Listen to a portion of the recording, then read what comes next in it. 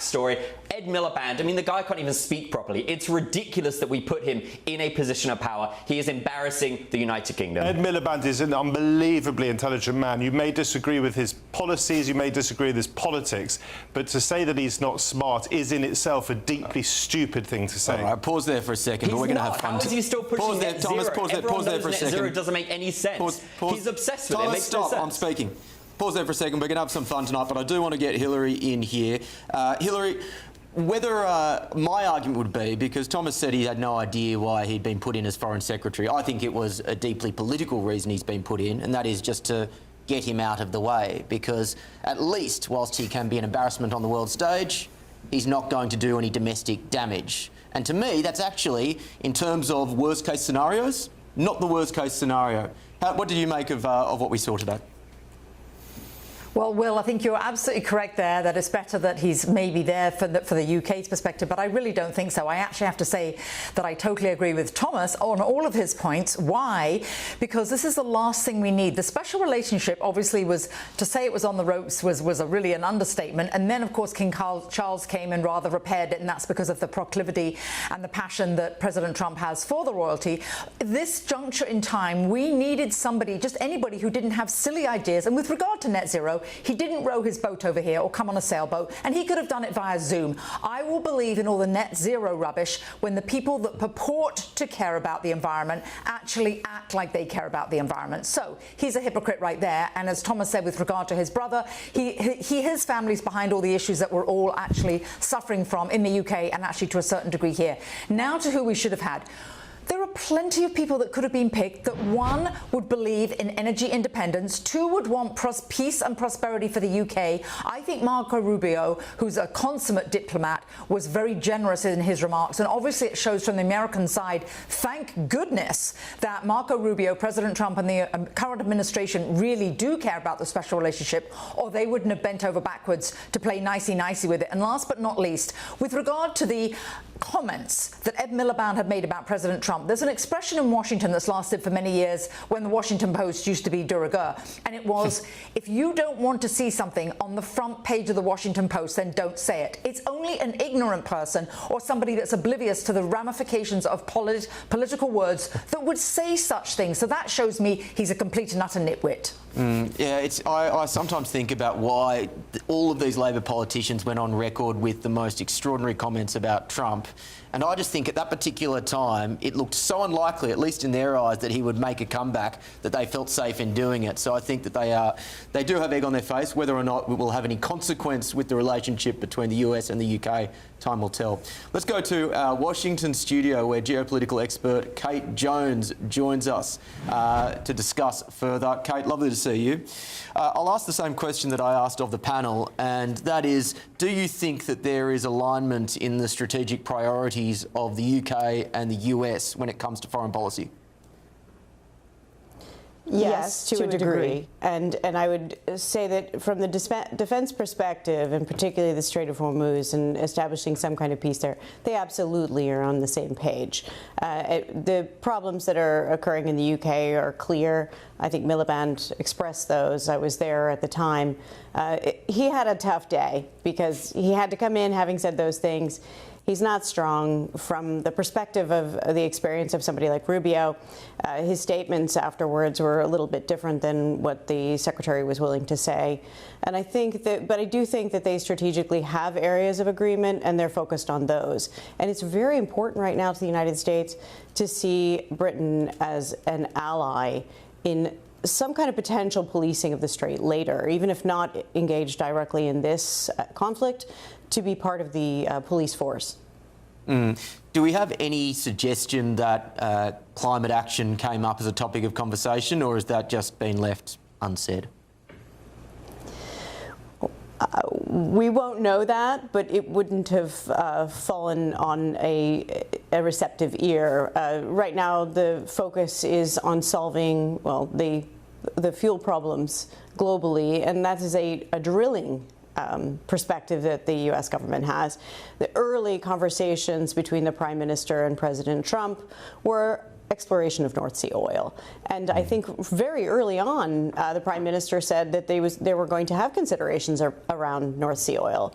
So I think the fact that Miliband is not in the Chancellor position that he wished for, it must have a piece to do with that. And the expectation, he may have brought it up, but I don't think he'd have had a receptive ear.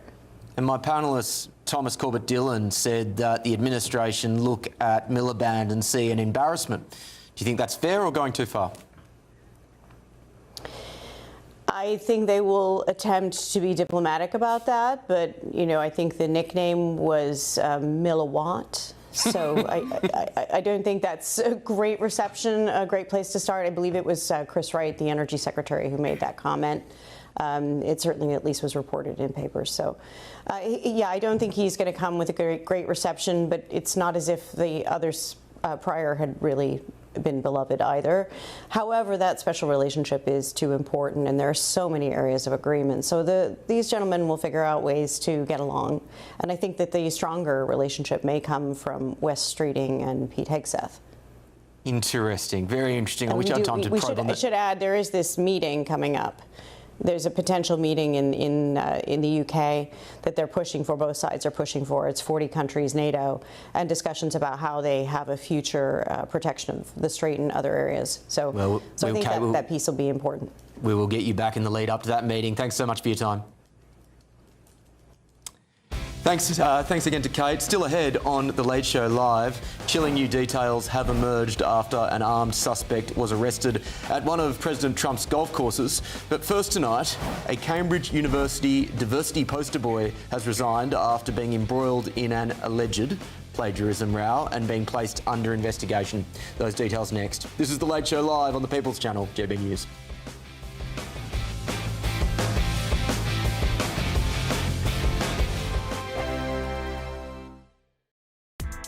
Join me, Nana Akwe, for an informative, interactive news programme with a difference. It's fun. No, he didn't say that, Dave. I'm so surprised. I think there's an element of truth to that. Join me from 3 p.m. every weekend, only on GB News, Britain's news channel.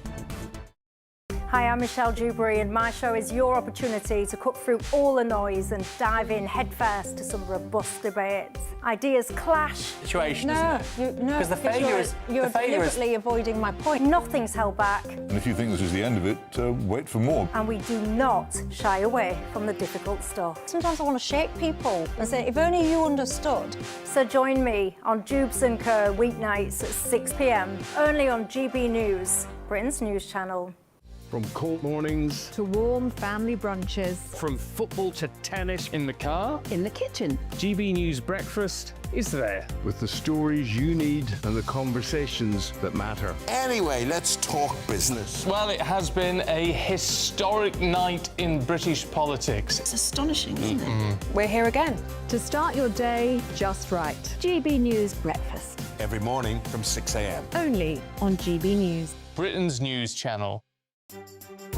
Some people enjoy lazy Sunday mornings, but not me. What's the truth of the matter? So that's a very live question. Would you support him if he waters down these plans? Before the spin sets in, I'll be getting to the truth. This is personal. No soft questions, no easy answers. It's one thing if the state has rules in this country. It's another thing whether the police and others actually police them. Setting the agenda and holding those in power to account. You can't really blame her if the system is set up this way. You will not want to miss it, trust me. The Camilla Tominey Show, Sundays from 9:30, only on GB News. Here at GB News, we made a promise to tell your stories. And on the 6th of August, we're marking 5 years of doing exactly that. Celebrate with us by having your say. Join in the debates live on TV and radio. And tune in as your favourite presenters are live across the country, from Leeds to Aberdeen, from Belfast to Barry Island. Plus, join me in Essex for our biggest live show of the year. Tune in tomorrow, only on GB News, the People's Channel, Britain's news channel. Westminster's full of talk, but out here, it's the real world. Am I allowed to talk now? No, that's it. This is where it matters, real people and real lives. That's what politics is all about. In fact, has Trump made a good start? No. Straight answers, no spin, and just a couple of pints. How many fingers have I got up? About 10. So join me for Lee Anderson's Real World every Friday at 7 p.m. only on GB News. The People's Channel, Britain's news channel.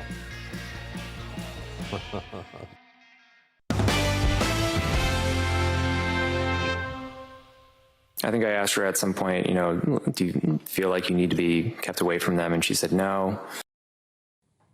Welcome back to The Late Show Live. Well, it's one of the most shocking trials in recent memory. A mother in court for the murder of her 3 children, with the medical system being blamed. This is a case which has stunned and gripped America. I'll bring you the full details on that shortly.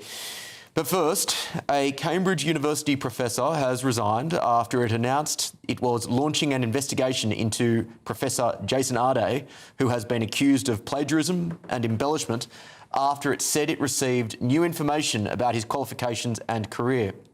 The Board of Electors on your interview day were absolutely unanimous. We are so lucky to have you. Well, that's no longer the case. Arde first faced allegations that he plagiarised parts of his PhD thesis and other academic research late last year. He has also repeatedly claimed to be the author of a book called Being Young, Black and Male, Challenging the Dominant Discourse, but in reality it was abandoned by the publisher and never made it to the shelves. Jason Arde has denied the allegations and in recent days said his apparent plagiarism, claiming he absorbs information through mimicry. OK, well, with me now is broadcaster and historian Rafe Hadel-Manku, big GB News fan favourite. Rafe, great to see you. Bring us up to speed, because not just, I mentioned the plagiarism allegations, but he's also made extraordinary comments around his personal life and achievements, which have also come under quite severe scrutiny. Can you tell me about those? Yes, in fact, you know, they're quite remarkable. I mean, this chap should be a superhero. So accomplished is he, not just with brains, but with brawn as well. In addition to his fantastical academic career, this is a man who allegedly ran 600 miles in 6 days, which would put him in the elite tier of athletes, at the same time, of course, as raising £5 million, he said, running 30 marathons in 35 days. He later had to concede that this was actually he was part of a syndicate, but mysteriously he had signed a non-disclosure agreement with everybody else taking part, so he couldn't find out who these other people were. He claimed to have been part of a famous television show for which the basic requirement was to have been born 20 years before he was actually born as well. Claimed to be a professional footballer as well. Claimed to have been sent a pig's head and been at the receiving end of terrible racism. Yet when the police were asked, they had no record of this, although he said he went to the police. I mean, absolutely remarkable. I mean, it was absolutely inevitable that we would get to this point. The claims were so remarkable, so easy to debunk. He claimed he was a visiting professor at Durham University, at Glasgow University, at Ohio State University. All 3 denied this was the case. It's astounding that nobody bothered to check until now. But I would say to you, you know, his resignation is not the end of this story. It's just the beginning, because this actually is a national scandal, because it's far bigger than Jason Arde. We must question his enablers. Cambridge University, the university that gave him his PhD, John Moores in Liverpool, that exonerated him for plagiarism, although other academics have suggested that this is quite clearly plagiarism. Well, Rafe, on this is the question that I want to ask, and that is, what does this say about the elite universities of the United Kingdom today? Well, it's a major crisis for Cambridge University, but I would say more broadly, because they have put aside the pursuit for the truth. They saw somebody who was their poster boy for progressive politics, somebody who ticked all the boxes: race, neurodivergent, poverty, grew up illiterate, unorthodox childhood. They had too much invested in him. And so you had leading figures in academia, in the media, people like James O'Brien, Krishnan Guru Murthy, Zach Polanski, Labour MPs, all rushed without thinking to circle the wagons around their golden child, whereas everybody else could see quite clearly the emperor has no clothes. But the real question is, how many other Jason Ardes are out there. He got caught because he was so bold. His claims were so remarkable. But there must be other people, doctors, lawyers, academics, particularly in areas like critical race theory, a Mickey Mouse course with Mickey Mouse professors and Mickey Mouse degrees, but architects, engineers. This calls into question the DEI programs as well, not just here, but in Canada, Australia, and elsewhere. This should have devastating consequences for DEI schemes and for these things like black studies and critical race theory, which feed into all of it. Heads need to roll. Also, our police force. You know, he complained about one journalist who was asking him questions, and the police tried to silence a journalist for asking normal questions. Yeah, that is one of the more extraordinary elements of that story, and I'll bring that to my panel. Rafe, always a pleasure to speak to you. Thanks so much. Duncan, Rafe is right in that and again, I should add, at the moment, these claims or the claims of untruth are alleged. I'll let you, the audience, who no doubt are very intelligent people, make up your own minds. But Duncan, the fact of the matter is, some of these claims are so outrageous. You know, the 6,000-mile run was from Edinburgh to London, which is only a 4,000-mile run. The excuse that the £5 million, which was then part of a syndicate, but then he couldn't actually reveal who was in the syndicate because they'd signed NDAs, who would then probably be the first people in human history to sign NDAs to stop it being revealed that they had given money to charity. It all sounds faintly ridiculous, but the real issue here is that he was allowed to get away with it for so long. Why? It's an extraordinary story, this, for many, many reasons, and it dominates the front pages of the British newspapers for a Thursday, including The Guardian, as well as The Times and The Telegraph. I mean, the thing that I find absolutely staggering is you have one of the UK's top universities here that appear not to have any checks or balances in place for claims, including having books published, which I just find genuinely staggering. I think there is an issue. This particular chap was the youngest black professor in the history of Cambridge. I think people rightly wanted him to succeed, wanted him to be lauded, and I think whilst that was taking place, people neglected perhaps to check and look behind the scenes towards some of these claims. Yeah, that's the key line. People so desperately wanted this story to be true. There's a bit of the Lance Armstrong in this, in that in the end, if you look back on it, really the ability for him to win 7 Tour de France's post-cancer without drugs when everyone else was taking drugs was completely and totally ludicrous, but we also badly wanted to believe. And I think there is a liberal establishment here that wanted to believe this story, and so they didn't do the basic checks. Matthew, you went to Oxbridge, you went to Oxford or Cambridge, didn't you? Went to Cambridge, yeah. You went to Cambridge, so you went to Arday's University. As a graduate of Cambridge University, are you angry? Like, is this something that makes you angry about how this has trashed the reputation of Cambridge? I was actually only let into Cambridge because I got ginger hair, so I was part of a positive discrimination case. No, I'm actually astonished that this man is on the front page of at least 4, I think, of our national newspapers, looking at the front pages in front of me today, and I feel really uncomfortable about it. I follow the news pretty closely, as you might imagine, for my work, and I never heard of this chap until this week. And part of the coverage feels way disproportionate to a Cambridge academic.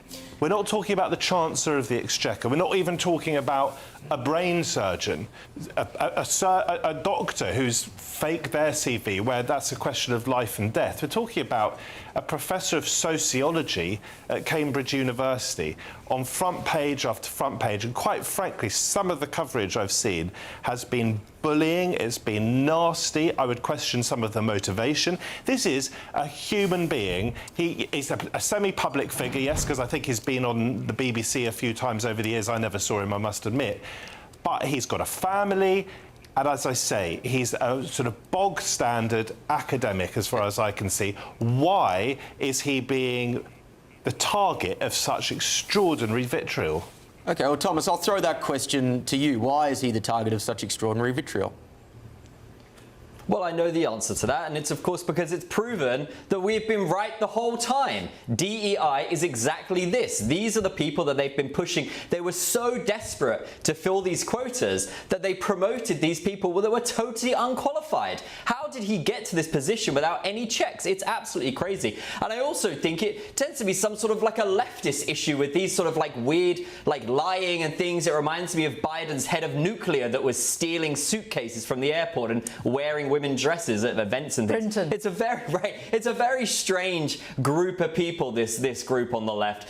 So, yeah, I think that's exactly why it's on every page, is because, for the last 4 years, every average normal person in the pub has been saying, this is insane. And finally, we're proven right. Absolutely, these people do not deserve to be put into these positions. So can I just say on this leftist thing, you're literally sitting in a country, the president of which has told untruth after untruth after untruth. You're making a story about a Cambridge academic about leftist people. This is just bonkers. Matthew, shifting the goalposts. I would suggest one reason you should be angry is this guy was obviously teaching students, and this was a guy who should not have been in that position. Like, if I was one of those students, I would want my money back from Cambridge. This isn't just someone who, made a few things, he exaggerated a few things. He's fundamentally trashed the reputation of one of the great universities of the world. He's compromised the education of students, and he's deceived people for years and profited from that deceit. But that's why surely you can see people are angry. I cannot see why people are obsessed, as I say, with a bog-standard academic who, as far as we know, got his job on merit, was part of no DEI scheme, and has said that he made some mistakes in his research. That's what he's admitted. You said earlier, Will, that you're going to leave it to the viewer to decide whether he's guilty of some of this stuff. No, there are investigations now, I think, that have been kick-started. Why don't we leave it to them to decide? I'm more than happy to. I'm comfortable that will reveal the extent of what has gone on here. Hillary, very quickly from you, Claudine Gay is I don't think the extent of the plagiarism was as bad in that instance, but that's America's equivalent, the former president of Harvard, right? Yes, absolutely. There was the same sort of principle here, and that was actually the same issues. But one of the things that Matthew just said was, well, he was hired on merit, not a DEI hire. This is the whole point. This is the hypocrisy. If it was on merit, there should have been some kind of scrutiny. It was that a blind eye was turned to have someone in there as a token. Now, I will say, let me just say as a woman, and I'm the only woman on this panel, I can't stand it, even when a woman is somewhere as a token. I want to be judged on actual credentials, and that's the way that you get actual legitimacy. It's like in the United States here, where we have Caroline Leavitt as the press secretary. She's smart, she's savvy, she's not there as some token woman. I wouldn't want a token woman. So I also think anybody of colour would be immensely ashamed, because the last thing you want is to have somebody denigrate your race. Let's have people there actually there from merit with the right kind of scrutiny. That's what's the issue here. There's no evidence, though, no evidence whatsoever that anyone on this panel can offer that he was a product of tokenism. All we have heard is that he has accepted that he made some mistakes. He lied on all those instances. He may well have done. I'm not saying he has, and he's denied it because he said he's not a liar. He lied on every single count. He lied on the book, he lied on the charity, he lied on the running, he lied on all of them. He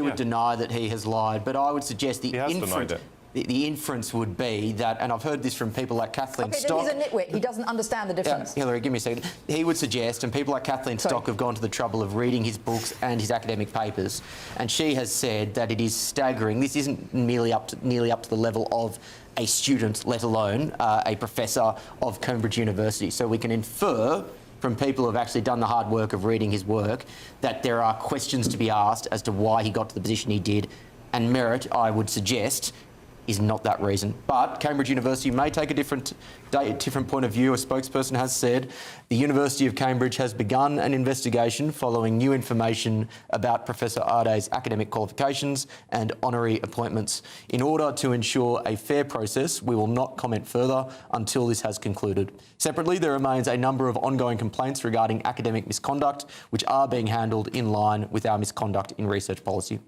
OK, GB News has contacted Professor Arday for comment, but he previously told The Times, there has been, since I arrived at Cambridge, a very well orchestrated and coordinated campaign to unseat me from my position. The motive is racially motivated. I think there's a reason why it's me, and I do think that reason is aligned to ableism and racism.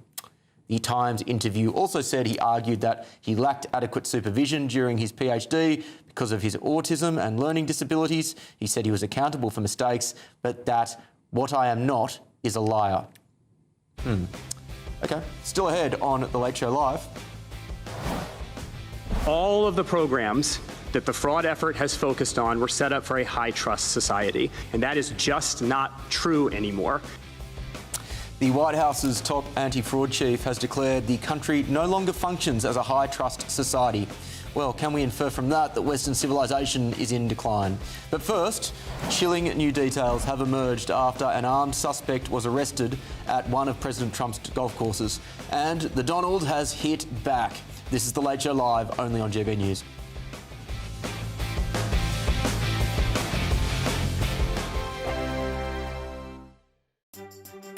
Some people enjoy lazy Sunday mornings, but not me. What's the truth of the matter? So that's a very live question. Would you support him if he waters down these plans? Before the spin sets in, I'll be getting to the truth. This is personal. No soft questions, no easy answers. It's one thing if the state has rules in this country. It's another thing whether the police and others actually police them. Setting the agenda and holding those in power to account. You can't really blame her if the system is set up this way. You will not want to miss it, trust me.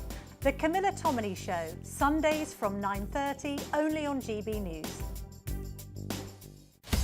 Breaking news, live updates, stories that matter. From the heart of the GB newsroom to every corner of Britain, With our team of dedicated journalists across the UK. GB News bulletins are there to deliver the latest news that matters to you. Bulletins on GB News, the People's Channel, Britain's news channel.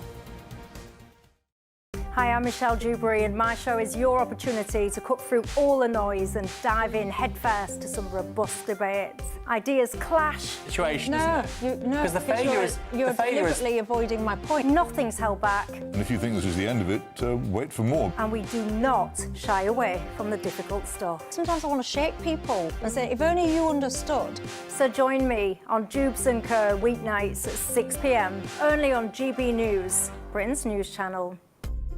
Britain is not just a geographical expression. We are a people bound together by history and culture that are distinctively British. Join me to celebrate our music, theatre, artworks and literature, which we can explore and enjoy together. Everybody's welcome. Sunday with Michael Portillo. Every Sunday at 11 a.m. on GB News, the People's Channel, Britain's news channel. I've been in Westminster for a long time, but I know that though power may be here, its effect on people's lives is across the whole of the country. We may be where rules are made, but it's where they're implemented that matters. Join me, Jacob Rees-Mogg, for forthright and frank discussion on where Britain has come from, where it's going, and where it will end up. That's State of the Nation, Monday to Thursday, 8 to 9 o'clock. Vox Populi, Vox Dei. From the school run to the home run, watch a new show for all of Britain. He can say whatever he wants. A straight-talking show where all voices are heard. And, you know, when are we going to stop talking about smashing the gangs and actually do it? With the stories that matter from every part of our country. There's a bit of a crash landing there for your Chancellor. Bold, fearless and standing up for you. That's me, Martin Daubney, 3 p.m. till 6 p.m, weekdays, here only on GB News. The People's Channel, Britain's news channel. All day today, we're celebrating what makes Britain great. And then tonight, we're leaving the studio behind to take GB News on the road. Join me alongside the GB News family and a very special live audience as we head to Essex for the Celebrate Britain grand finale. Don't miss this incredible night. Jubes & Co. live from 6 p.m. and Patrick Christys tonight live from 9 p.m. Only on GB News, the People's Channel, Britain's news channel.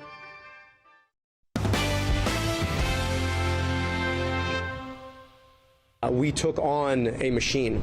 You're not supposed to be able to beat that. Welcome back to The Late Show Live. The Democrats have just chosen a hard-left candidate for an upcoming Senate election. Is this a warning shot of what could happen to Britain? That's coming up shortly. Well, let's go to this disturbing story at one of Donald Trump's golf courses. Federal authorities have released the mugshot of a man caught with an illegal rifle and body armour while allegedly scouting Donald Trump's Los Angeles golf club ahead of his visit. 38-year-old Janine John Teal was charged with possessing an unregistered short-barrelled rifle after his arrest on Saturday, and now, if convicted, faces a minimum sentence of 10 years in prison.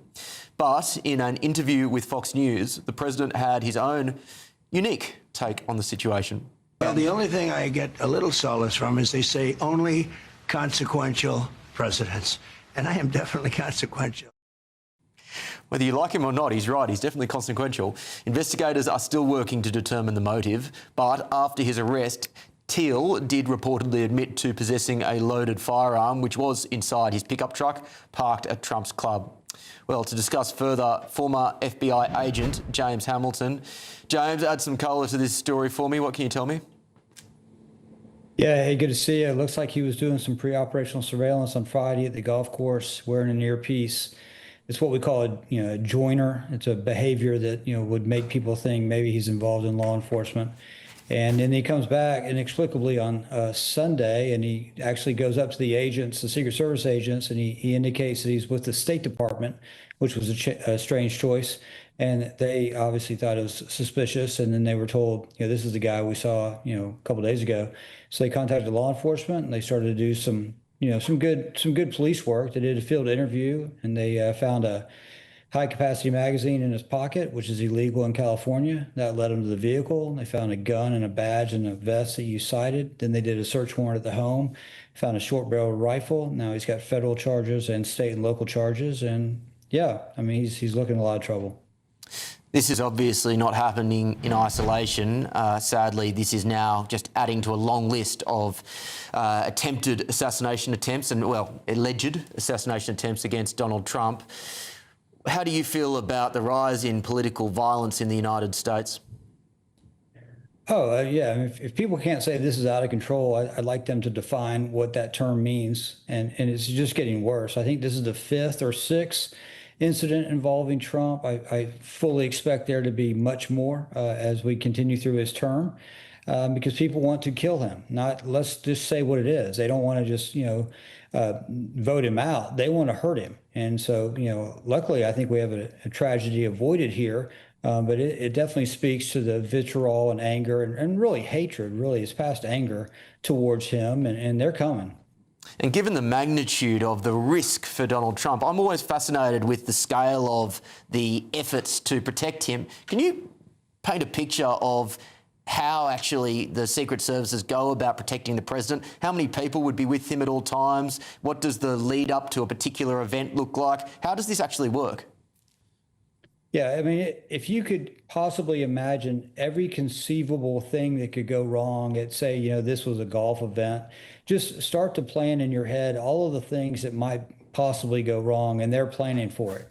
And you're talking numbers well excess of 100 easily. And then you have to throw in state and local assets. Then they have military assets. I mean, it is airspace, the sea, ground. They're looking at threat vectors coming from all over. A very, very difficult job, especially in a free society where, we have more guns than people in this country. So it's definitely a very, very difficult job. Yeah. And the other thing as well is that Trump is not just worried about domestic threats, he's also worried about the potential for assassination from Iran. And we know that there are credible threats being made by the Iranian regime after the assassination of the Ayatollah. I'm assuming that is also being monitored incredibly closely. Yeah, and you have to look at it. That's a great point. Think about the normal threats. Like this individual is a 10-year Marine, homegrown American type deal, but the Secret Service is also dealing with nation state actors. So you've got military intel, huge budgets, huge capabilities. They're coming also. And so it is a very, very difficult proposition to protect a president, especially someone like, Trump, who's, certainly highly visible, and he wants to do it. He wants to go play golf. He wants to do all these things, which is fine, and they're going to make it happen. But these threats are real, and they're coming as we're seeing. Yeah, it's very sad times, and I fear that those threats are just as real in this country as well. James, thank you very much for your time. Good to see you. Still ahead on The Late Show Live, Zach Polanski's back at the climate hysteria again with claims like this. We are facing the biggest threat to this country since the Second World War. Also on the show tonight, it's one of the most disturbing true crime cases to have entered America's courts in recent years. It's gripped the nation, the trial of Lindsay Clancy. I'll bring you all the details on that shortly. This is The Late Show Live on the People's Channel, GB News.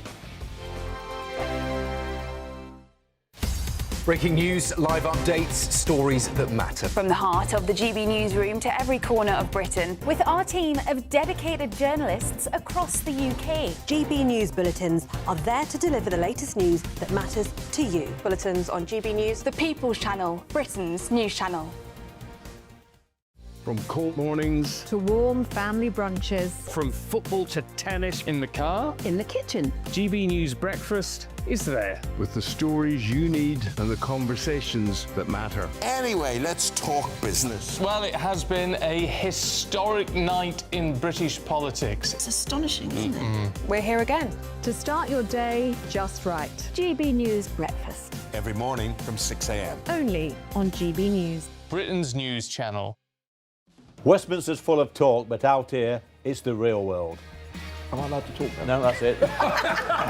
This is where it matters, real people and real lives. That's what politics is all about. In fact, has Trump made a good start? No. Straight answers, no spin, and just a couple of pints. How many fingers have I got up? About 10. So join me for Lee Anderson's Real World every Friday at 7 p.m. only on GB News. The People's Channel, Britain's news channel. At GB News, we love to hear from you, our loyal community. So drop us a line at gbnews.com/yoursay. There you can talk to each other and also to the presenters live on air. gbnews.com/yoursay, because GB News is your channel, Britain's news channel. Join me, Nana Okoye, for an informative, interactive news programme with a difference. It's fun. No, he didn't say that, though. I'm so surprised. I think there's an element of truth to that. Join me from 3 p.m. every weekend, only on GB News, Britain's news channel. You want to know what's really going on in the corridors of power? Labour don't know what to do with you half the time, and that makes you quite lethal in the chamber. Get behind the headlines with Chopper's Political Podcast. Join me, Christopher Hope, as I sit down with the great and the good of British politics. We'll see where this ruling takes us. These are the stories shaping our nation. Chopper's Political Podcast, available now on all platforms. Listen in and stay ahead. Hi, I'm Michelle Dewberry, and my show is your opportunity to cut through all the noise and dive in headfirst to some robust debates. Ideas clash. Situation, no, Because the failure is... You're deliberately avoiding my point. Nothing's held back. And if you think this is the end of it, wait for more. And we do not shy away from the difficult stuff. Sometimes I want to shake people and say, if only you understood. So join me on Jubes & Co. weeknights at 6 p.m, only on GB News, Britain's news channel.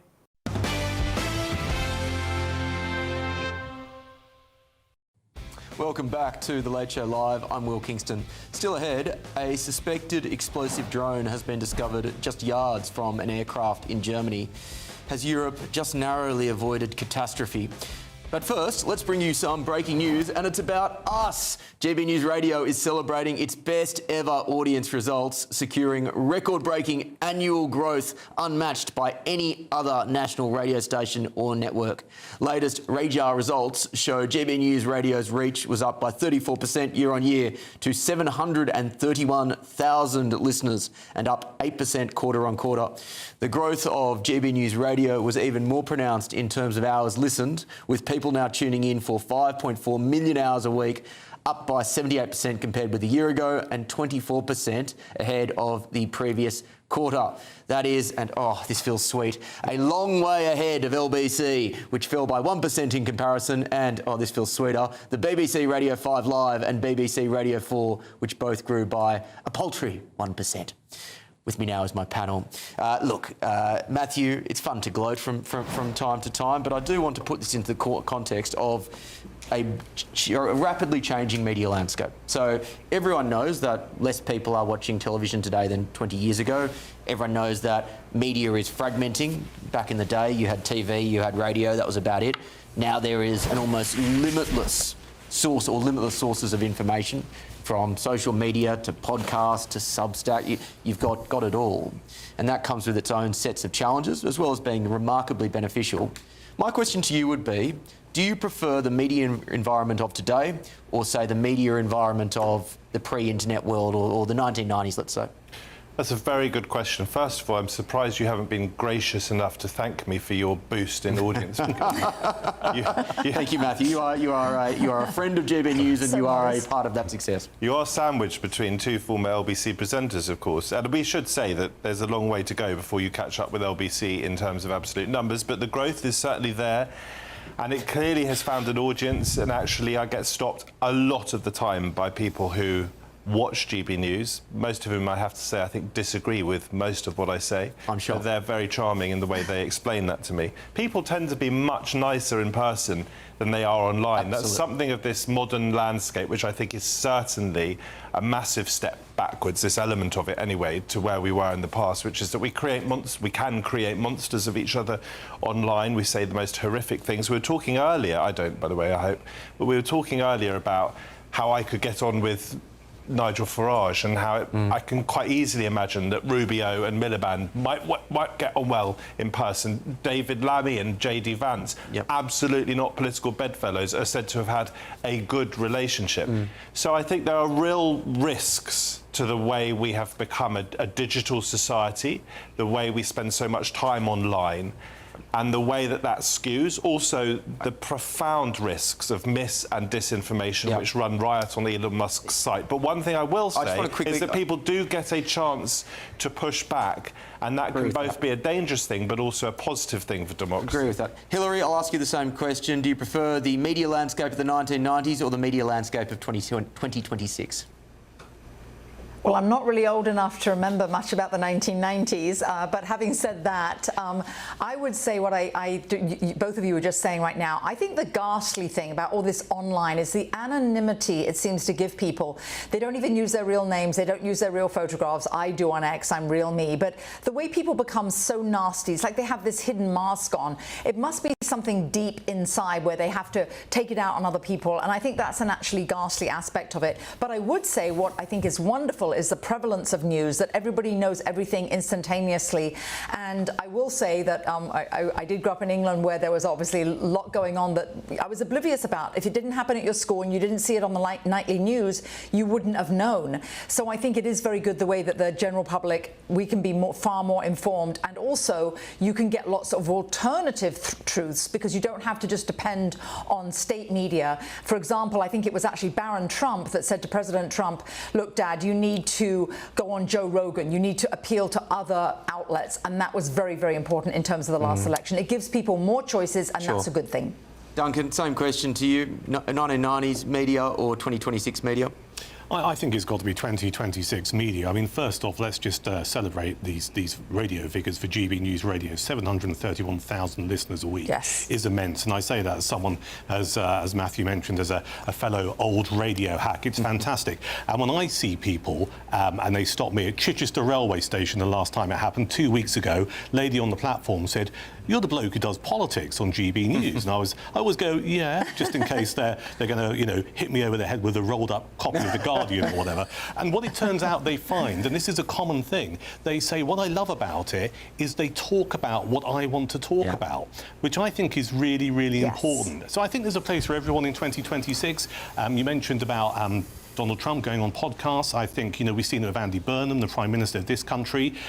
I would argue needs to have more scrutiny with proper sit-down interviews, but it's very clear his communications pattern, his plan is to do podcasts. We've seen that in the last couple of weeks. That is a really good way of getting your message out, particularly to younger listeners. Yeah. Thomas, we'll get to you in the next hour, and I'll see if I can get that question to you, but we do have to go to a break, ladies and gentlemen. By the way, please reach out to me if you ever see me walking around London is great to reach out to and speak to GB News viewers and listeners. It's the highlight of my day. We've got more coming up in the next hour, but we'll leave you with this. Tune in to GB News Radio wherever you are. Online, on DAB digital radio, on TuneIn, on Radio Player, on Nation Player and on your smart speaker. Just say, play GB News.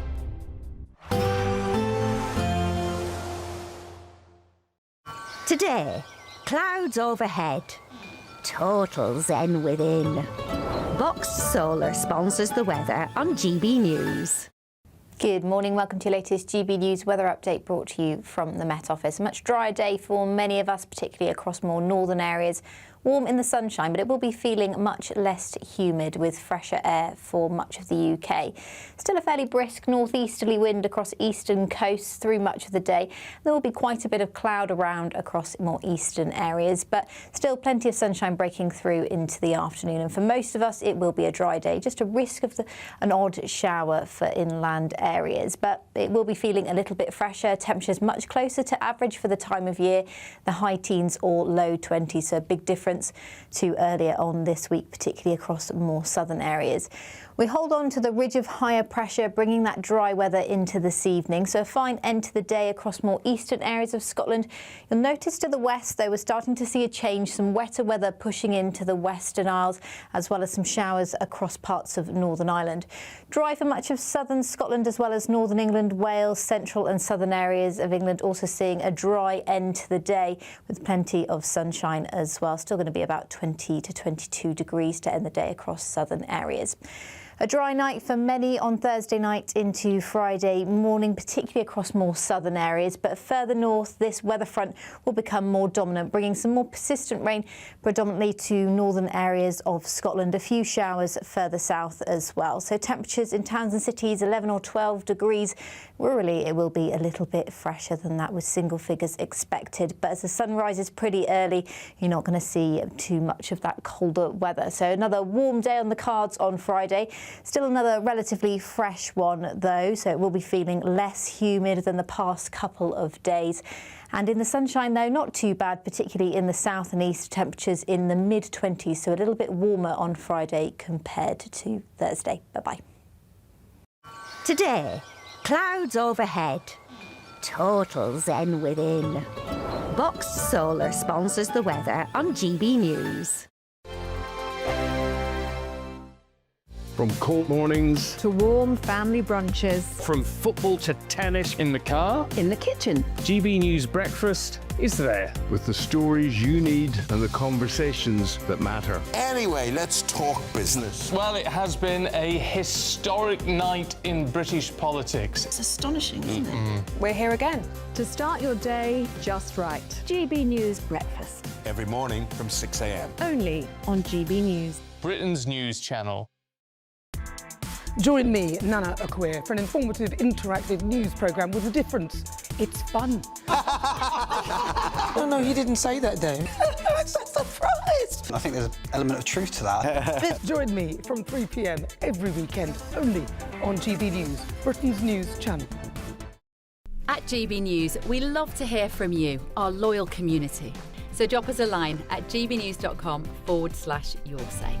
There you can talk to each other and also to the presenters live on air. gbnews.com/yoursay, because GB News is your channel, Britain's news channel.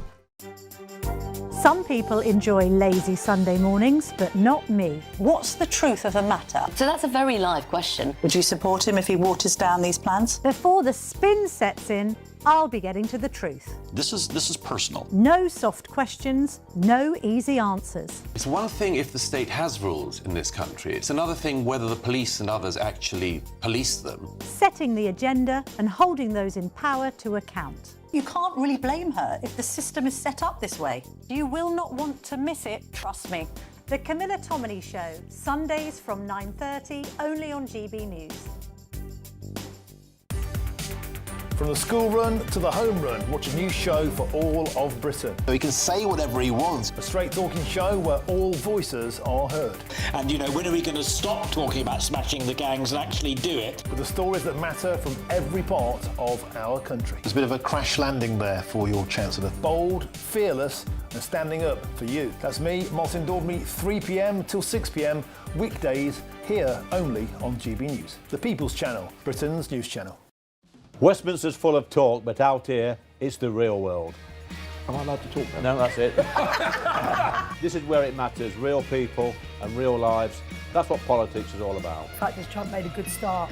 No. Straight answers, no spin, and just a couple of pints. How many fingers have I got up? About 10. So join me for Lee Anderson's Real World every Friday at 7 p.m, only on GB News. The People's Channel, Britain's news channel.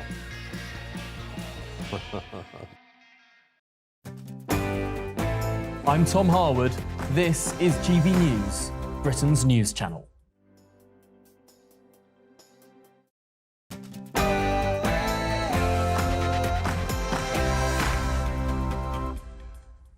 Live from London, England, this is GB News with the stories shaping Britain and America.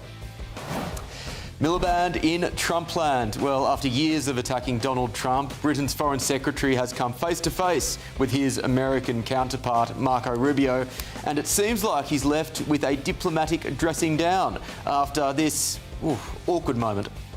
Mr. Miliband, do you still think the President is an idiot, a racist and a misogynist? And Professing Porkies, a Cambridge University diversity poster boy, has tonight resigned after being embroiled in an alleged plagiarism row and placed under investigation. America's warning. The White House's top anti-fraud chief has declared the country no longer functions as a high-trust society. We'll cover this at the top of the hour, and I'll ask, is Western civilization in permanent decline?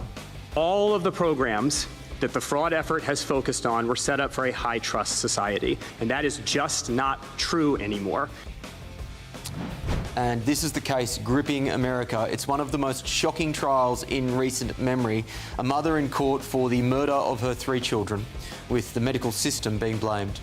I think I asked her at some point, do you feel like you need to be kept away from them? And she said no. Elsewhere, World War Green. Zach Polanski's back at the climate hysteria again with claims like this. We are facing the biggest threat to this country since the Second World War.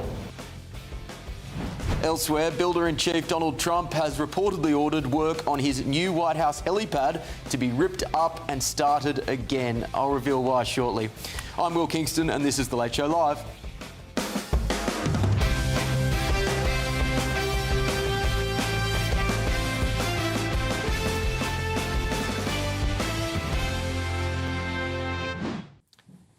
Welcome back to The Late Show Live for another hour, ladies and gentlemen. Thank you for staying with us. I've got in London my panel, journalist and broadcaster Duncan Barks and political commentator Matthew Stadlin. In Washington, D.C., we have political strategist Thomas Corbett-Dillon and political commentator Hilary Fordwich. Friends of the show, one and all, thank you for joining me this evening. Let's go to the top news of this hour, and this is a really fascinating intervention by the Vice Chair of President Trump's Fraud Task Force, who has declared that America is no longer a high-trust society. Speaking at a roundtable event with lawmakers, Andrew Ferguson explained why government fraud programs are no longer as successful. All of the programs that the fraud effort has focused on were set up for a high-trust society. The Vice President was just explaining the difficulty in obtaining data to fight fraud. When Congress was creating these programs, some of them almost 100 years ago, we didn't expect that these programs were going to be attacked by fraudsters to the tunes of billions and billions of dollars a year. We expected, because that's the America that we were, that everyone would play by the rules, that the money turned over to help our friends, our families, and neighbors would be made available only to the people who really needed it. And that is just not true anymore. And so this effort is not just about protecting our programs, making sure that fraudsters don't bleed them so dry that they cease to exist. It's also about restoring social trust in this country. So has the West entered a period of terminal civilisational decline? With me now, Democratic strategist Richard Goodstein. Richard, great to see you again. One thing I find interesting about the Trump administration is that they do like to couch particular policy initiatives in civilisational terms. You'll often hear J.D. Vance talking about the challenges facing Western civilization when he talks about the relationship with Europe. You now have this Trump foot soldier talking about the decline of America's high trust society. Why do you think they do that? So when Trump talks about making America great again, I think he's either said or certainly suggested he's talking about a time maybe in the 40s and 50s when, frankly, white people called all the shots and blacks and Hispanics and gays and women really didn't have much in the way of rights. And I think as far as Trump is concerned, that's kind of when he was growing up, coming of age. His father, I think, had certain racial prejudices. We know that. It's a matter of record. And I think that's when he kind of learned the values that he's brought to the White House. This notion, I mean, you'd need a historian and a sociologist and others to kind of get to the bottom of this Western civilization in decline. I will point out, though, that when Obama was president, he recovered 3 times more in fraud through something called the False Claims Act than Trump did in his administration. And Biden actually, in his 4 years, got more than Trump's first 4 too. So this is not something where Trump is finally putting his finger on something that has gone kind of unwatched. But nonetheless, they're trying to make it seem, as you say, something civilizational. That's their bent. Not quite sure who's kind of really feels comfortable with that characterization. Richard, to be clear, are you suggesting that there are racist undertones to the MAGA movement? I'm not just suggesting it, I'm saying it. Look, it is true that in the 2024 election, Donald Trump got a slightly larger percentage of young Black and Hispanic men to vote for him than historically they had. But when he talks about S-hole countries, we know what he's talking about. When the only people he allows to be immigrants into the United States are white Afrikaners from South Africa, we know what he's talking about. When the Secretary of Defense fires females and Black generals, we kind of know what's up. So I don't really think this is a kind of subtext. Look, not Can I respond to that? And I don't have the time to go through each of those 3 claims, but on the first one of S-hole countries, he would suggest that it has nothing to do with race and everything to do with A, an objective view of reality and looking at living standards and different quality of life metrics, and B, cultural standards and cultural beliefs, which he would argue are antithetical to American cultural standards and beliefs. Would you repeat the question? I did cut out for a second. Would you mind, Will? Well, to be very brief, he would suggest it's not to do with race, it is to do with culture. Okay. I mean, first of all, I'm not quite sure that we can generalize.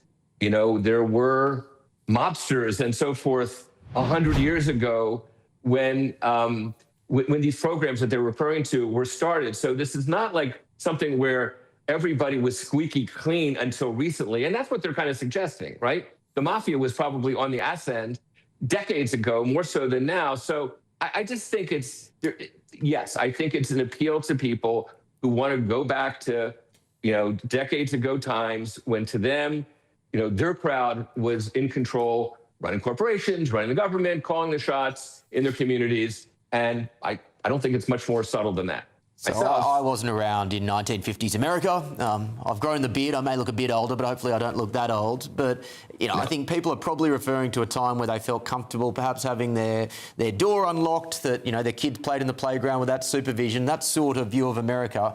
Are you telling me that you think that's always been a fiction? Oh, no. And I think there are plenty of communities where that's true to this day. I have relatives that live and never, ever lock their door in areas that are heavily traveled by any number of people. So I don't think this is just a bygone era. There are certainly communities that have that today. It's certainly true, though, and maybe it's a parenting style where parents feel less comfortable sending their kids just out and saying, kind of screaming for them to come back for dinner. There's more of a helicopter parenting. I just don't know that that's a trusting thing. I actually think that's more on the parents than it is on the kids. But again, it would take a psychologist and a sociologist to kind of assess this. But I just don't think it's true to say that, we had this bygone era and that somehow we've lost it. But I don't dispute the fact that kids' upbringing today in many areas, suburbs and up, is different than it was, where now it's all scheduled play dates as opposed to just letting free-range kids go out. Interesting conversation. Richard, thanks for your time, as always. Thanks, Will. Let's go to my panel. I'll start in the United States. And Hillary, I'll go to you first. I want to start on this notion of a high trust society, because I feel that this is something, I agree, by the way, with the Trump representative, whose name temporarily escapes me, that we have, not just in the United States, but across the Anglosphere, lost that notion of a high trust society. Do you agree? And if so, why? Yes, and I think what's absolutely ghastly, Will, is one, of course, we've lost the trust of the taxpayer because of all the fraud, waste and abuse. But actually, if there could be anything worse, what is worse is those that actually do need help, the legitimate people that needs, in America it's referred to as SNAP benefits, that's the food benefits. In America it's referred to as public housing. In England, of course, it's council houses. But in this particular instance, one of the things that they had found was these poor mothers with newborn babies weren't able to get the baby food they needed because of this fraud, waste and abuse. That is beyond the pale. That is not acceptable. And I can't imagine anybody with any kind of conscience could take money from literally out of the mouth of babes. And I think that's what's at issue here, Will, that it's absolutely ghastly in terms of morals. And in the United States, of course, Elon Musk was lambasted for all of his Doge work. And one of the things I actually did say at the time was it was like when somebody has a lot of zits on their face, in England that's spots, but a lot of spots on their face, you should take them off gently with a scalpel, not take a machete to a face. Of course, he came in with like a machete to the federal government, but it was needed because of all this fraud, waste and abuse. So I think what this instance has proven is Elon Musk was correct, Doge was correct, and we need more of it. Thomas, Hillary, that's a great articulation of the fraud question. But more broadly, Thomas, on this question of a high trust society, I'm not even going to bother asking you whether you think that a high trust society has eroded in the Anglosphere. I know your answer to that. Why has it eroded? Well, that's a great question. I think when you bring in people that don't necessarily have such an allegiance to the land, and particularly who have come from places where they don't have such abundance, all of a sudden they've come, to places that are very generous, and they will take as much as they can get, because why wouldn't you? If you were in their shoes, you would probably do the same. The problem is that these people do not belong in these countries, so they are exploiting these systems. And we're talking about the American side here. I mean, every time I come back to London, I see more and more of these vape shops, candy shops. I just saw, it's American candy for some reason, and I just saw this article about how they've been sponsoring visas for people. It's ridiculous. I don't know why the UK has not got this under control. I saw a girl went viral on TikTok because she couldn't get her wheelchair up the stairs at the train station, and her answer was to get up and walk up the stairs, and she spent like half an hour waiting. There's so many fakers in that country and in this country. I don't understand this. Why are we letting these people get away with it? We used to shame and embarrass them. Even the professors at Cambridge aren't real anymore. It just seems like everyone is gaming the system. No one is playing fairly. We've got to figure this out. Matthew, to summarise there, mass migration and multiculturalism has eroded the high trust society. Do you agree? To summarise, just utter nonsense. America, as we know, is a country of immigrants. Thomas has just said that immigrants come to America and take what they can get. I'll tell you something, actually, Hillary. If you remember, it's not very long ago, because America's celebrating its 250th anniversary this very year, immigrants from Britain, Ireland and elsewhere went over to America and took America. They took the land from the native population. So to hear Thomas start telling us that immigrants go over to America and take everything, they certainly did 250 years ago. And on this point, by the way, of the absence of the loss of it, let me finish my point. On the point, one at a time, guys, one at a time. Thomas, stop.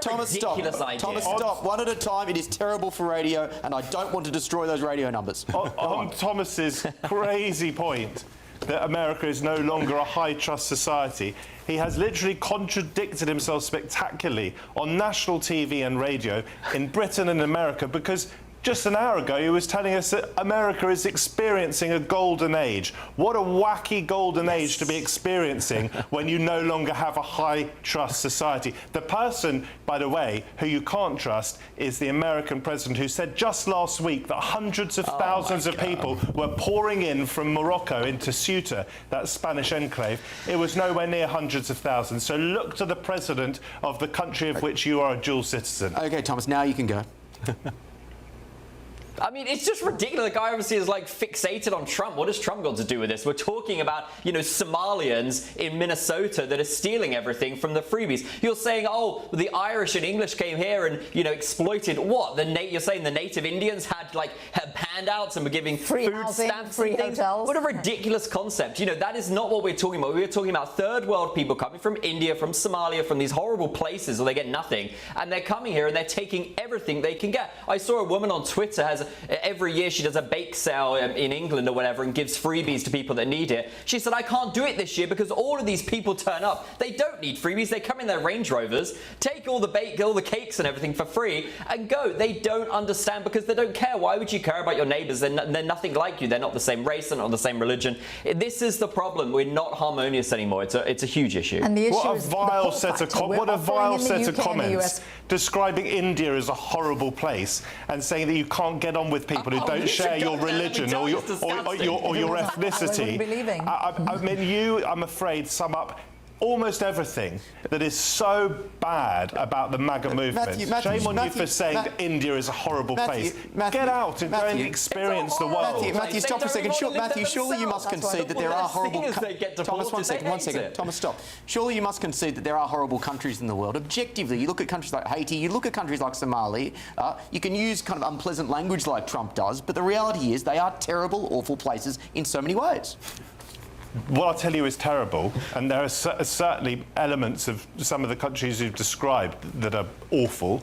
And you look at the regime, for example, in Afghanistan, the misogynistic, violent, disgraceful regime of the Taliban. Of course, India is the biggest democracy in the world. It's got huge problems with poverty, but there is so much that is wonderful about India. What I think is really problematic is that the country that I love, the United States of America, that I've been many, many times and been to many states of and have great friends there, has fallen under this warped ideology, just brilliantly articulated by Thomas, who has the temerity to say that you cannot be friends or neighbours with people who don't share your religion. That is so against the fundamental values of America. You're laughing and giggling like a teenager. Guess what? If you moved to India, you wouldn't get a free house, you wouldn't get a free phone, you wouldn't get anything for free. The Indians don't have a social care system. You think you're getting free healthcare in India? No, it is nothing like the UK, Australia, the US. It is not a developed nation. They don't have toilets most of the place. You're saying it as if they're the same. They are not the same. As you well know. It's a completely different country. You have people really struggling with their healthcare in America,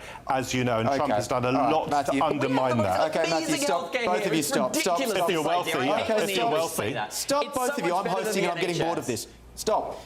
Duncan has been waiting very, very patiently here, and I'd like to hear his thoughts. Well, I was always told it's rude to interrupt, so there's a lot of stuff here to pick over. First of which is I think there is an integration problem with various elements of society on both sides of the Atlantic. I also think when we talk about trust being eroded, I think we need to look at our politicians. And I'm not here to score any political points particularly, but when you have politicians on both sides of the Atlantic, particularly here in the UK, right across the political spectrum, who have taken donations from people, and people then wonder exactly what they're getting for those donations, including members of our current cabinet and indeed the last cabinet under Keir Starmer, when it became very clear very quickly that our Prime Minister had his suits bought for him by a Labour donor. I think most people just go, how does that work? And I think all of these factors rolled together just create this sense that you can't trust people, you can't trust government. And if you look at this fraud story, which we're talking about in the last couple of minutes, $230 billion. $230 billion have been identified lost to fraud. Well, you know, my heart goes out to the US taxpayer, as it does the UK taxpayer when we have public waste in this country. We pay people a vast amount of money to run stuff, and we trust them, and that trust is not being honoured. Hillary, I'll give you the final word. Right. Yeah, the trust is not being honoured, and I mentioned it's literally out of the mouth of babes. That is the crux of the issue, that these people have no morals, and it's the bottom line in terms of all of the migration, the illegal migration. It's the pull factors. Countries are being too generous, number one, with what they're giving, and now letting this fraud, waste and abuse actually occur. There has to be a stop to it. Not fair to the taxpayer, and particularly in the UK, where every 45 minutes a millionaire is leaving due to the taxes. If you stopped all this fraud, waste and abuse, you wouldn't have so many millionaires that create jobs leaving. Here, here. Okay, let's move on, because there's a lot to cover this evening / this morning. Still ahead on The Late Show Live, Zach Polanski's back at the climate hysteria again with claims like this. We are facing the biggest threat to this country since the Second World War. But also, still to come, we took on a machine. You're not supposed to be able to beat that. the Democrats have chosen a hard left, and by hard left I mean hard left candidate for an upcoming Senate election. Is this a warning shot of what could happen in Britain? This is The Late Show Live, only on GB News.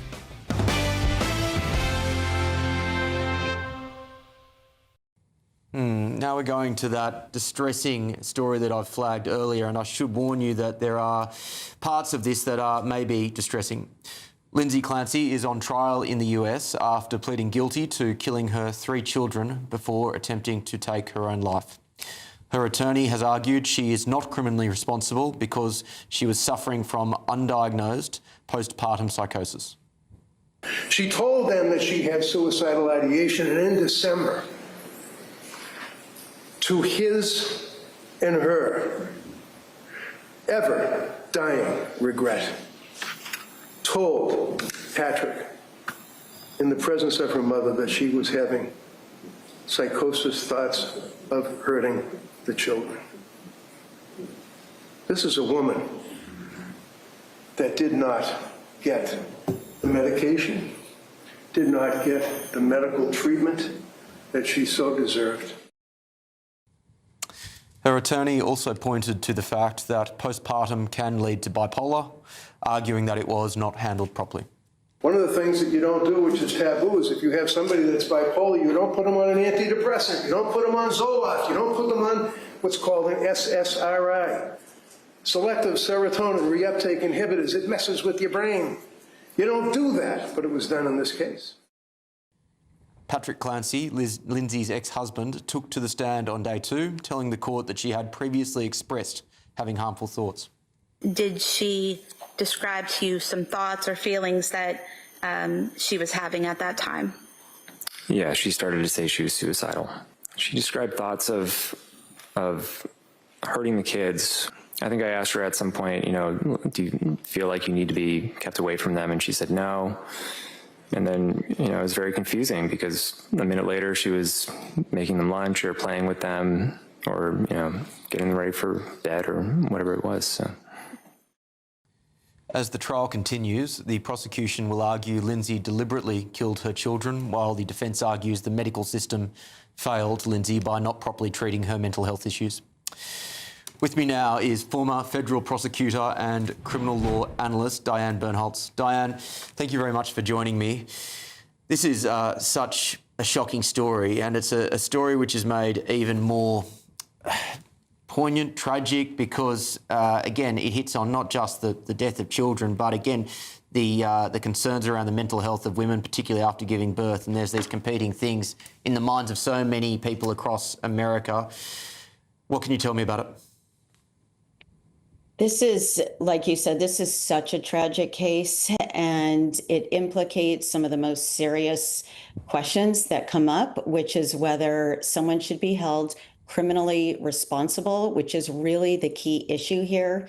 This is a trial that's happening in Massachusetts, and that is the key inquiry. And different states have different standards that they look at in terms of the insanity defense.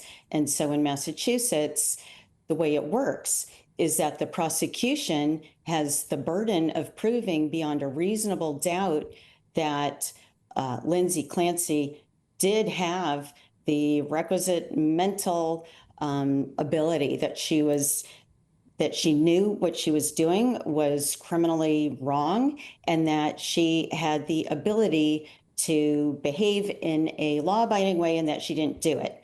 And so what's interesting about this case, when you first look at it and you just think, look, this so clearly is a woman who is suffering what appears to be severe mental distress. It had been going on for years. This was her third child. She had postpartum issues after each one, and apparently it tends to be worse in the first year, and her youngest was 8 months old. And after she strangled all three children, she then tried to stab herself, and then she threw herself out the second floor bedroom window. And so you wonder, why is the prosecution charging her and prosecuting her for first-degree murder? Okay. And then you look at some of the facts that the prosecution has brought forward, and there are some facts here that are disturbing and that the prosecution is going to argue does go to show that that this was deliberate, that she planned this, and that she did have the requisite mental state to be found criminally responsible.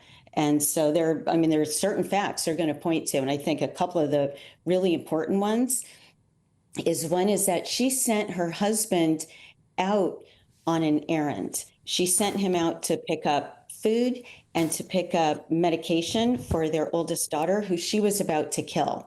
And there's some evidence that this takeout place that she called, she was able to place the call. This is within an hour of her killing the three children. She placed that call for the takeout food. And there's some evidence that she picked a restaurant that was a little further away from where they normally go for takeout food.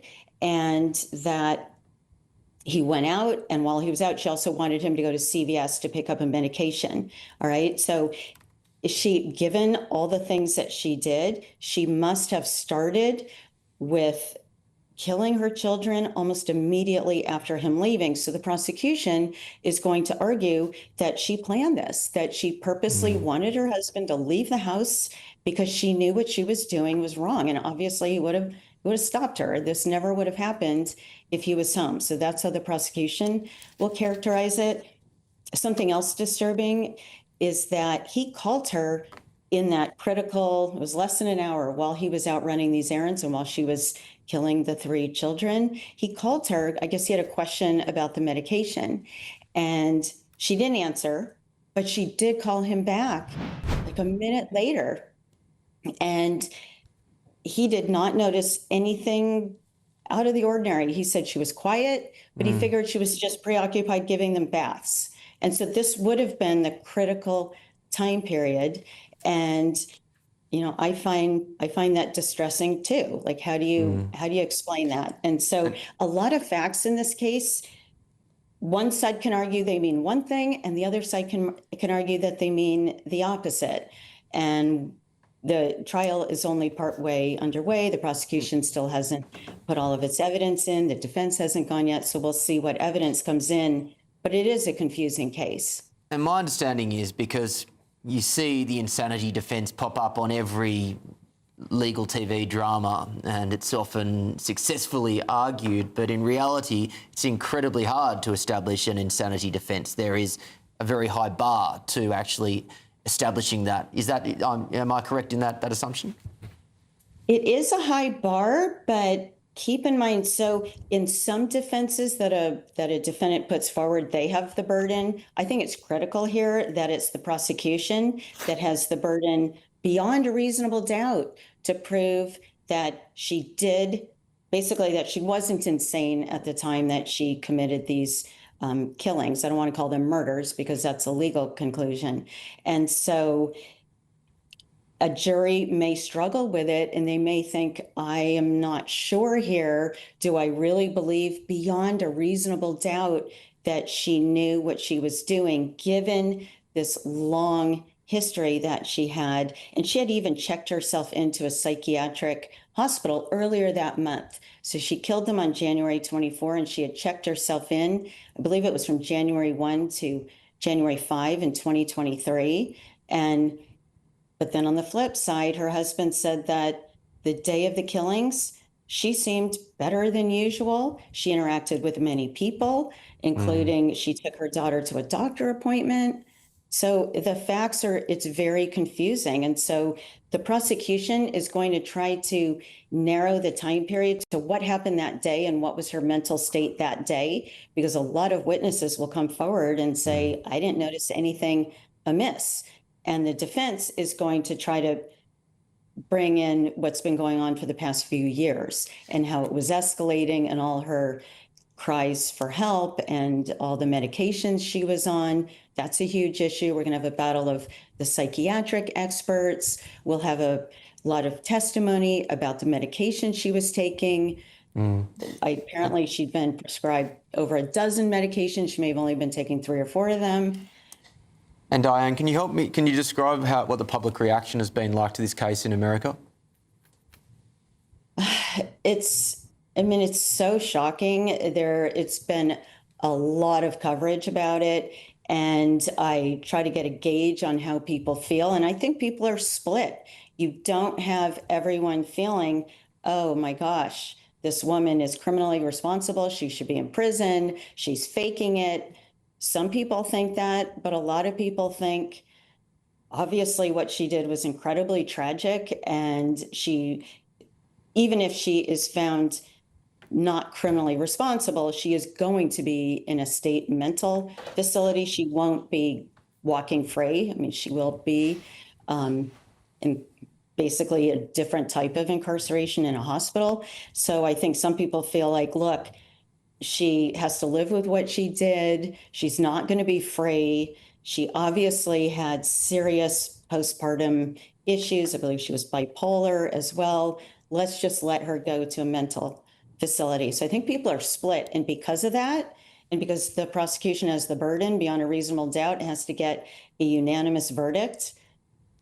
It just may be tough. I mean, we'll see. The trial is still going on, but I think it honestly could go either way, but I think it's a tough burden that the prosecution has. And my final question, Diane, because my thoughts went quite quickly to the husband in this situation, because you cannot imagine, your partner, someone you love deeply, and then seeing something like this. You cannot get your head around it. What's been this response to this awful tragedy? So I believe that Patrick Clancy has been helpful to the defense, because obviously there are different reactions he could have taken, and that he's divorced her since then. He's remarried, but he has been saying really all along, look, she's not evil. She's just really, really ill.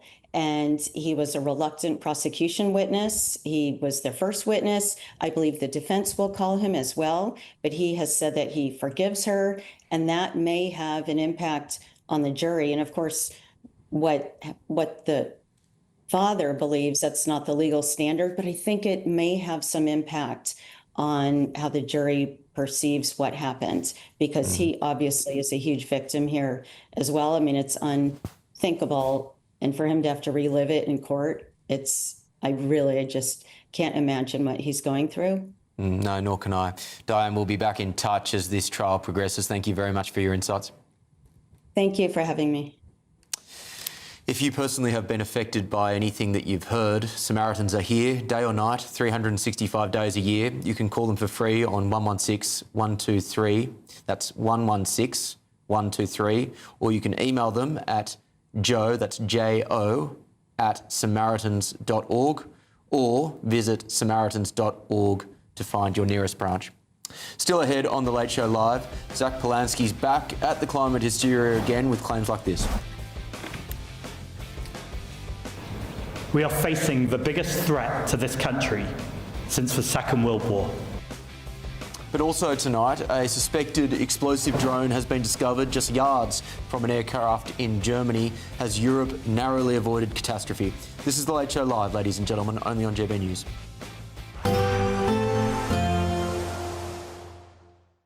Expect warm spells with the odd rude interruption. Box Boilers sponsors the weather on GB News. Good morning, welcome to your latest GB News weather update brought to you from the Met Office. A much drier day for many of us, particularly across more northern areas, Warm in the sunshine, but it will be feeling much less humid with fresher air for much of the UK. Still a fairly brisk northeasterly wind across eastern coasts through much of the day. There will be quite a bit of cloud around across more eastern areas, but still plenty of sunshine breaking through into the afternoon. And for most of us, it will be a dry day, just a risk of an odd shower for inland areas. But it will be feeling a little bit fresher. Temperatures much closer to average for the time of year, the high teens or low 20s, so a big difference to earlier on this week, particularly across more southern areas. We hold on to the ridge of higher pressure, bringing that dry weather into this evening. So a fine end to the day across more eastern areas of Scotland. You'll notice to the west, though, we're starting to see a change, some wetter weather pushing into the Western Isles, as well as some showers across parts of Northern Ireland. Dry for much of southern Scotland, as well as northern England, Wales, central and southern areas of England, also seeing a dry end to the day with plenty of sunshine as well. Still going to be about 20 to 22 degrees to end the day across southern areas. A dry night for many on Thursday night into Friday morning, particularly across more southern areas. But further north, this weather front will become more dominant, bringing some more persistent rain predominantly to northern areas of Scotland. A few showers further south as well. So temperatures in towns and cities 11 or 12 degrees. Rurally, it will be a little bit fresher than that, with single figures expected. But as the sun rises pretty early, you're not going to see too much of that colder weather. So another warm day on the cards on Friday.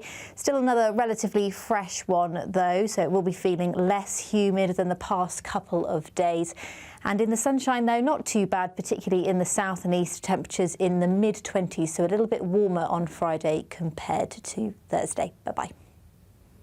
Expect warm spells with the odd rude interruption. Boxed Boiler sponsors the weather on GB News. All day today, we're celebrating what makes Britain great. And then tonight, we're leaving the studio behind to take GB News on the road. Join me alongside the GB News family and a very special live audience as we head to Essex for the Celebrate Britain grand finale. Don't miss this incredible night. Jubes & Co. live from 6 p.m. and Patrick Christys tonight live from 9 p.m. Only on GB News, the People's Channel, Britain's news channel.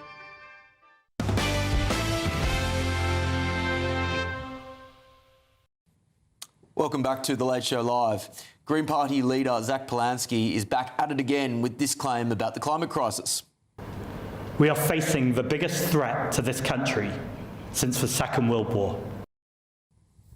In a press conference, the Green Party leader said he was sounding the alarm in the wake of the country's recent heatwaves, demanding urgent action from Andy Burnham, because of course we haven't heard that alarm sounded at all over the last 20 years. Polanski also condemned the Prime Minister for not calling an emergency meeting in response to wildfires across Britain. With me now is my panel. No, actually, you know what? We will go to, we're very fortunate to go to a Green Party councillor and the leader of Lambeth Council, Martin Abrams. Martin, thank you very much for your time, particularly at this late hour. Do you agree with the leader of your party that this is the biggest threat to the United Kingdom since the Second World War? Well, good morning to all your viewers and thanks for having me on. I mean, listen, I do agree with Zach Polanski. This summer has been a total reality check, and across Britain we've seen some of the most extreme heat and wildfires and now drought that we've seen in recent memory. But this isn't an anomaly. We've seen extreme weather events happening with increasing regularity. This is having an impact across our society. There's evidence that shows that at least 3,000 excess deaths have been caused by the heat waves over the last few weeks in the UK. As a parent of two young kids myself, my kids' schools were having to close early for about 7 days across the heat waves, which means that kids' education is being massively impacted, which means parents having to take time off work and all the knock-on effects that has on productivity and our economy. So this is a massive issue. So Zach Polanski is absolutely right to raise the alarm about this. But I just want to understand the magnitude of the threat. So, for example, the world has been on the brink of nuclear war on at least a couple of occasions since the end of the Second World War, most notably the Cuban Missile Crisis. How is this a bigger threat than nuclear war? I mean, he didn't say it was a bigger threat than nuclear war. He said it was the biggest threat since World War II, and there's been the threat of nuclear war since World War II. World War II, and I think Zach Polanski is right in that fact because of the kind of spiralling decline that we're potentially seeing with climate breakdown and the number of deaths that this is causing, and the potential for massive kind of refugee crises that climate change is already having an impact on. And this is avoidable, and there are mitigations and changes that can be made to make our country more livable and to limit the spiraling effects of climate change. So people might think that Zach Polanski's been alarmist, but when you've had 3,000 excess heat-related deaths this summer alone in the UK, people are literally dying because of heat stroke, because their homes cannot cope with this level of temperature increase. And Martin, I can see. Martin, just because we just have limited time. We just have limited time, that's all. I can see the risk from extreme heat, but given that the United Kingdom contributes next to nothing when it comes to global carbon emissions and doesn't impact the global climate, what are you suggesting we can do to actually solve this? Well, listen, politics is about leadership, and the fact that Andy Burnham, the Prime Minister of the 6th largest economy in the world, has not even really mentioned this and is instead talking about drilling for more oil and gas, digging up more fossil fuels, which are essentially the driver of this climate breakdown, it beggars belief. So it is absolutely right that Zach Polanski has raised the alarm about this and is actually showing some leadership across the UK. Look at the wildfires we've seen, not just in Europe, but in the UK. This is a huge threat to UK national security, and Zach Polanski is showing the leadership that we need. And on the question of leadership, do you think that UK climate leadership is likely to influence Narendra Modi, Donald Trump or Xi Jinping?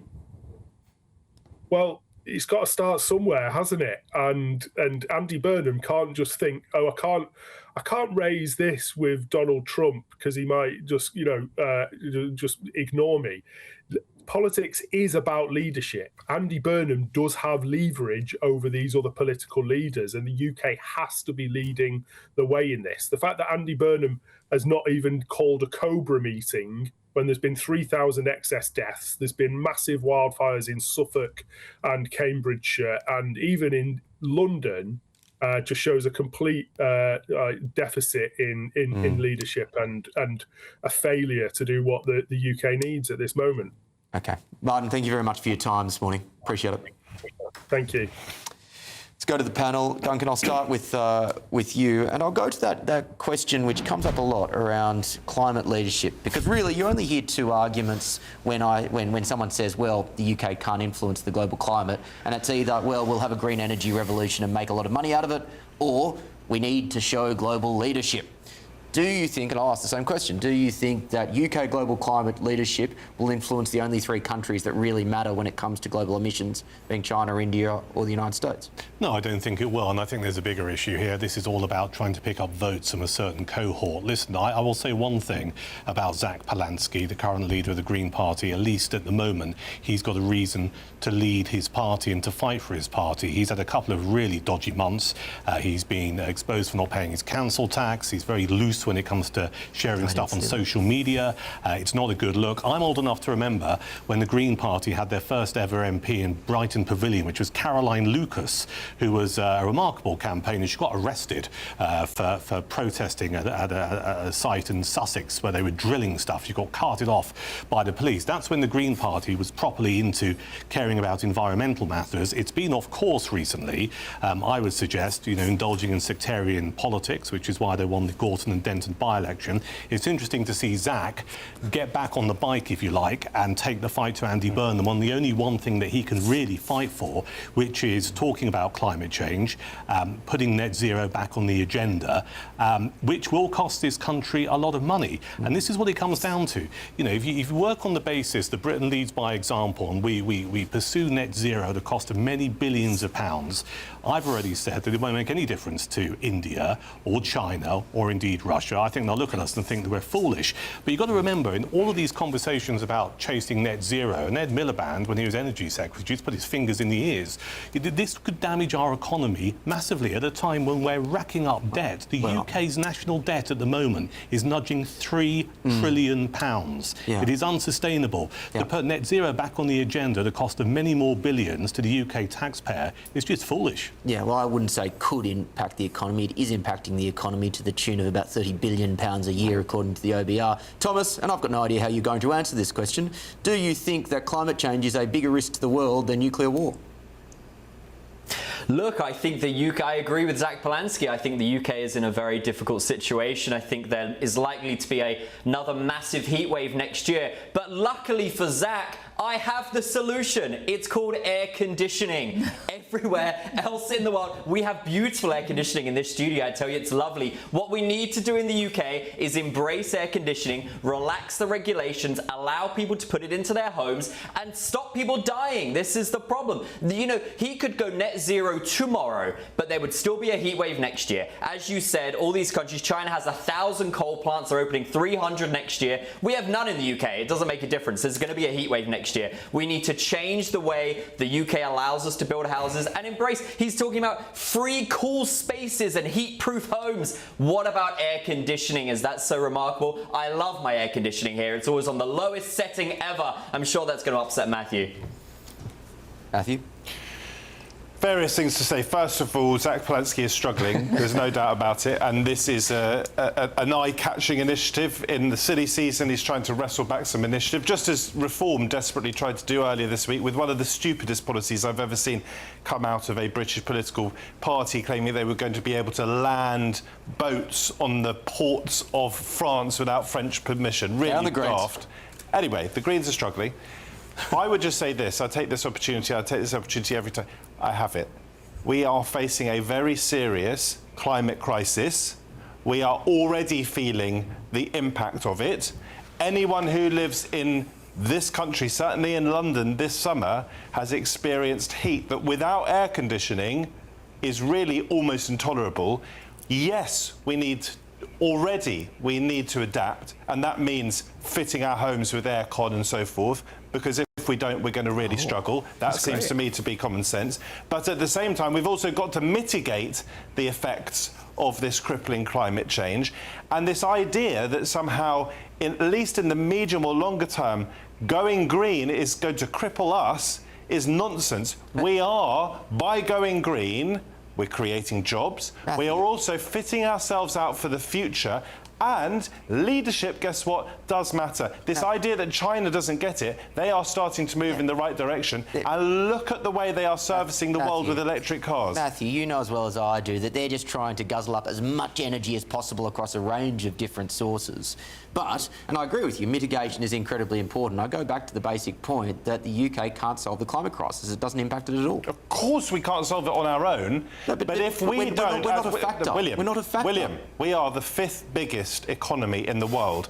I am actually... This chap in America is laughing again, giggling. I am a proud Brit. I think we are still a great country. We do still have an impact. And if we just put our head in the hands... If we put our head in the hands like Donald Trump has... Donald Trump, drill, baby, drill. He has set the fight against climate change back very significantly. We have to show some leadership and in the process fit out our country for a greener future. But how far do you go with showing some leadership? Because there was some quite sinister stuff on his press conference today, including Zach Polanski saying that he wished he could criminalise irresponsible... That wasn't him, that was the other chap, I think. OK, well, they're still in the press conference today. Chris Packham also saying that we should slowly transition to a plant-based diet.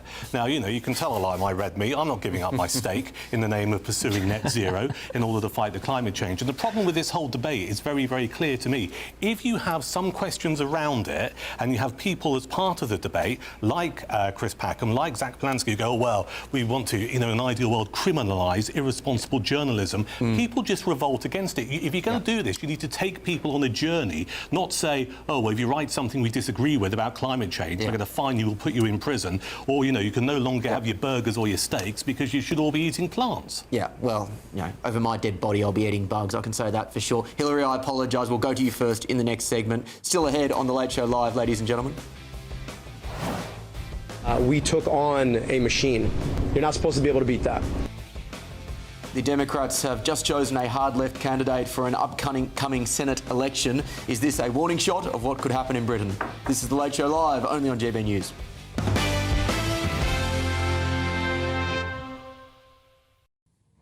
First, let's delve into some of the main stories on the front of tomorrow's papers, and we'll start with the Metro, which is reporting that a mother has urged Andy Burnham to release prisoners serving open-ended IPP sentences before freeing convicted killers early to ease overcrowding. Her son has spent 14 years in prison for stealing a phone, despite receiving an initial sentence of just 2 years and 9 months. Let's go to the panel. I will start in London, actually, before going to Hillary on US stuff. Duncan, these IPP sentences, which I believe were in place between 2005 until they were abolished in 2012, in many ways go against the fundamental principles of justice. I believe the rationale was there are some people who are a danger to society, often because they have mental health problems, and as a result they need to be kept in effectively indefinitely. Whilst they've been abolished, I read that there's still over 2,000 people on IPP sentences in this country. How do you feel about that?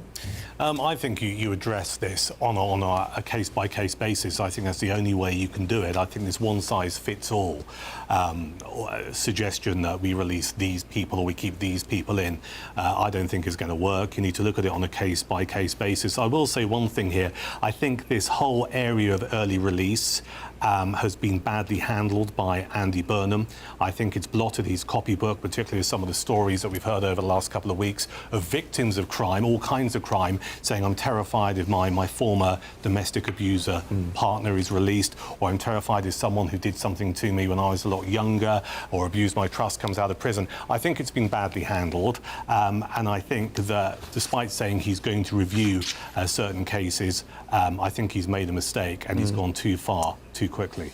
Hillary, IPP stands for Imprisonment for Public Protection, and what basically these particular IPP sentences are saying is, look, well, the particular crime may only warrant a certain time in custody, but we are not confident that you will not be a risk to society after you leave, so we've got to keep you in jail. Now, in the past, you just chucked someone in the asylums and that was that, but we closed the asylums, so here we are. On principle, do you agree with this type of imprisonment? Well, I do think anyone who is a danger to society should be kept locked up. The victims, they're the ones that are going to suffer, whether it's domestic abusers or anybody else who's been either raped or molested from somebody claiming some kind of mental disorder. And I do think, just like in the US, it's the closing of so many asylums that has caused not only actually here a lot of homeless people, but a lot of these people that are extremely dangerous to society being on the streets. I don't think there's any instance that I would agree with someone who is going to basically, it's recidivism is prevalent both sides of the Atlantic, going to commit the same crime again. A tiger does not change its stripes, and they're going to do it again. Matthew, what do you make of this? These IPPs were introduced by the Blair government. I think these IPP things, these IPP sentences are an egregious affront to our justice system, and you can tell that by the fact, as I understand it to be a fact, certainly I think according to this front page, that they were abolished in 2012, and yet people who were subject to those IPP sentences that no longer can be dished out by the courts, between 2005 and 2012, some of these people, as you were suggesting, are still languishing behind bars, including this woman's son, who was imprisoned some time ago, 14 years ago, I think, for stealing a mobile phone. So if these sentences are not fit for purpose, in other words, if we no longer sentence people to these IPP sentences, then the people who are languishing behind bars for crimes that they committed at a time when IPP sentences existed, in my view, should be released. Matthew, sorry, not Matthew. Thomas, I used to live in New York. You only have to walk down, Fifth Avenue to see that it was a mistake to close the asylums in the United States. What do you do when you have someone who's committed a crime, obviously mentally unwell, but the crime only warrants a certain amount of time in jail, and then they're out, but they will still be a threat to society? Yeah, I mean, that's one of the problems here. As you see, that is a big problem in New York. But, one of my concerns with this, I think I might agree with Matthew, maybe for different reasons, but, I don't trust our government in the UK. I don't they're putting people in jail 2 years for tweeting. What's to stop them using these sorts of things? I don't think this is a good idea at all, to give the state the power to just indefinitely hold someone without an additional trial. If they were sentenced to 2 years and then all of a sudden they're kept in there forever, basically. I don't think that doesn't seem to be very fair. So I don't like giving these unlimited powers We've got to state. leave it there for now, and I should add that IPPs have been abolished. More coming up in the next hour, including this. We took on a machine. You're not supposed to be able to beat that.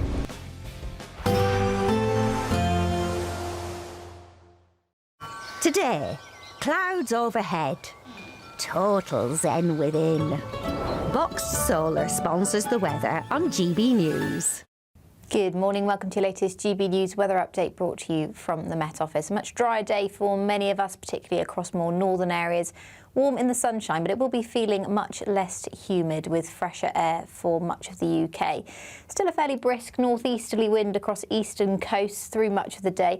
There will be quite a bit of cloud around across more eastern areas, but still plenty of sunshine breaking through into the afternoon. And for most of us, it will be a dry day, just a risk of an odd shower for inland areas. But it will be feeling a little bit fresher. Temperatures much closer to average for the time of year, the high teens or low 20s, so a big difference to earlier on this week, particularly across more southern areas. We hold on to the ridge of higher pressure, bringing that dry weather into this evening. So a fine end to the day across more eastern areas of Scotland. You'll notice to the west, though, we're starting to see a change, some wetter weather pushing into the Western Isles, as well as some showers across parts of Northern Ireland. Dry for much of southern Scotland, as well as northern England, Wales, central and southern areas of England, also seeing a dry end to the day with plenty of sunshine as well. Still going to be about 20 to 22 degrees to end the day across southern areas. A dry night for many on Thursday night into Friday morning, particularly across more southern areas. But further north, this weather front will become more dominant, bringing some more persistent rain predominantly to northern areas of Scotland. A few showers further south as well. So temperatures in towns and cities 11 or 12 degrees. Rurally, it will be a little bit fresher than that, with single figures expected. But as the sun rises pretty early, you're not going to see too much of that colder weather. So another warm day on the cards on Friday. Still another relatively fresh one, though, so it will be feeling less humid than the past couple of days. And in the sunshine, though, not too bad, particularly in the south and east, temperatures in the mid-20s, so a little bit warmer on Friday compared to Thursday. Bye-bye. Today, clouds overhead. Total zen within. Boxed Solar sponsors the weather on GB News. Tune in to GB News Radio wherever you are. Online, on DAB digital radio, on TuneIn, on Radio Player, on Nation Player and on your smart speaker. Just say, play GB News. Britain deserves a newsroom that puts the facts and your voice first. Well, and that's what you get on GB News. Lively debates, lively conversation. And we're not afraid to hold power to account. And each other. So join me, Andrew Pierce. And me, Miriam Gates, for Britain's Newsroom, weekdays from 9:30 on GB News.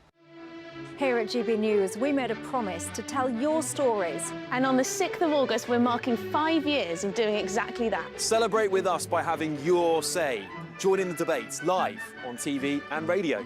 And tune in as your favourite presenters are live across the country, from Leeds to Aberdeen, from Belfast to Barry Island. Plus, join me in Essex for our biggest live show of the year. Tune in tomorrow, only on GB News, the People's Channel, Britain's news channel. From the school run to the home run, watch a new show for all of Britain. He can say whatever he wants. A straight-talking show where all voices are heard.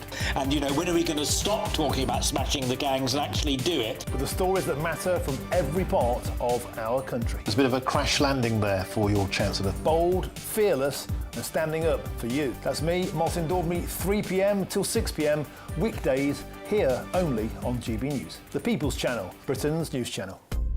Britain is not just a geographical expression. We are a people bound together by history and culture that are distinctively British. Join me to celebrate our music, theatre, artworks and literature, which we can explore and enjoy together. Everybody's welcome. Sunday with Michael Portillo. Every Sunday at 11 a.m. on GB News, the People's Channel, Britain's news channel. Westminster's full of talk, but out here, it's the real world. Am I allowed to talk No, now? that's it. This is where it matters, real people and real lives. That's what politics is all about. In fact, has Trump made a good start? No. Straight answers, no spin, and just a couple of pints. How many fingers have I got up? About 10. So join me for Lee Anderson's Real World every Friday at 7 p.m, only on GB News. The People's Channel, Britain's news channel. Some people enjoy lazy Sunday mornings, but not me. What's the truth of the matter? So that's a very live question. Would you support him if he waters down these plans? Before the spin sets in, I'll be getting to the truth. This is personal. No soft questions, no easy answers. It's one thing if the state has rules in this country. It's another thing whether the police and others actually police them. Setting the agenda and holding those in power to account. You can't really blame her if the system is set up this way. You will not want to miss it, trust me. The Camilla Tominey Show, Sundays from 9:30, only on GB News.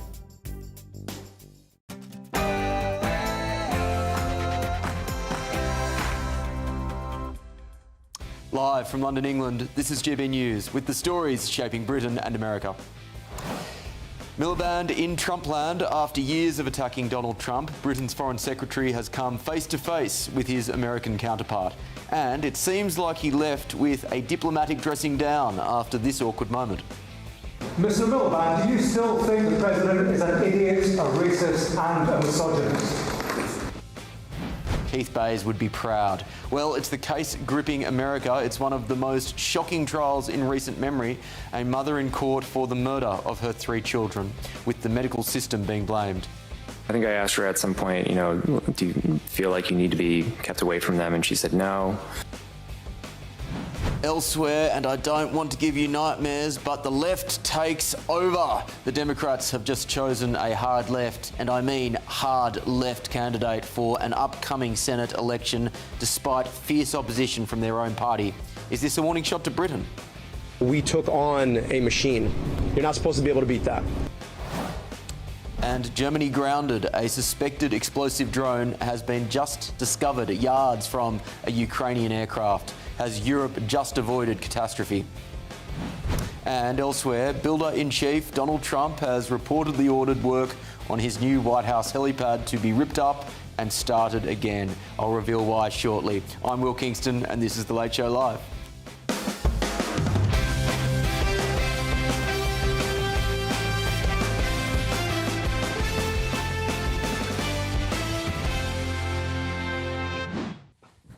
Welcome back to The Late Show Live for a third and final hour, ladies and gentlemen, and welcome back to my panel in London, Duncan Barks and Matthew Stadlin, and in Washington, DC, Thomas Corbett-Dillon and Hilary Fordwich. Thank you for staying with me, team.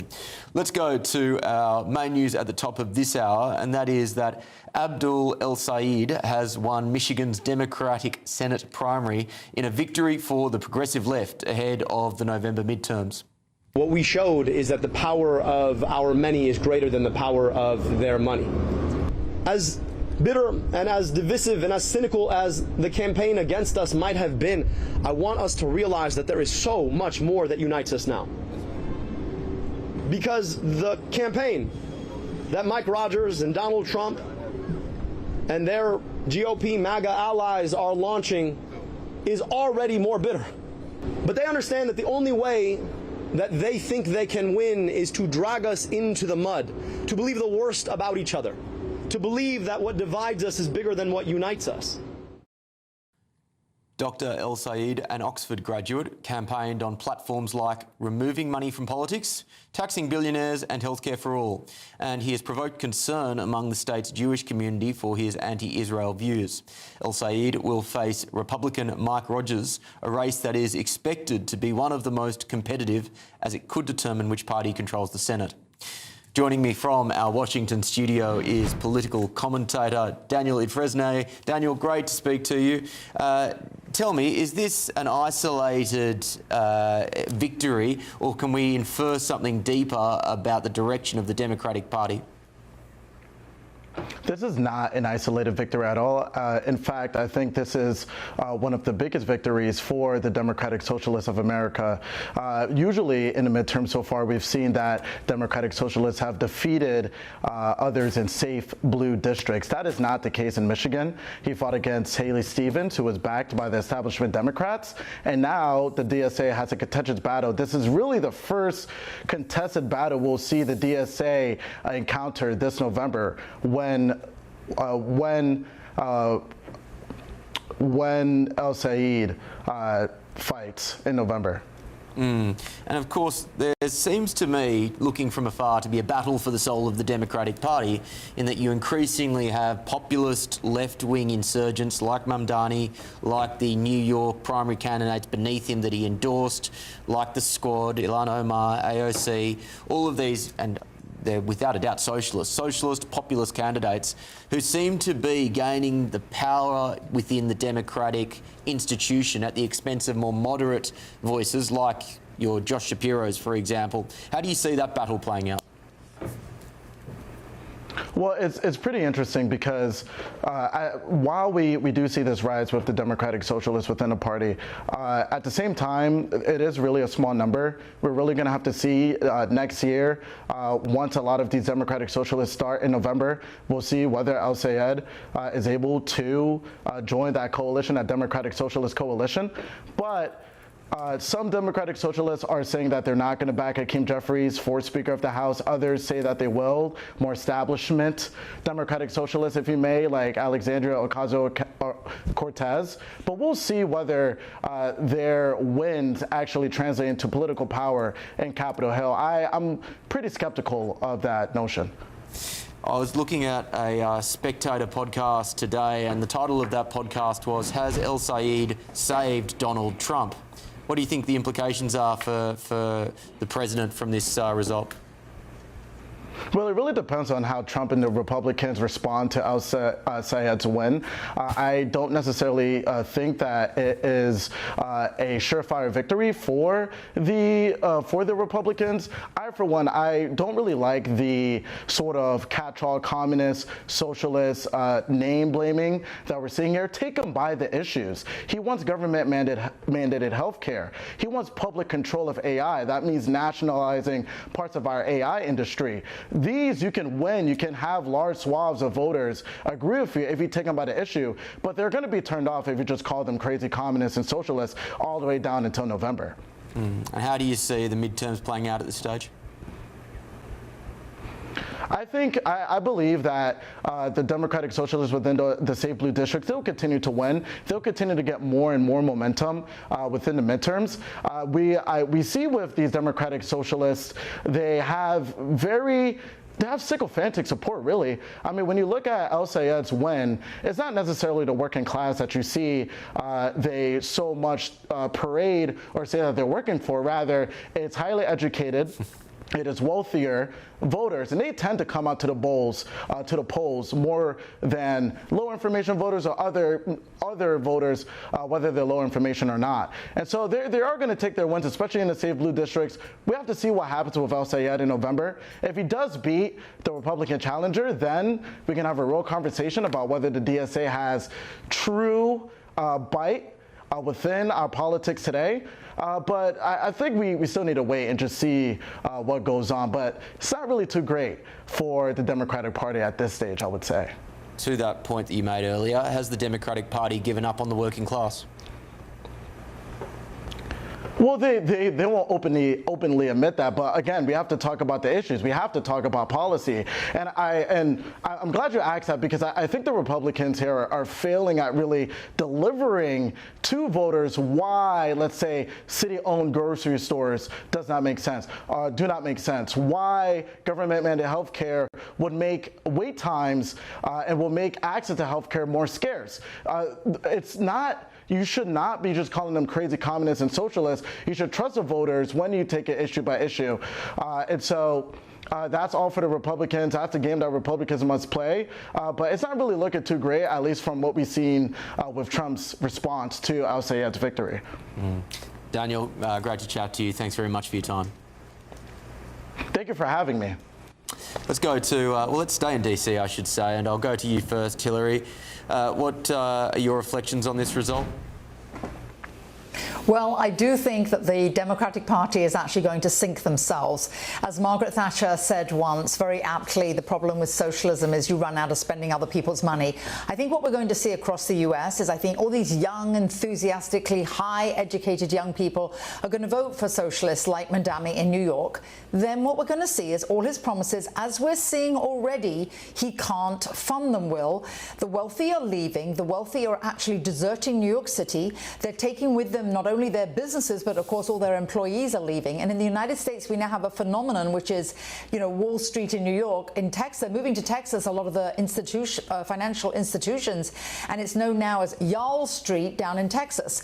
So when you see those with money and the jobs fleeing, when you see then the tax base depleted and things can't be offered, they can't actually honor their promises.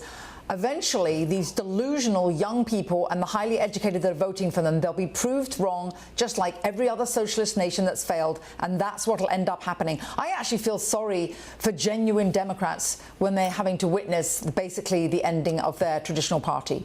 And Thomas, I'm a politics nerd, and I find this battle on the left in America absolutely fascinating between what Hillary would call genuine Democrats. And, whilst people said at the time, Obama was a communist, Obama was hard left, compared to this modern crop of democratic socialists, he wasn't. This is something that we haven't seen in modern political history on the left. Genuine socialists. Some people would argue Mamdani is a communist, coming up and gaining significant power in the party. How do you reflect on this ideological battle? Yeah, I mean, it's getting heated out here. The interesting angle on this is that a lot of them tend to be from Muslim backgrounds, which is, causing a couple of issues in here, especially as the Americans love to look over at Europe and at England and say, well, what they call the Islamification of Europe. There's a lot of alarm bells ringing here that the Democratic Party is maybe being taken over by its Islamic wing. This guy, if he wins, will be the first ever Muslim senator in Congress. And remember, the Americans, they've only ever had 4 congresswomen, men that are Muslims. If you look at the UK, we've got a lot more in the UK in Parliament.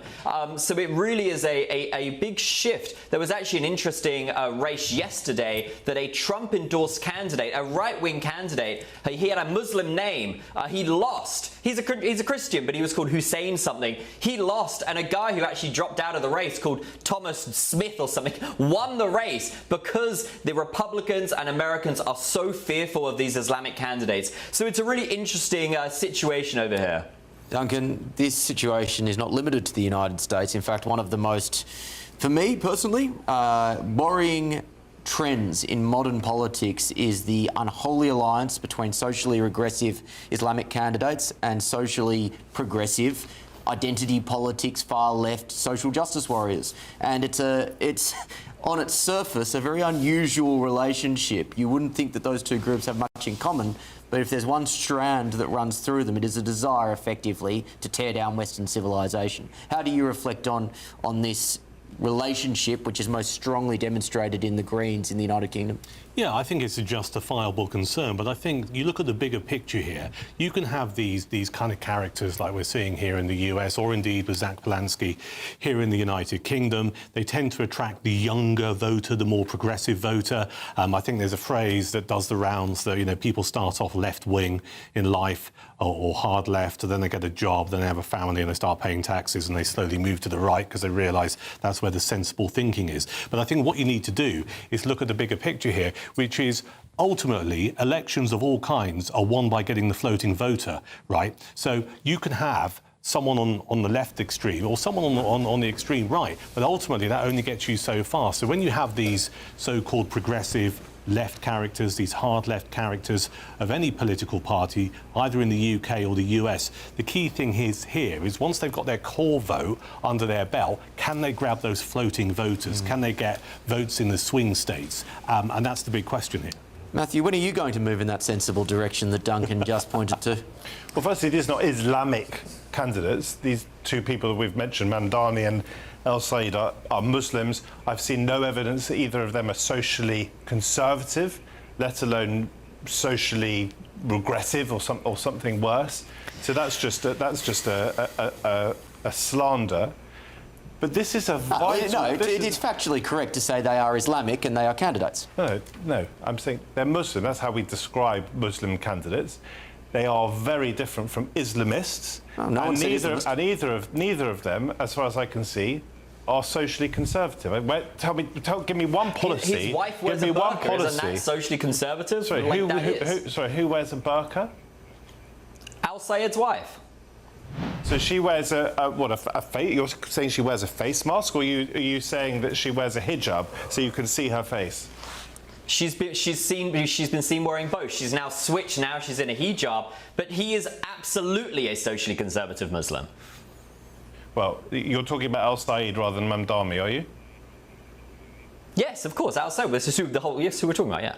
Yeah. Well, we've mentioned two. And Mamdani himself, as far as I can see, is not socially conservative. I'm not aware of what how El Sayed's wife, but you're saying that these aren't socially conservative Muslims. They are Islamist Muslims. Well, not Islamists. No, there's a very to big take over in these places. No. But the point earlier there's a very big difference between Islamism and being a Muslim. Well, hang on. They turn on you. We saw it in Minnesota. They got into bed with the Muslims, the left wing, all the LGBT. The first thing they did was they cancelled the Pride Parade. I don't understand how the Green Party can have its deputy be a hardcore Muslim who wears the hat and all this. These are not people that are supporting you. Why are you agreeing with them? They're going to turn on your party. So first of all, I'm sure you're not suggesting that I'm a member of the Green Party, but I'm certainly not. There is a difference between Islamism, which is they're just as much Muslim. One at a time. You're just ranting nonsense. There is a very important and critical difference between Islamism, which is an ideology that I reject, and being a Muslim. And the vast majority of Muslims in our country are moderate people. They may well have socially conservative views, some of them, as do people of other religions, and I'm not a social conservative, but there is an important distinction to be drawn there. I just want to very quickly, if I may, make this point. President Trump's approval rating is disastrous.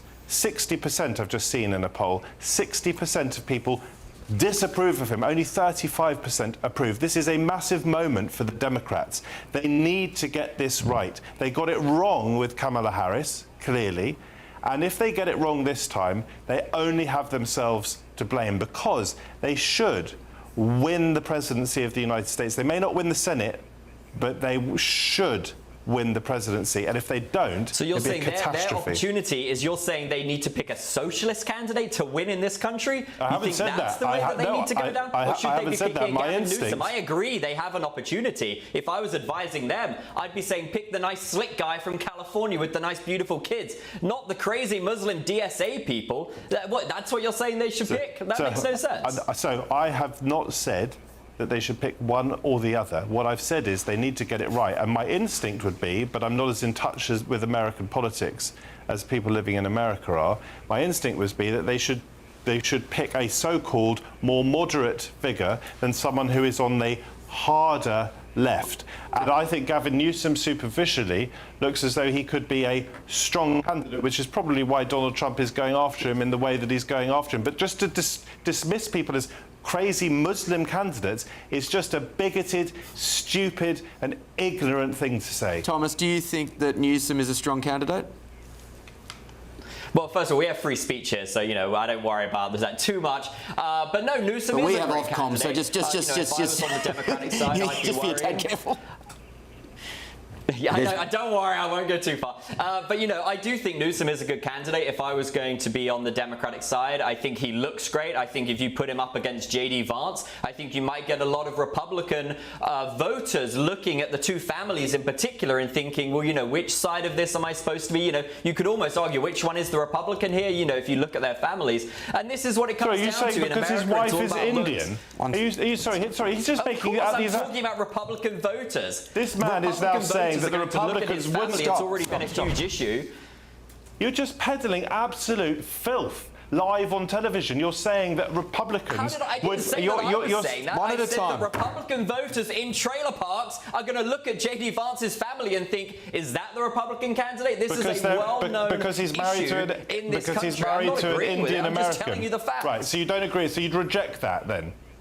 You don't think that the President of the United States should be picked according to the fact he has an Indian wife, and that he has an Indian wife and mixed race children? You would reject that, right? Just reassure us for a second. Of course, I love Usha Vance. I've met her many times. She's a wonderful lady. She would be a great first lady. What I said to you is that if you put them in voting, which might happen if Newsom gets it, I don't think he will, but if he does, those two families, it's hard to tell which one is the traditional Republican. That was all I was saying, which is a very interesting point that polling and, you know, analysts here are looking at. That's an issue that J.D. Vance has to overcome, particularly with the hardcore MAGA base. I think we're probably agreeing on a lot of these things. So basically you're saying that there's a hell of a lot of... have an opportunity here. So why are they picking Stevens, who al-Sayed beat was a great candidate for a Newsom, a centrist, a Biden-type, Democratic Party? They got beaten by the Democratic Socialists. They are taking over the party. And I don't understand why it's a lot of hardcore liberals supporting them. So very quickly, first of all, I think from what little I understand of Democratic politics in America, and obviously I'm going to think a lot harder about this the closer we get, not just to the midterms, but obviously to the presidency.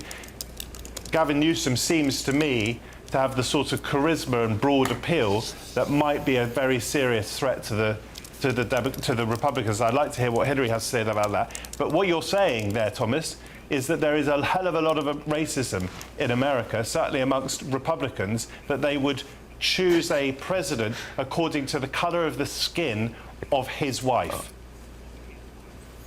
Final word, yeah, Thomas. That's not news to anyone. You know, yeah, I'm not saying America's not a racist country. That's pretty standard. I think everyone thinks that there's a lot of racism all across the world. It doesn't matter who, you can be racist to all sides. Anyway, but what you're saying there, I agree. But they're not going to pick Newsom. That's the problem. Yeah. If you were advising them, I'm sure you'd say he's a great candidate. But the party has been taken over by far left extremists that will not support Newsom because he doesn't fit that criteria. Yeah. All right, let's wrap this one up here. I would say it is interesting, as we've talked about Newsom, we've focused on the slick hair and the charisma, and we haven't pointed out the most obvious point and arguably the most important, which is on pretty much every measure he's destroyed California, which should really play into this story. Right. Still ahead on The Late Show Live, bankrupt Britain. You will not believe the amount of money Labor is borrowing each and every second. Well, maybe you might.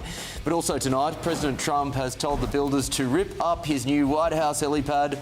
And the reason is, well, almost unbelievable. This is The Late Show Live, only on GB News. All day today, we're celebrating what makes Britain great. And then tonight, we're leaving the studio behind to take GB News on the road. Join me alongside the GB News family and a very special live audience as we head to Essex for the Celebrate Britain grand finale. Don't miss this incredible night. Jubes & Co. live from 6 p.m. and Patrick Christys tonight live from 9 p.m. Only on GB News, the People's Channel, Britain's news channel.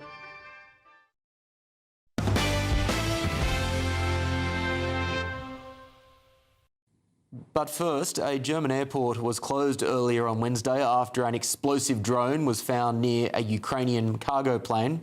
The unexploded device was found on Tuesday night by an airport employee where aircraft load or unload passengers and cargo. Germany has now also opened a counter-terrorism investigation into the incident, and Ukraine's ambassador to Germany has voiced suspicion that Moscow could be behind it. With me now, aviation analyst Carl Bailey. Carl, good to see you. Paint me a picture of this story. What colour can you add? You know, so we have an unidentified object that appears to be a second drone also. So the first one was actually found on the south side of the airport near a Ukrainian cargo. A very large aircraft was discovered by a ground crew with apparently an explosive device on it. And then we had a second incident which involved an unidentified aircraft, a DHL cargo Airbus A300 that was approaching the airport for landing. That aircraft later landed safely, and I would assume it probably bounced off the aircraft. And that was not identified as a drone as of this point, but we have 2 incidents at the airport that did occur. Carl, how do drones change the security dynamics at airports? I imagine quite dramatically. Yeah, that is true. So, you know, in the past you have radar, 60s, 70s, 80s, 90s, radar tracking inbound aircraft, helicopters, even, such things as missiles. But with drones, it's a whole different game because they're very light. Some drones could fit in your back pocket. So all that security we have on the airport, on the ground level, high-tech fences, security systems, drones pretty much could bypass that because they're coming from the sky. There is such thing as drone radar. Militaries have this. Advanced, high-tech police departments have it. But quite frankly, it's very hard to track the tens of thousands, if not hundreds of thousands of drones around the world, some of which could fit in your back pocket and are very small. I don't want to panic anyone, but should this be a cause for concern for the millions of people who get on an aeroplane every single year? You know, it should be taken very seriously, and I think it is. And, technology is evolving in the security industry to kind of work on this evolving, drone capture and mitigation technology. But, the flying public, I wouldn't worry. I think this is an isolated incident. It's interesting that this occurred near a Ukrainian cargo aircraft. Was this some type of hybrid attack? I think investigators are going to be look at, were these drone operators or, right now, obviously it's just one drone that was confirmed, but were they testing the security system or the airport defenses? We have to remember that this airport is also a NATO logistics hub. So investigators will be looking if that played, in the part of this. Well, of course, it is just speculation at the moment, but it does look suspicious. And if it is indeed established that Moscow were behind this in some way or another, that would, given that this is on German territory, mark a severe escalation in the conflict. The good thing here is that, nothing exploded. There were no injuries. There were no plane crashes. We have to be thankful for that. I can't speculate what the repercussions would be, by the military if this was, in fact, an enemy territory or group who performed this act. But thankfully, there were no injuries and no fatalities as a result of this. Yes, thankfully indeed. Carl, thank you very much for your time. Thank you very much. Let's go to the panel now. I'll go to DC first. Hillary, to you. Again, as I just said, we don't know at this stage who did this. I don't think it is a stretch to imagine that the Russians could have been behind it. I'm not too worried about lawsuits from Vladimir Putin. If that was to be the case, this would be a dramatic escalation. And I also just think about how drones are fundamentally changing safety, the safety calculus at airports, on the battlefield and everyday life. I don't think we talk enough about this, actually, how dramatically they are changing, what it means to be safe in modern society. Yes, a number of points there that you've raised, Will, with regard to whether this could be the Russians or not. I certainly wouldn't be surprised. Remember, there was that poisoning of that chap actually in England on a park bench. So the Russians do have long tentacles in terms of their reach, and certainly with what's going on in Ukraine, one wouldn't be surprised at all. And it would be an escalation. So it would be interesting to see what would the reaction of all NATO nations be to such a threat from the Russians. But at the moment, it seems, at least from the feedback we just heard there, that it's sort of not provable. And then with regard to drones, I think the positive side is if we see fewer young men losing their lives, you know, you think of the World War I and World War II, and you think of the trenches, and you think of the thousands and millions of men that have lost their lives. I think that it's drones. I'd rather see a drone explode than I would see young men losing their lives. But nevertheless, yes, it's far more prescient, and of course they can be far more ubiquitous, and they can be absolutely anywhere, operated by absolutely anyone. So I think they do pose a greater danger to our society, certainly. Yeah, I think that's an interesting way of framing it, in terms of potential lives saved on the battlefield, but an increased risk to civilian populations because it's easier for drones to infiltrate those civilian populations. Duncan, your thoughts? Yeah, well, Will and everyone else, take your mind back a couple of years. There was an attack on 2 industrial units at an industrial estate in Leighton in London. These industrial units contained Ukrainian supplies, and last year 6 men were jailed, and it was believed that it was a Russian-sponsored operation. So I don't think we have to make too many leaps here to look at Moscow, and sadly my prediction will be, as long as the conflict and the war with Ukraine continues, we're going to see more and more of this across Europe. Matthew? Yeah, there's that astonishing and very disturbing footage in Ukraine, just across from the front line, where a Russian drone was pursuing this Ukrainian civilian with his van of wares, whatever they were, groceries, pursuing him, and then exploded, and luckily, thank God, he was okay, but a terrifying experience. Yeah, the Ukrainians have labelled that the equivalent of human safari hunting, was the just morbid term they used. Absolutely appalling. I think if this turns out to be an attempted attack by Russia in Germany, you can't really underestimate how serious that is. That would be an attack on NATO soil. And there is this thing called Article 5, which is an attack on one is an attack on all. We don't know what actually, in reality, NATO's tolerance of being attacked really would be. Here's my question. Is Article 5 still worth the paper it's written on? Well, we hope that is never seriously tested, but this definitely asks questions, there's no doubt about that. As far as the technology is concerned, Russia have been using up-to-date technology in their war with Ukraine. Of course, Ukrainians have been extraordinary in their ability to adapt and defend themselves heroically. But Russia is certainly a dangerous adversary. And my worry with our defence reviews and so forth, and all this arguing about how much we're spending and so forth, my main worry, in a way, is not just about how much money we're going to spend, but are we spending our money on the right stuff? By the time we've looked at everything and reviewed it and debated it, the technology has moved on. Yeah, I agree with that. Thomas, to you, and again, I should just emphasise, this is still speculation. We don't know if the Russians were behind it, but I think it is interesting and important speculation. But if indeed that was to be established, Matthew is right, that is an attack on German soil, a NATO country. I'll ask the same question. Do you think Article 5 is still worth the paper that it is written on, particularly with America being more sceptical than ever of the NATO alliance?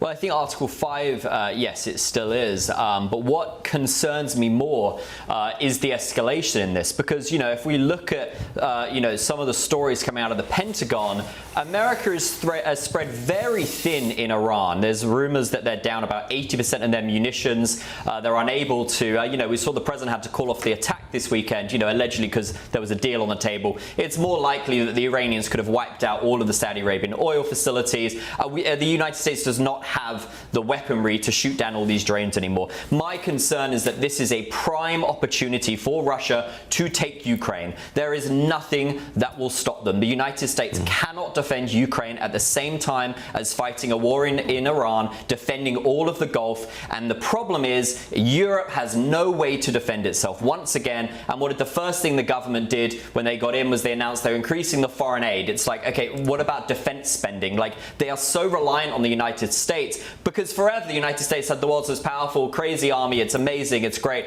But look at the figures now. These Patriot missiles that shoot down the drones, they fire 3 of them. Each of them costs like $25,000, take 2 years to build. They are really running out of these things. So we might see an escalation from Russia, and Germany and the UK, they don't have the supplies to defend them. So if you were Russia, this is the time to do it. Yeah, I think the economics there are also really interesting in that sadly it is considerably more expensive to shoot a missile out of the sky than to put one up, and it's considerably more expensive to shoot down a drone than it is to put a drone up, and that's and again, when you're making efforts to try and protect civilian populations, that is something that you need to take into account. Still ahead on The Late Show Live, President Trump has told the builders to rip up his new White House helipad, and the reason is, well, I say almost unbelievable, but is anything really unbelievable with Donald J. Trump? This is The Late Show Live, only on GB News.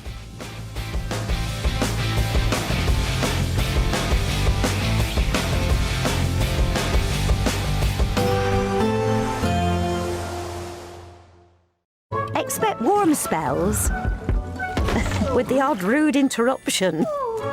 Boxed Boilers sponsors the weather on GB News. Good morning, welcome to your latest GB News weather update brought to you from the Met Office. A much drier day for many of us, particularly across more northern areas. Warm in the sunshine, but it will be feeling much less humid with fresher air for much of the UK. Still a fairly brisk northeasterly wind across eastern coasts through much of the day. There will be quite a bit of cloud around across more eastern areas, but still plenty of sunshine breaking through into the afternoon. And for most of us, it will be a dry day, just a risk of an odd shower for inland areas. But it will be feeling a little bit fresher. Temperatures much closer to average for the time of year, the high teens or low 20s, so a big difference to earlier on this week, particularly across more southern areas. We hold on to the ridge of higher pressure, bringing that dry weather into this evening. So a fine end to the day across more eastern areas of Scotland. You'll notice to the west, though, we're starting to see a change, some wetter weather pushing into the Western Isles, as well as some showers across parts of Northern Ireland. Dry for much of southern Scotland, as well as northern England, Wales, central and southern areas of England, also seeing a dry end to the day with plenty of sunshine as well. Still going to be about 20 to 22 degrees to end the day across southern areas. A dry night for many on Thursday night into Friday morning, particularly across more southern areas. But further north, this weather front will become more dominant, bringing some more persistent rain predominantly to northern areas of Scotland. A few showers further south as well. So temperatures in towns and cities 11 or 12 degrees. Rurally, it will be a little bit fresher than that, with single figures expected. But as the sun rises pretty early, you're not going to see too much of that colder weather. So another warm day on the cards on Friday. Still another relatively fresh one, though, so it will be feeling less humid than the past couple of days.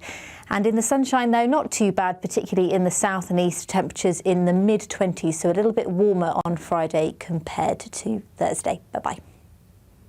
Expect warm spells with the odd rude interruption. Boxed Boilers sponsors the weather on GB News.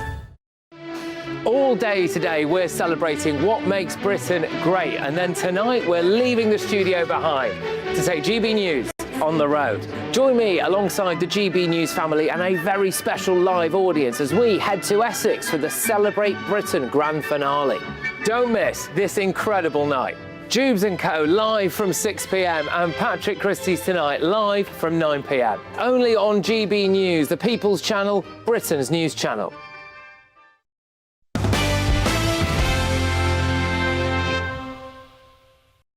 Welcome back to The Late Show Live.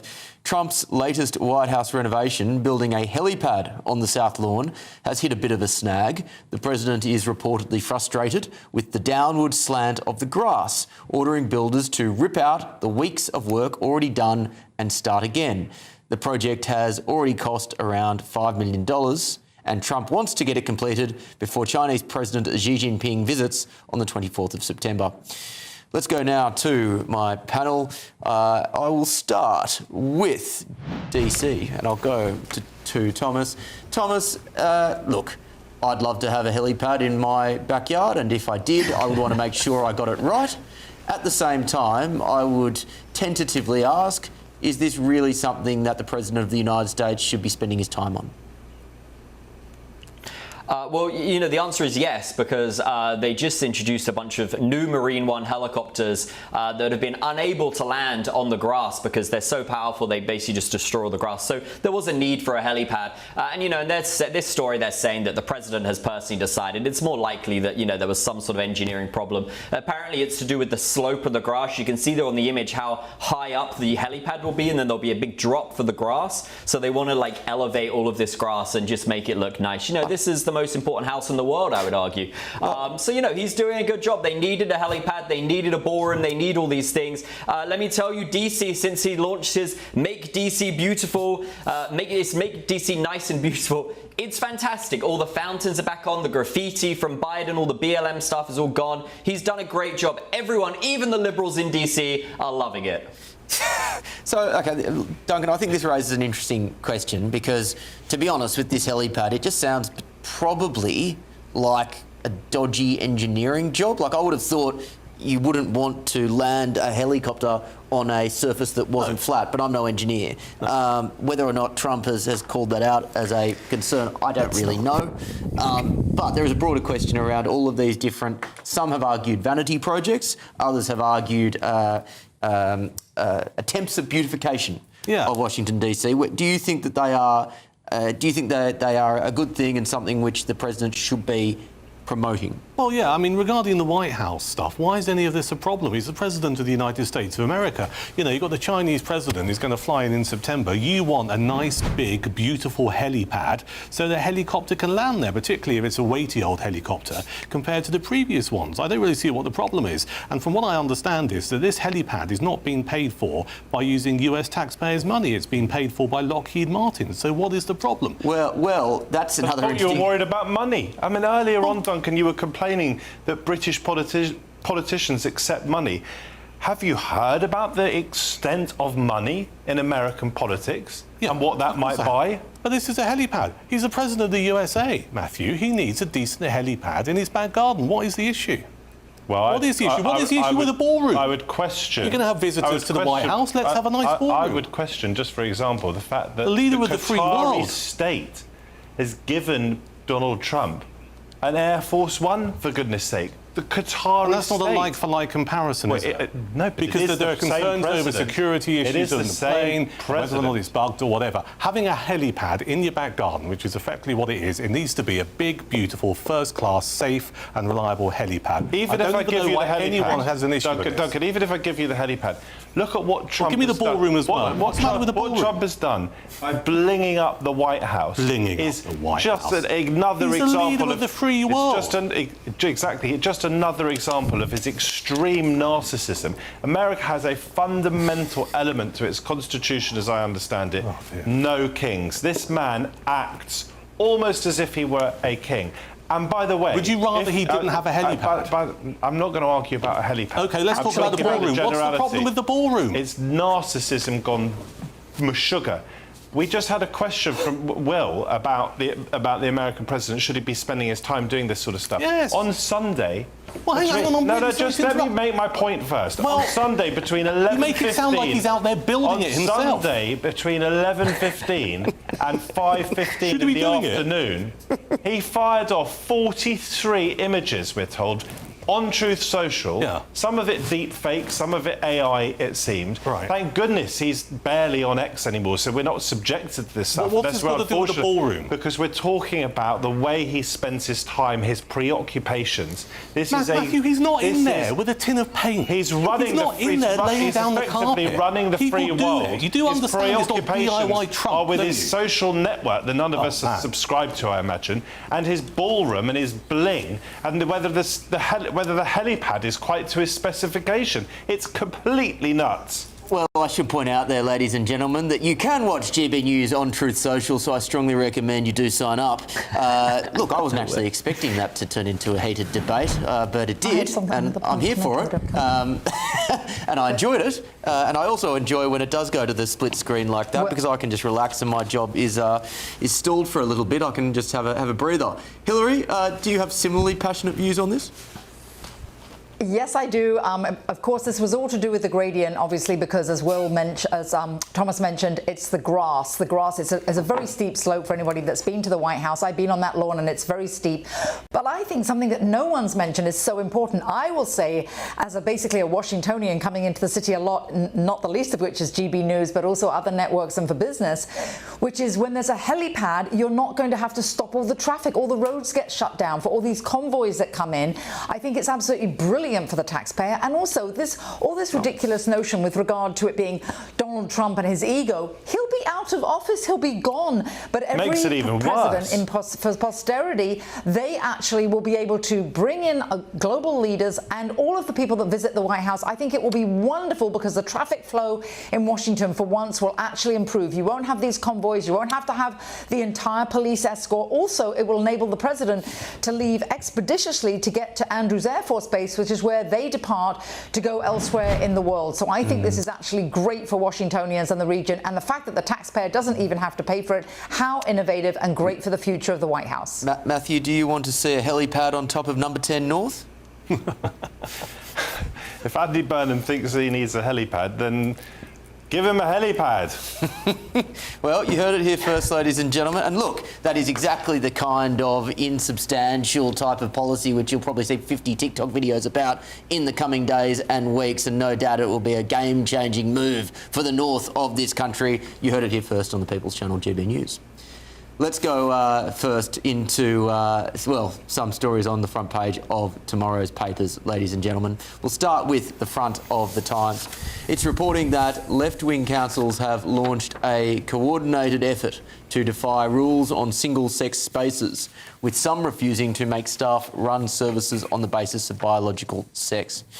Let's go to the team on this, and I can see them scrambling for their papers, so I will add a bit of colour whilst they get up to speed. This is Labor, Greens and Lib Dem council authorities. They've said that they will resist implementing the Equality and Human Rights Commission's code. This came into force yesterday, and women are pushing for legal action to force public bodies to comply with the law. I'll add the leaders of 6 London boroughs, they being Lambeth, of course we spoke to a Lambeth councillor this evening, Hackney, Haringey, Lewisham and Southwark, and Walthamstow, Waltham Forest, I should say, made a joint commitment to keep their services inclusive and warned the rules will feel like an attack on transgender and non-binary residents. Duncan, can councils just pick and choose what particular codes and that they want based off their own particular, left-wing progressive virtue signalling morality? Well, it appears they can. I mean, I'm struggling to get my head around this, that you can have local authorities in this country that are ultimately funded by the taxpayer who can just openly defy what they've been told they have to do.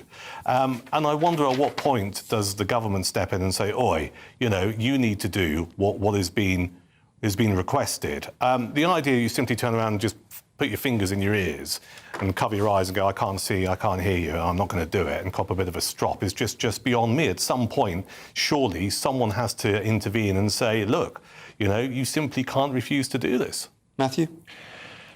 If there is a legal obligation for councils to impose rules on, or to follow rules on where people go to the loo, then obviously councils should obey and conform with those legal obligations. I thought the idea that you or I or Duncan could suddenly describe ourselves or declare ourselves to be women and then act accordingly, which hasn't happened in the UK, but there was a suggestion at one point that we were edging towards that. I think that's obviously ludicrous and highly offensive to many women and just not a good thing. However, there are, as we know, genuinely trans people, and I really worry for many of those who are going about their lives quietly, calmly, in a law-abiding way, and suddenly found themselves in this massive culture war.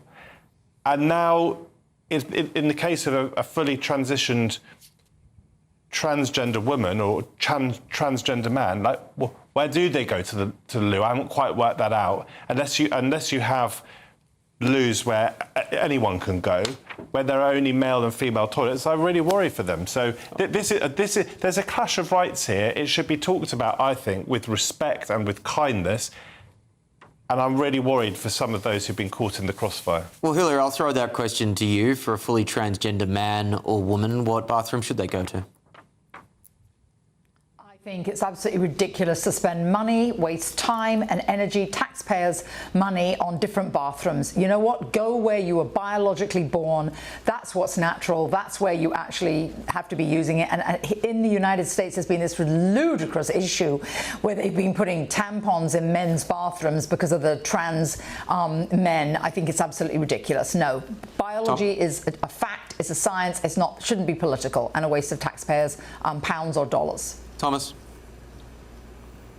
Well, yeah, Hillary's right. I mean, we've been having this debate in the US recently about men in women's sports, and I think I agree with the president on this. I think GB News should start a women's football team and just fill it with men. Would be the most successful team in England, would be leading all the championships. You know, that's what these people are asking for. That's how ridiculous this has become. If men are women, then we can make a man-only team and join the women's football, and we'd win. We'd be the greatest team they've ever had. There you go. You're just conflating you're conflating two things and minimising something that really is important. I agree that biological men shouldn't be playing in women's sport. What I'm saying here is that if you're a transgender woman or a transgender man and you live your life fully as a woman or as a man, I'm not saying you've changed your biological sex, but your gender, how humiliating would it be to then go into the loo of your biological sex but not of your gender? And at the same time, I can understand why women particularly, much more than men, because women tend not to be as physically strong as men, and we have a whole history of women being the victim of male violence, including sexual violence.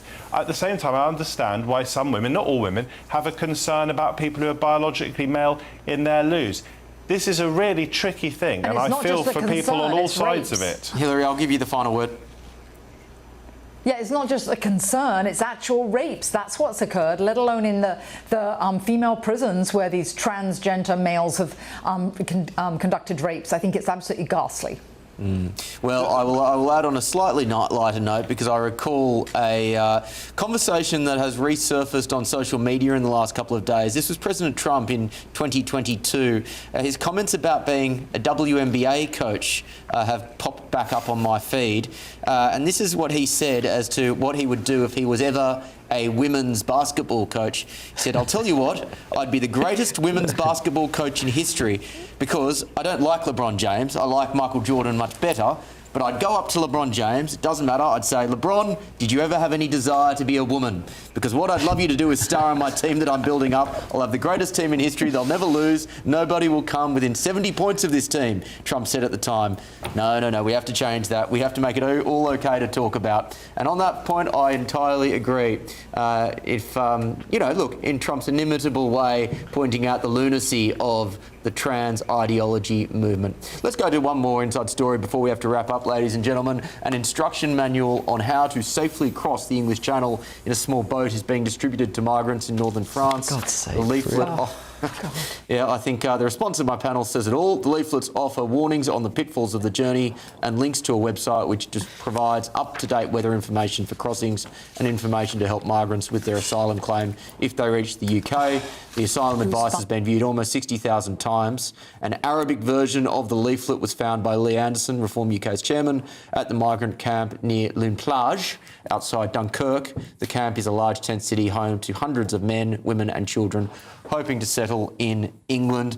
I haven't had a chance to read the story more deeply. I wouldn't be surprised if this came from some sort of NGO. Duncan, what do you make of it?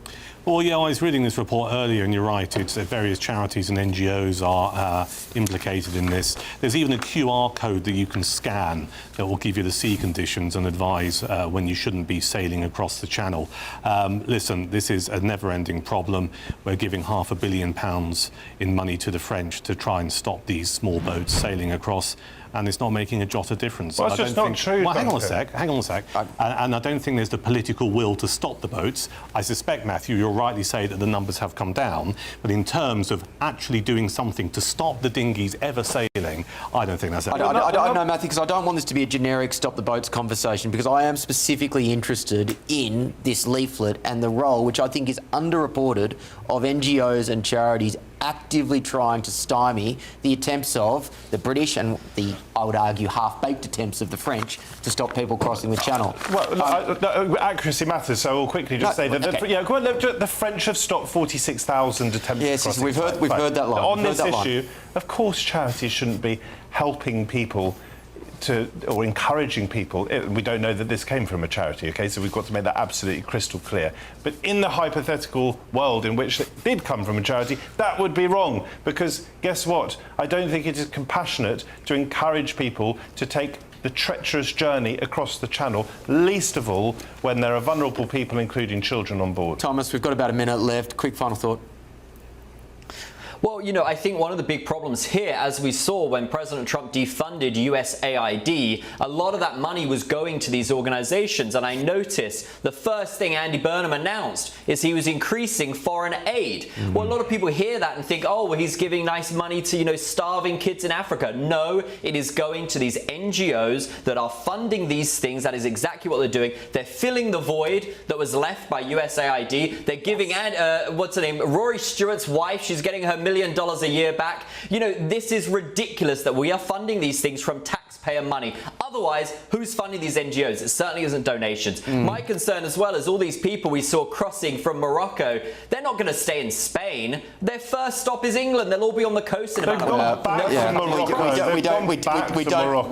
you talking about? And they'll try again. Guys, we don't have time for this debate in 30 seconds, so I'm going to have to leave it there. I will note, however, that we saw footage on the beaches of France the other day of female NGO workers who were approached by Chris Philp, and then they were like, I would say, somewhat uncouth in response to cameras being thrown in their faces.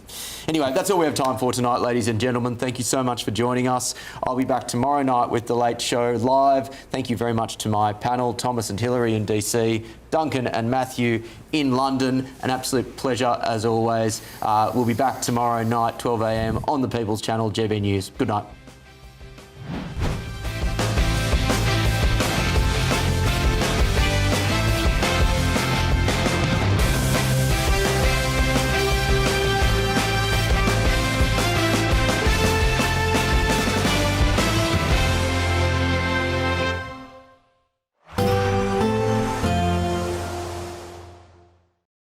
Today, clouds overhead, total zen within.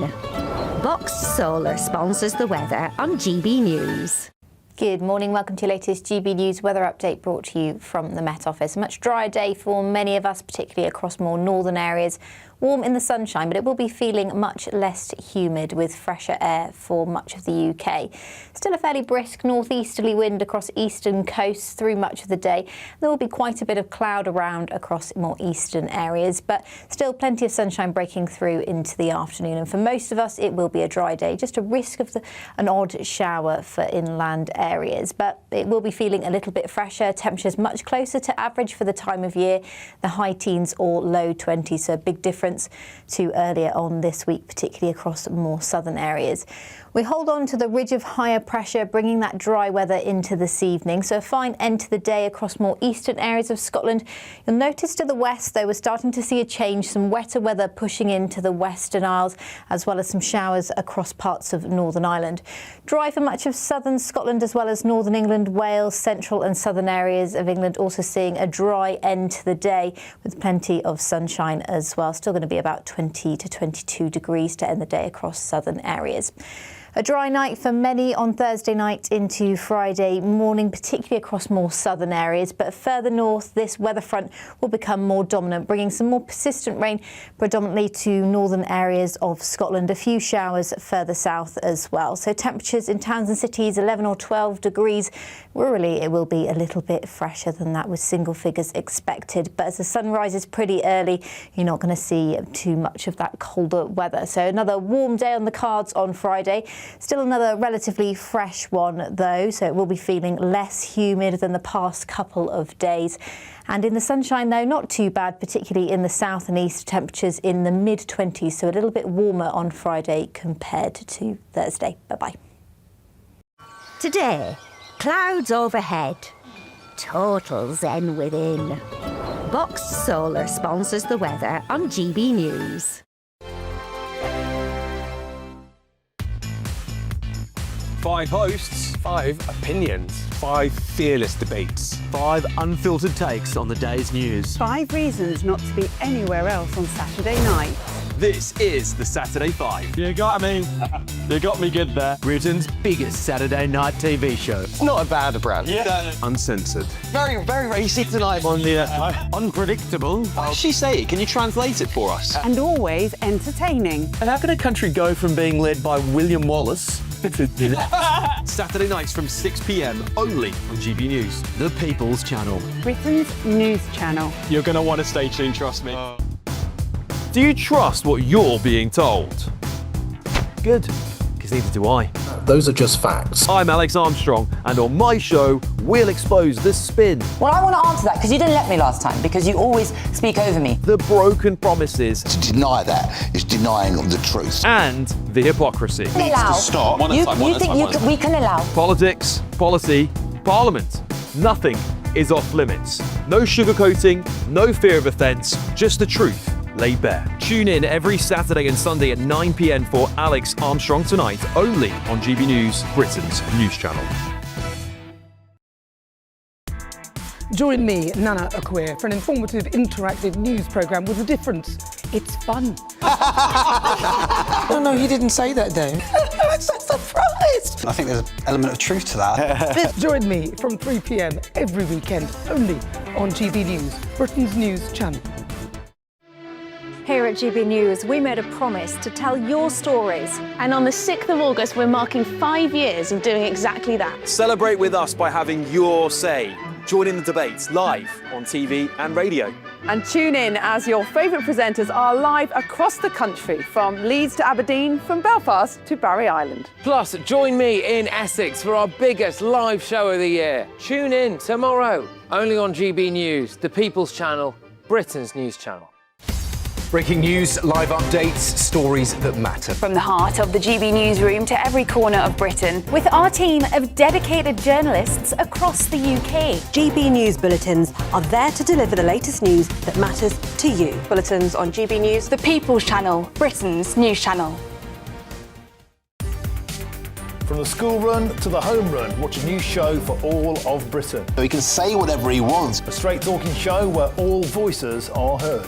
And, you know, when are we going to stop talking about smashing the gangs and actually do it? With the stories that matter from every part of our country. There's a bit of a crash landing there for your Chancellor. Bold, fearless and standing up for you. That's me, Martin Dordme, 3 p.m. till 6 p.m. weekdays, here only on GB News. The People's Channel, Britain's news channel.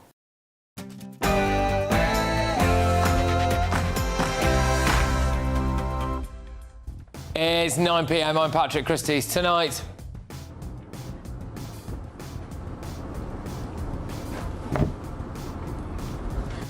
illegal migrants leg it out of a lorry, but you know, the French just waving these trucks through, knowing damn well there's probably immigrants inside. I don't know. Well, I've got an exclusive with the bloke who actually owns the company that lorry belongs to. Are the French deliberately letting these illegals through in lorries? Also, watch yourself.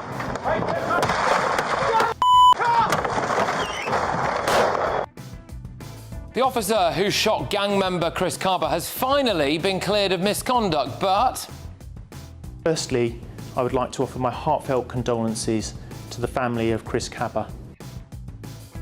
Did his own colleagues at the Met help to throw him under the bus? And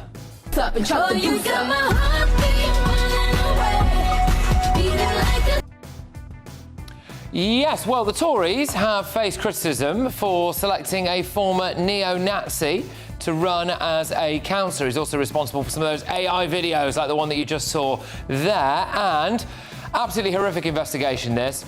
It's found that an elderly woman was mistakenly fed dog food by a care worker who couldn't read the English on the packet. Also, I would take a thread and a needle and I'd interweave love into our society. Well, he's going to have to take a pen and actually just write a new CV now, isn't he? Because some breaking news in the last few minutes is that the Cambridge professor who is accused of being Britain's biggest Walter Mitty has resigned. Plus, Green Party activists knocked on a man's door and then reported him to police for disagreeing with them. On our panel this evening, we've got the director of the Popular Conservatives, Mark Littlewood. We are joined as well by journalist and broadcaster Nina Mishkov and Reform councillor Jamie McIver. Anne, can you tell me what's going on here?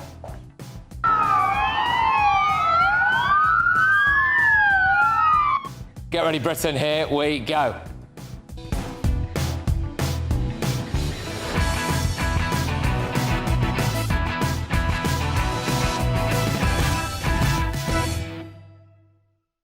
Are the French deliberately letting illegals break into Britain in the back of lorries? Next.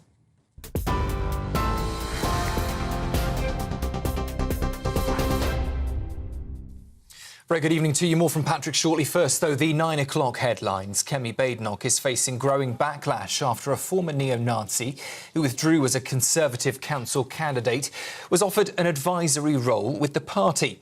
Joshua Bonehill-Payne had been selected to stand in Somerset, despite previously being jailed for subjecting former Labour MP Luciana Berger to what a judge called a cruel campaign of vile, racist abuse. He has now withdrawn his candidacy, saying he needs to show the Jewish community how much he regrets his previous actions. But Labour says that giving him an advisory role is an insult and claims it raises serious questions about Kemi Badenoch's judgment. The police watchdog has dropped its misconduct case against the Met firearms officer involved in the fatal shooting of Chris Cabba. The officer was cleared of murder last year after shooting the 24-year-old in South London in 2022. But he'd still been due to face possible misconduct action. The Independent Office for Police Conduct says it's reviewed the case after changes to rules around police use of force. Met Commissioner Sir Mark Rowley says that the decision ends almost 4 years of uncertainty for the officer, but campaigners for Chris Cabba's family say it sends a dangerous message. The Chief Constable of Thames Valley Police has said today that he will consider joining legal action to stop 2 of PC Andrew Harper's killers being released early. PC Harper was killed in 2019 when he was dragged behind a car as 3 teenagers fled the scene of a quad bike theft. Jason Hogg says that public feeling over their potential release is overwhelming and argues people responsible for taking another life should not be freed under the scheme. But ministers say it would not be lawful to block individual cases and say that manslaughter is not one of the offences excluded from the early release scheme. In central London tonight, 2 men are still in hospital after 4 people were stabbed in Covent Garden. The attack happened at lunchtime in a busy central London tourist area, with London's air ambulance service sent to the scene and victims taken to a major trauma centre. The 4 men, aged 34, 39, 42 and 52, were stabbed in what witnesses have described a random attack. Police say they currently believe it was an isolated mental health-related incident. Former pop star Gary Glitter has appeared in court charged with sexual offences dating back to the late 1970s and early 80s. The 82-year-old, whose real name is Paul, unlawful sex with an underage girl and 3 counts of indecent assault on a girl. Prosecutors say the alleged offences took place at his home in West London when the child was aged between 8 and 11. He appeared at Westminster Magistrates Court by video link and has been remanded in custody ahead of his next appearance at the Old Bailey in September. Those are the latest headlines. I'll be back with you for a full roundup at 10. Now, though, let's get back to Patrick. You can now watch GB News live across the United States of America and the world on Truth Plus. Scan the QR code to find out more or visit gbnews.com/truth.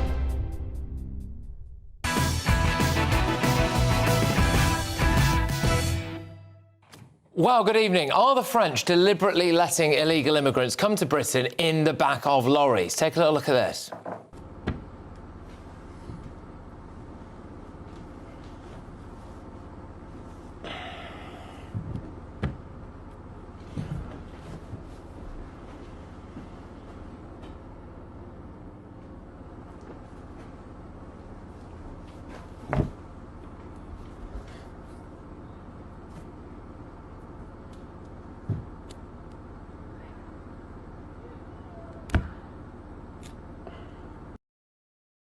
Yes, not one for the radio listeners, that to be fair, but a load of illegals climbed out of a lorry in Essex and disappeared into the countryside. A passerby took the video, and the lorry driver and the lorry company were actually initially investigated on suspicion of human trafficking. But it turns out they actually had absolutely nothing to do with it. They did nothing wrong at all. In fact, they are the real victims in all of this, as you're about to find out. But we know that tens of thousands of illegal immigrants come across the Channel every single year. But we have no idea how many come in lorries because they just scarper when they arrive. But if you look at social media, the illegals are very much still giving the lorries a good go. Okay,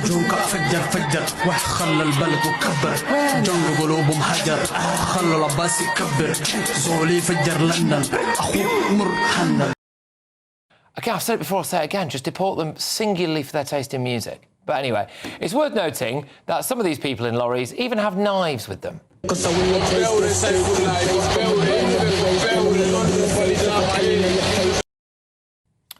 So how, with all the security at the French border in Calais, are so many illegals getting through in lorries? Well, earlier today, I spoke to the owner of that transportation company whose lorry inadvertently had several illegal migrants in it. Now, listen very closely to what he said. The problem is that with tachograph laws now, we can't make the trip from Spain or Portugal back to UK in one hit. So on this occasion, the driver stopped in a place called Rouen, which is about 200 kilometres south of Calais. It's in an overnight, fairly secure truck stop, as secure as it can be. And we tend to sort of stay as far away from Calais as possible, because if you dare stop in Calais, you're going to get someone in your truck. So we take the necessary precautions. On this occasion, what they've done, they've got on top of the roof, which is 4.2 metres high. They've cut a slit into the soft roof that we have on these trucks, and they've climbed inside. The truck then left the following morning, departed to Calais, did not stop until we got to Calais. First, he reported at border forces, French border forces. They checked the necessary checks, including the rear doors. We have these locking devices on the doors that you can't open by any means unless you've got the right tool.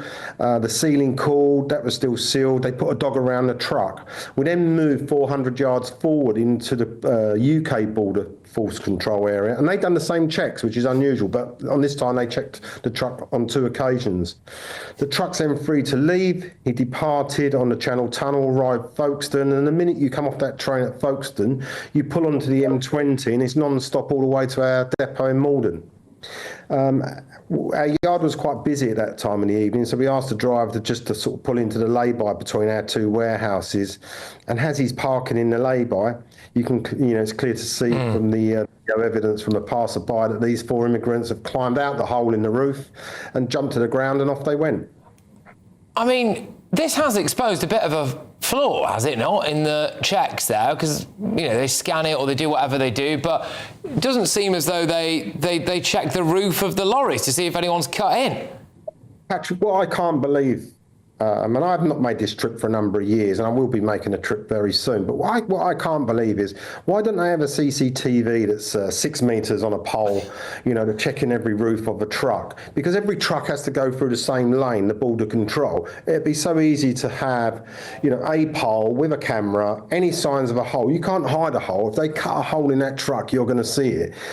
And then stop that truck. But I don't know if some part of me is just wondering whether, is the issue then just moved to the UK? The French just waving these trucks through, knowing damn well there's probably immigrants inside. I don't know. It's not happened to us before. We have 500 trucks a year depart and come back to the UK. It's not happened to me before. Several haulers that I know it's happened to.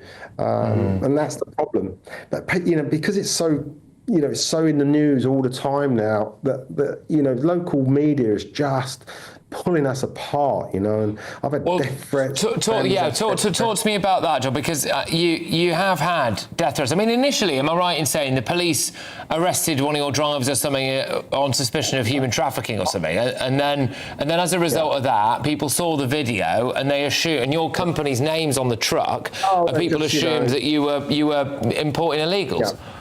Yeah, because, you know, they see what they consider is suspicious circumstances. Why did our truck pull in the lay-by and not into our depot?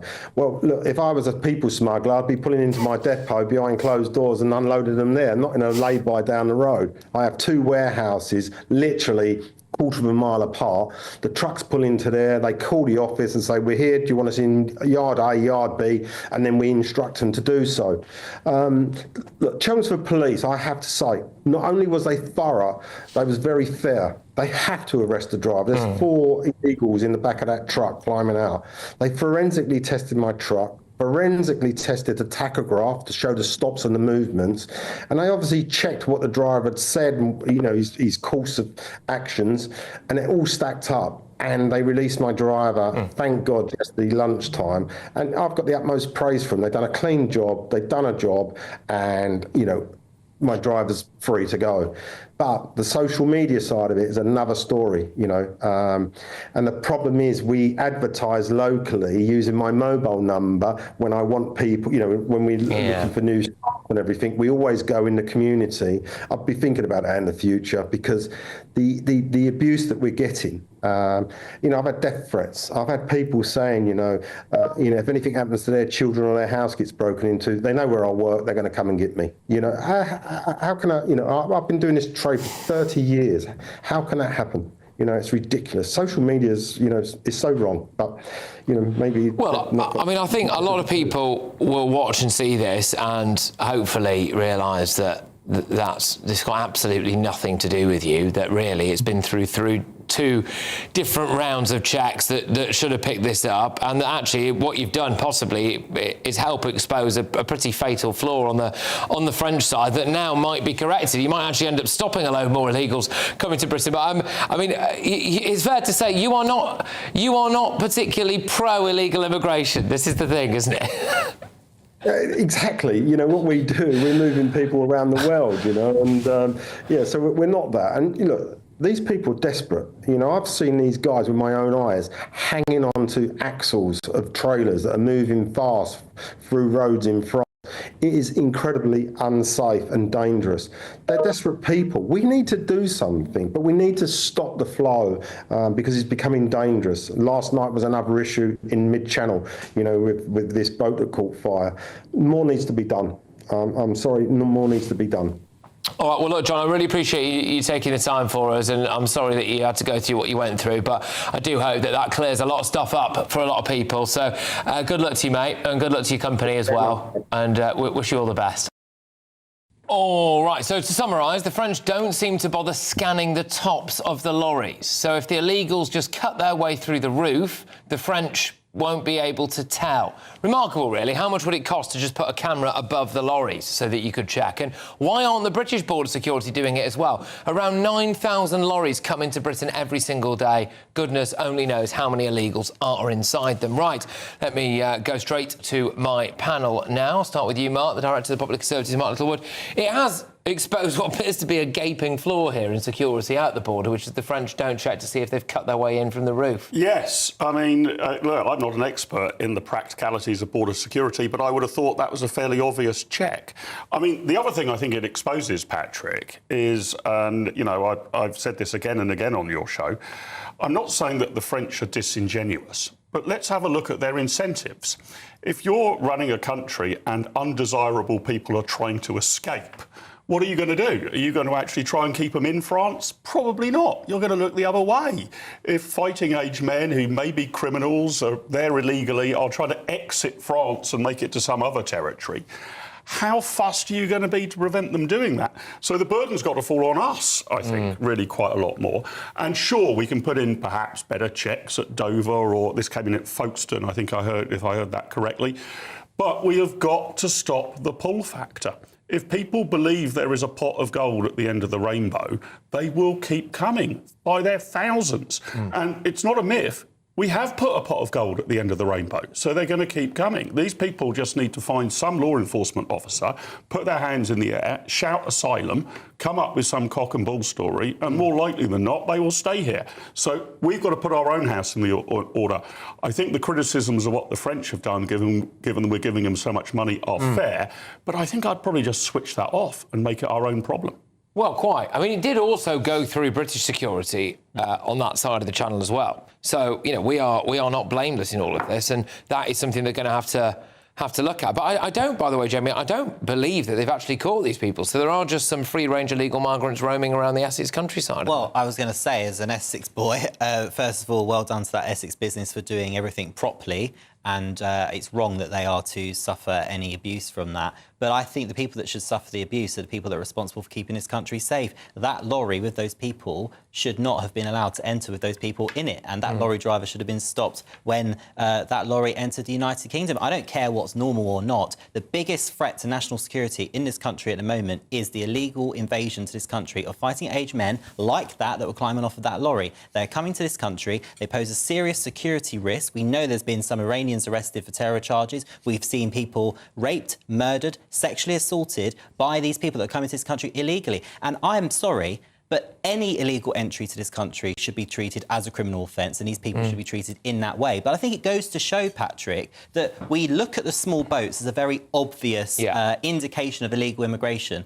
You know, I remember being from Essex. We had in Thurrock 39 people found sadly dead in a lorry. You know, this is not an unusual thing. And the fact that the government haven't come to grips, previous and current government haven't come to grips with lorry illegal immigration is really worrying. Well, and I think how many other lorries on the M25 that I've seen my journey here today have got illegal migrants in. Well, it does make you wonder. I mean, 9,000, I was chatting to him a bit off air. He says that in his, I mean, it's his business to know. He says that there's 9,000 lorries roughly that come across to Britain every single day. You know, I mean, you can do the maths on that. There's potentially as many coming in the back of lorries as there are in the boats. We just don't really hear about that because they scarp us, so you don't really know if they're there or not. But it is remarkable to me that when you go through these lorry checks, according to this individual, got no reason to doubt him, there is not a camera above the lorry. Well, I expect they'll be doing that next. I mean, the point being that they're finding ever more ingenious ways of doing it. The business with being smuggled in a lorry or somehow jumping into somebody's motorhome has been going on for years, and it was going on way before we had the boat crisis problem. And I think the government has actually issued something like £60 million worth of fines in the last 10 or a dozen years. So they're doing something about it.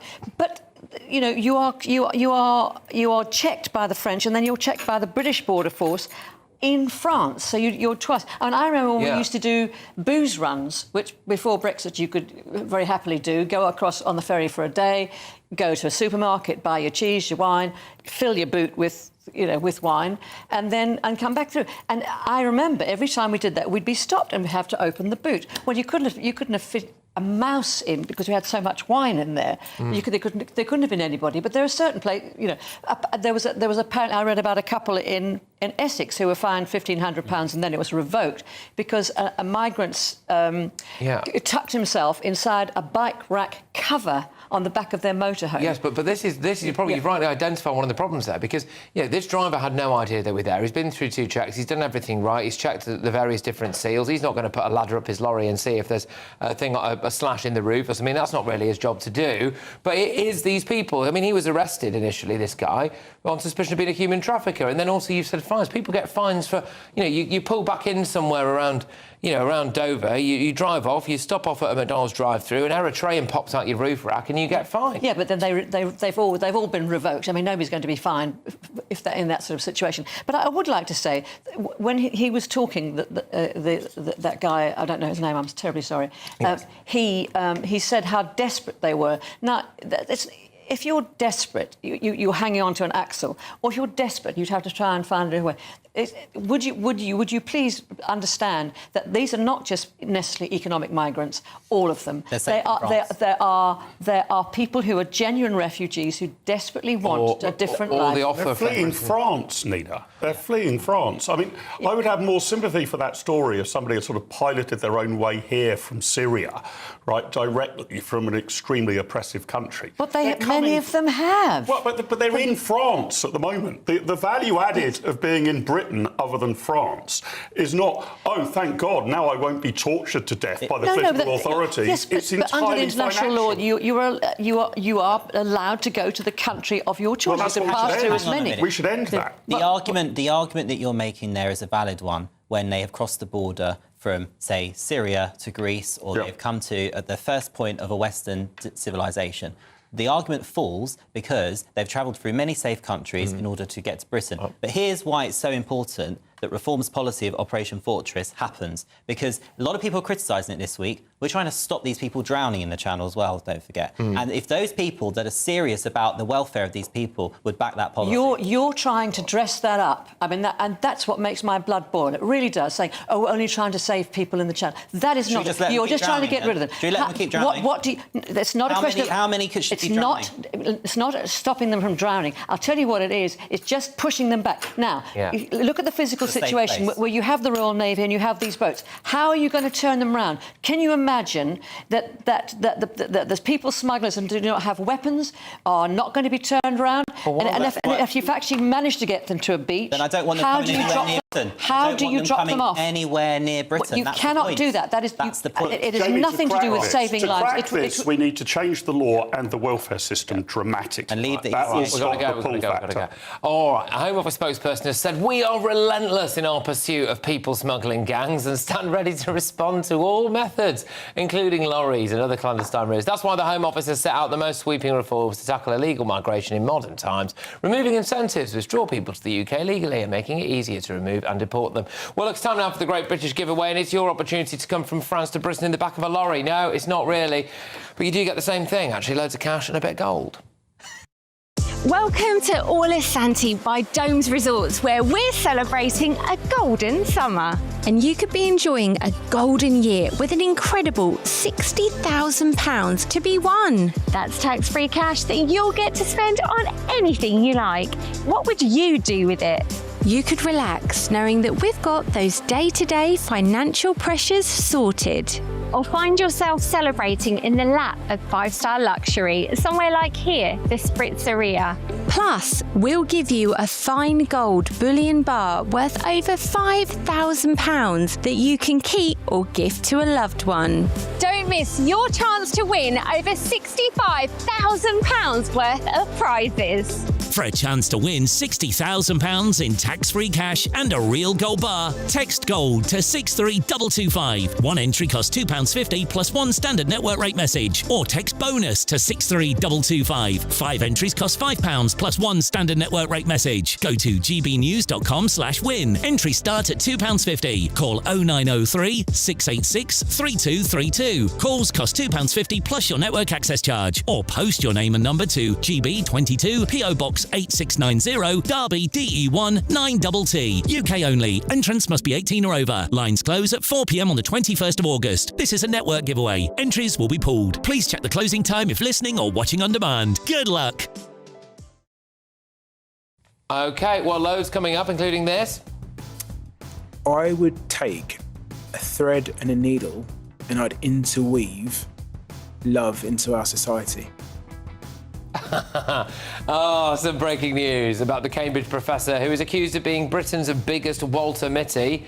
He's gone, by the way. He's resigned. But first, though, a former neo-Nazi who was selected as a Conservative councillor candidate has now withdrawn from next year's election. Should someone have actually selected him in the first place? That's next.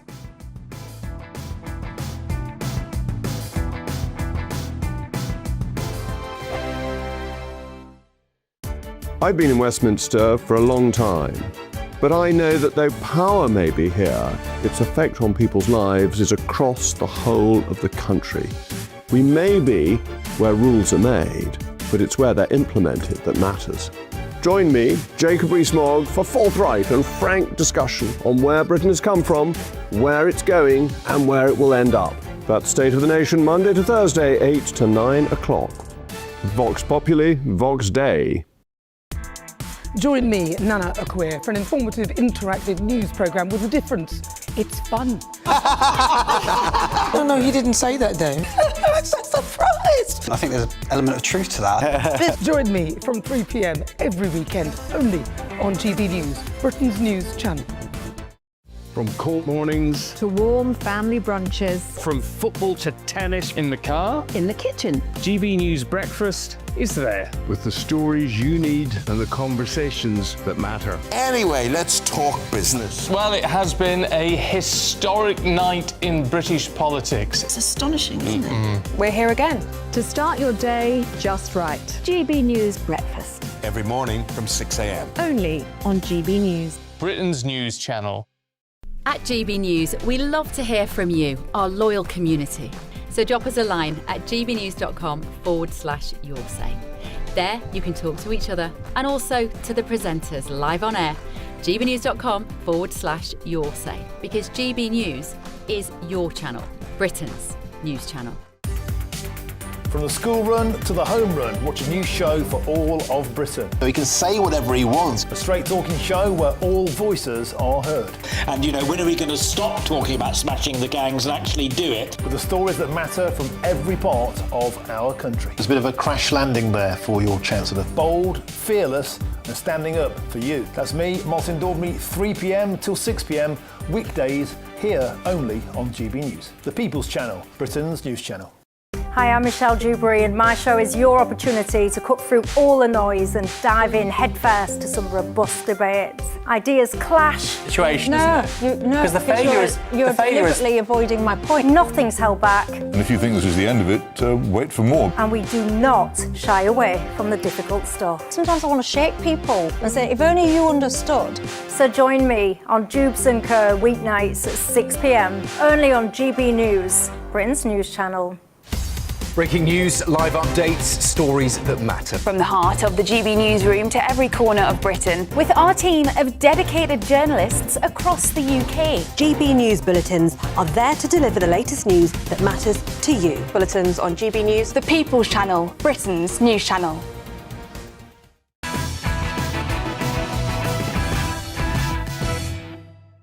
Welcome back to Patrick Christys' night tonight. Easy for me to say. Time now for the head-to-head. Just my name and then. All right, well, a former neo-Nazi who was selected as a Conservative council candidate has withdrawn from next year's elections in Somerset after criticism over his past anti-Semitism. So, yes, Joshua Bonehill Payne was jailed for 3 years in 2015 after promoting an anti-Jewification march online. And a year later, he received a further 2-year sentence for racially harassing then Labour MP Luciana Berger. But in prison, he underwent rehabilitation for extremist offenders since his release.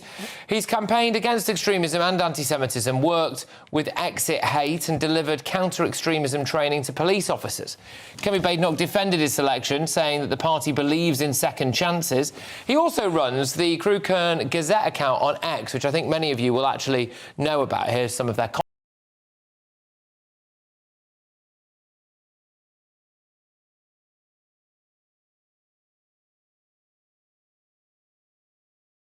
Someone like that actually be reformed? Going ahead to tell on this now is the president of the Reform Jewish Alliance, Gary Mond, and journalist and commentator Nicole Lampert. Thank you very, very much. I think we can go first, I'm hoping, to Gary. Yes, hello.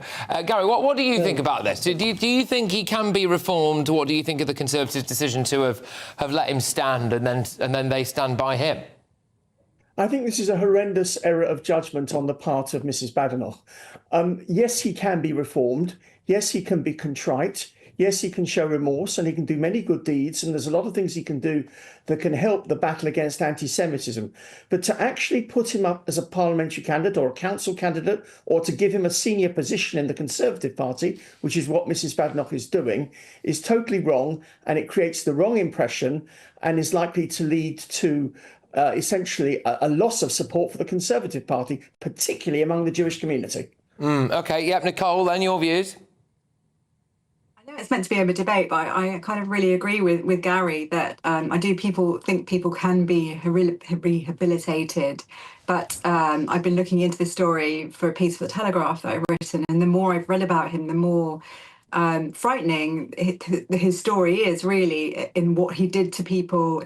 You mentioned Luciana Berger, who was attacked remorselessly by him, but prior to that, he just was a kind of general troll to people, labelled people paedophiles, people lost their businesses because of this, and I don't think he should be stood up as a councillor, as a politician, or even really being advising Kemi Badenoch. And Kemi is someone who, more than probably any other party leader, has support from the Jewish community, and people had faith in her. But I think it's a massive misstep, really, to do this. OK, Gary, look, let me just put the other side of this up here then, really. I mean, he has actually released a statement in which he has unequivocally apologised for his past. It does seem to show absolute genuine contrition and remorse, and has said that he's actually done his very best to, in some way, atone for the errors of his past. He now, devotes his life when he's not, apparently helping out to make some of these, actually at times genuinely very funny AI videos.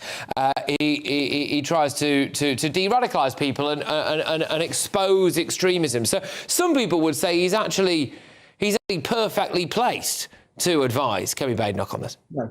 No. There's two separate issues here.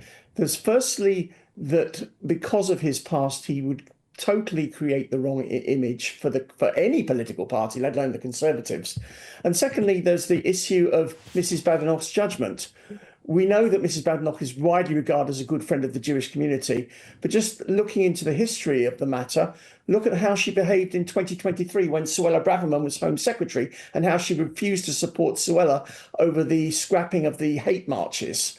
I get the feeling that Mrs. Badenoch is somebody whose support for the Jewish community, and here Nicole may disagree with me, but I get the feeling she's someone whose support for the Jewish community is only skin deep. And the moment it's politically expedient to throw us under a bus, she will do so. Well, it's pretty strong stuff. Nicole, are you of the view then that anyone can actually be reformed? Because I know we talk about it quite a lot in this show, normally from the perspective of Islamist extremism. Do you believe that this guy has reformed, can reform? I think people can reform, and you mentioned Islamist extremists, and we've seen both things happen. We've seen some of them reforming and being amazing advocates, both against anti-Semitism and trying to root out Islamism in their own community, and they are in many ways the most powerful voices. But then we have also seen some of them, and there's one that I have in mind who was brilliant and was kind of seen as a star, had his own radio show, and then went completely the other way down another conspiratorial hole. So This is one of the things that worries me about anyone who's an extremist in particular, that are they always going to be somewhat extreme? And I don't know. And I think the thing with Bonehill Payne is that it's not been long enough to know, really. I mean, suddenly we're told that he's been doing all this work on anti-Semitism. I've been writing about anti-Semitism for a decade now, and I didn't know he was doing any of that. So I would like to know more about what he was doing. And the thing that I would like to see him do more than anything else, and Kemi, is apologise to Luciana and the other victims that weren't spoken to before this announcement was made, because they're the ones that are hurting the most. All right, look, both of you, thank you very much. Sorry, Gary, we're gonna have to move on, I'm afraid. But thank you so much, both of you. We really do appreciate it. It's Gary Mond there and Nicole Lamper. Just to say as well that again, Bonehill Payne has said he is, of course, sad that the Jewish community groups have refused to meet him. He loves the Conservative Party, believes in its values. He says that rehabilitation does not erase what he did, but it does give him a sense of duty. He can't change his past, but he hopes that he can do something more positive going forward. So that's his response there. Look, next we have got a really, really devastating story for you, and this actually involves an elderly lady who was fed dog food in her final days by a care worker who appeared unable to read the English on the packet. That's next. Be nice to escape the grey. Clear skies, here we come. As clear as our travel insurance. All Clear Travel Insurance sponsors GB News Travel Destinations Forecast. Thunderstorms for some parts of Germany, Austria and to the Czech Republic, fine elsewhere, and the heat continues to build on Thursday across Central and Eastern Europe. Mostly average temperatures or near average for Greece, but into Italy, Croatia, Slovakia, Romania, Hungary, it's exceptionally hot temperatures heading towards 40 Celsius, 1 or 2 thunderstorms, northern parts of Spain into Andorra. Otherwise, a lot of fine weather for Spain, for Portugal and for the Canaries over the next few days. All Clear Travel Insurance sponsors GB News Travel Destinations Forecast. Britain deserves a newsroom that puts the facts and your voice first. Well, and that's what you get on GB News. Lively debates, lively conversation. And we're not afraid to hold power to account. And each other. So join me, Andrew Pearce. And me, Miriam Cates, for Britain's Newsroom, weekdays from 9:30 on GB News. Some people enjoy lazy Sunday mornings, but not me. What's the truth of the matter? So that's a very live question. Would you support him if he waters down these plans? Before the spin sets in, I'll be getting to the truth. This is personal. No soft questions, no easy answers. It's one thing if the state has rules in this country. It's another thing whether the police and others actually police them. Setting the agenda and holding those in power to account. You can't really blame her if the system is set up this way. You will not want to miss it, trust me. The Camilla Tominey Show, Sundays from 9:30, only on GB News. Join me, Nana Akweer, for an informative, interactive news programme with a difference. It's fun. No, he didn't say that, though. I'm so surprised. I think there's an element of truth to that. Join me from 3 p.m. every weekend, only on GB News, Britain's news channel. Breaking news, live updates, stories that matter. From the heart of the GB newsroom to every corner of Britain, with our team of dedicated journalists across the UK. GB News bulletins are there to deliver the latest news that matters to you. Bulletins on GB News, the People's Channel, Britain's news channel. At GB News, we love to hear from you, our loyal community. So drop us a line at gbnews.com/yoursay. There, you can talk to each other and also to the presenters live on air. gbnews.com/yoursay, because GB News is your channel, Britain's news channel. Westminster's full of talk, but out here, it's the real world. Am I allowed to talk now? No, that's it. This is where it matters, real people and real lives. That's what politics is all about. The fact that Trump made a good start, no. Straight answers, no spin, and just a couple of pints. How many fingers have I got up? About 10. So join me for Lee Anderson's Real World every Friday at 7 p.m. only on GB News. The People's Channel, Britain's news channel. From the school run to the home run, watch a new show for all of Britain. So he can say whatever he wants. A straight talking show where all voices are heard. And, when are we going to stop talking about smashing the gangs and actually do it? With the stories that matter from every part of our country. There's a bit of a crash landing there for your Chancellor. Bold, fearless and standing up for you. That's me, Martin Daubney, 3 p.m. till 6 p.m. weekdays here only on GB News. The People's Channel, Britain's news channel. Here at GB News, we made a promise to tell your stories. And on the 6th of August, we're marking 5 years of doing exactly that. Celebrate with us by having your say. Join in the debates live on TV and radio. And tune in as your favourite presenters are live across the country, from Leeds to Aberdeen, from Belfast to Barry Island. Plus, join me in Essex for our biggest live show of the year. Tune in tomorrow, only on GB News, the People's Channel, Britain's news channel.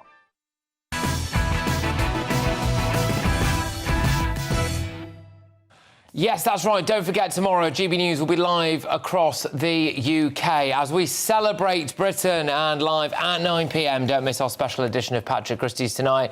And we have got a very special evening planned for you. But back to much more serious news now. An investigation has found that an elderly woman was mistakenly fed dog food by a care worker who confused the packaging for a frozen ready meal. It was just one of many shocking failings uncovered by the investigation, which also found staff had recorded visits that never happened, so i.e. they didn't turn up to care for her. They've served her inedible food as well as the dog food and left her wet or in darkness overnight. It's absolutely horrific, isn't it? Well, is this yet another example of Britain's institutions failing older people? And I'm sorry, but how on earth can you not read the packaging on a label? Joining me now is Reform UK Group Leader of Hampshire County Council and member of Portsmouth City Council. It's Councillor George Madgwick. George, I saw this story this morning because I saw that you'd posted about it on social media, so thank you very, very much for coming on. Look, it makes me so angry, this. How on earth could a care worker not read that it was dog food on a packet?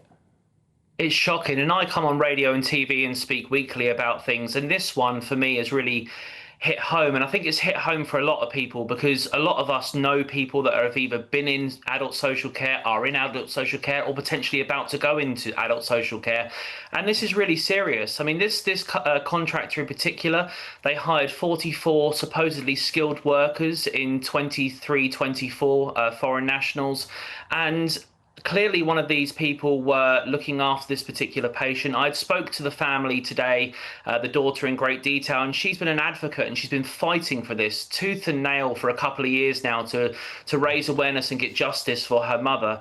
As you said in your opening report, this isn't isolated to just dog food, and that's bad enough. But as you stated in your opening report, this investigation found force feeding.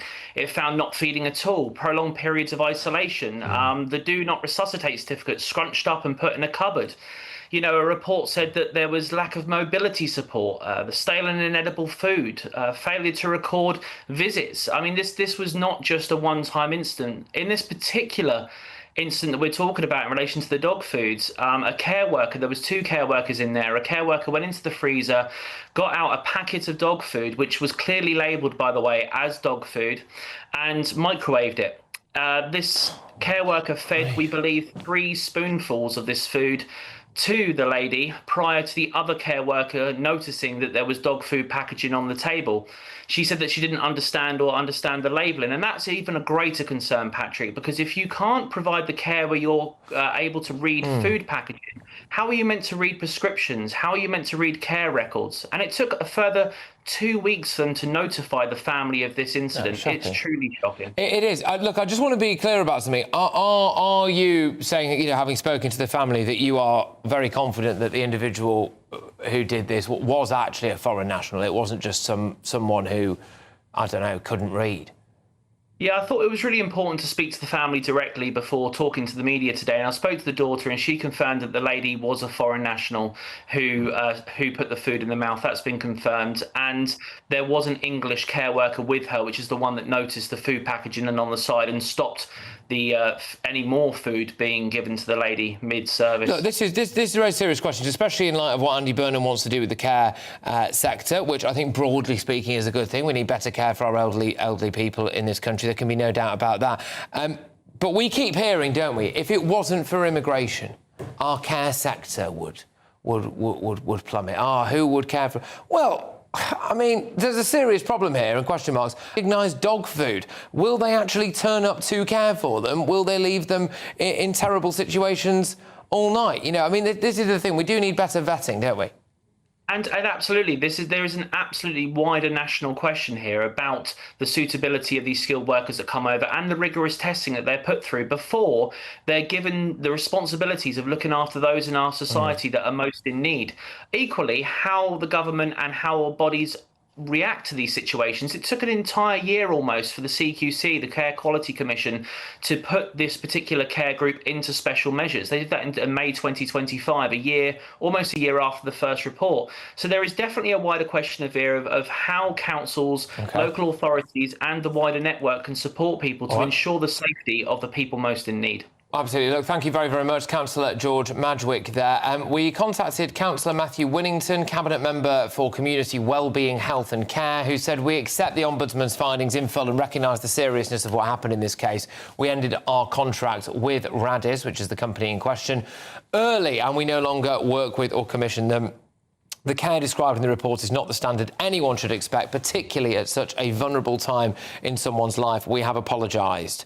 The actual company, Radis Community Care, said in a statement, the fact that dog food was mistakenly provided was wholly unacceptable. It said that it had improved its services and procedures and was no longer employing the care worker involved. Right, OK, look, loads more coming your way. We're going to be talking about this Watch yourself.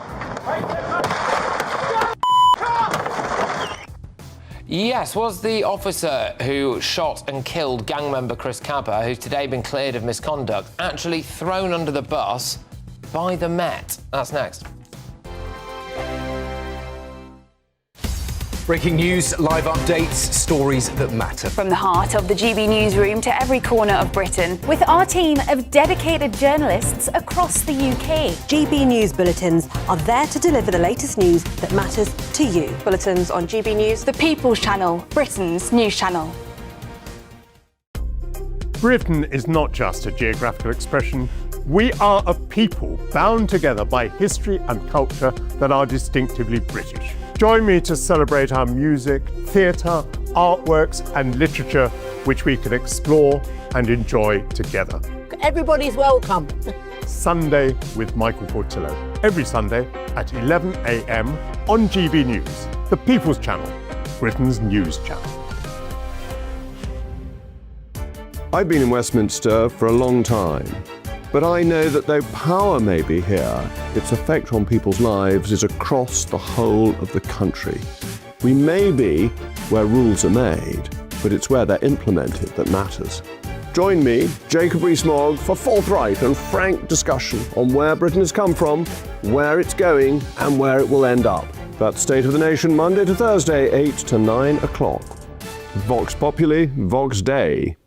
Hi, I'm Michelle Dewberry, and my show is your opportunity to cut through all the noise and dive in headfirst to some robust debates. Ideas clash. Situation, Because you're deliberately avoiding my point. Nothing's held back. And if you think this is the end of it, wait for more. And we do not shy away from the difficult stuff. Sometimes I want to shake people and say, if only you understood. So join me on Jubes & Co. weeknights at 6 p.m, only on GB News, Britain's news channel. At GB News, we love to hear from you, our loyal community. So drop us a line at gbnews.com/your say. There you can talk to each other and also to the presenters live on air. gbnews.com/your say, because GB News is your channel, Britain's news channel. Join me, Nana Akweer, for an informative, interactive news programme with a difference. It's fun. No, he didn't say that, Dave. I'm so surprised. I think there's an element of truth to that. Join me from 3 p.m. every weekend, only on GB News, Britain's news channel.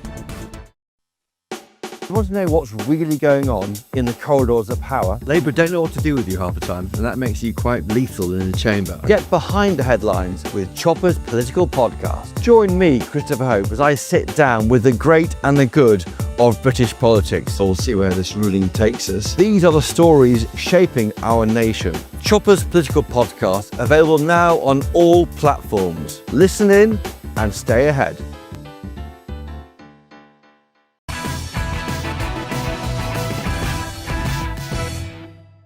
Well, welcome back. We come straight back in with some breaking news, because last night we introduced you to Professor Jason Arday, the Cambridge professor, dubbed as Cambridge's youngest ever black professor, who's found himself embroiled in a plagiarism row. Well, I can tell you that he's now resigned this evening after a string of allegations.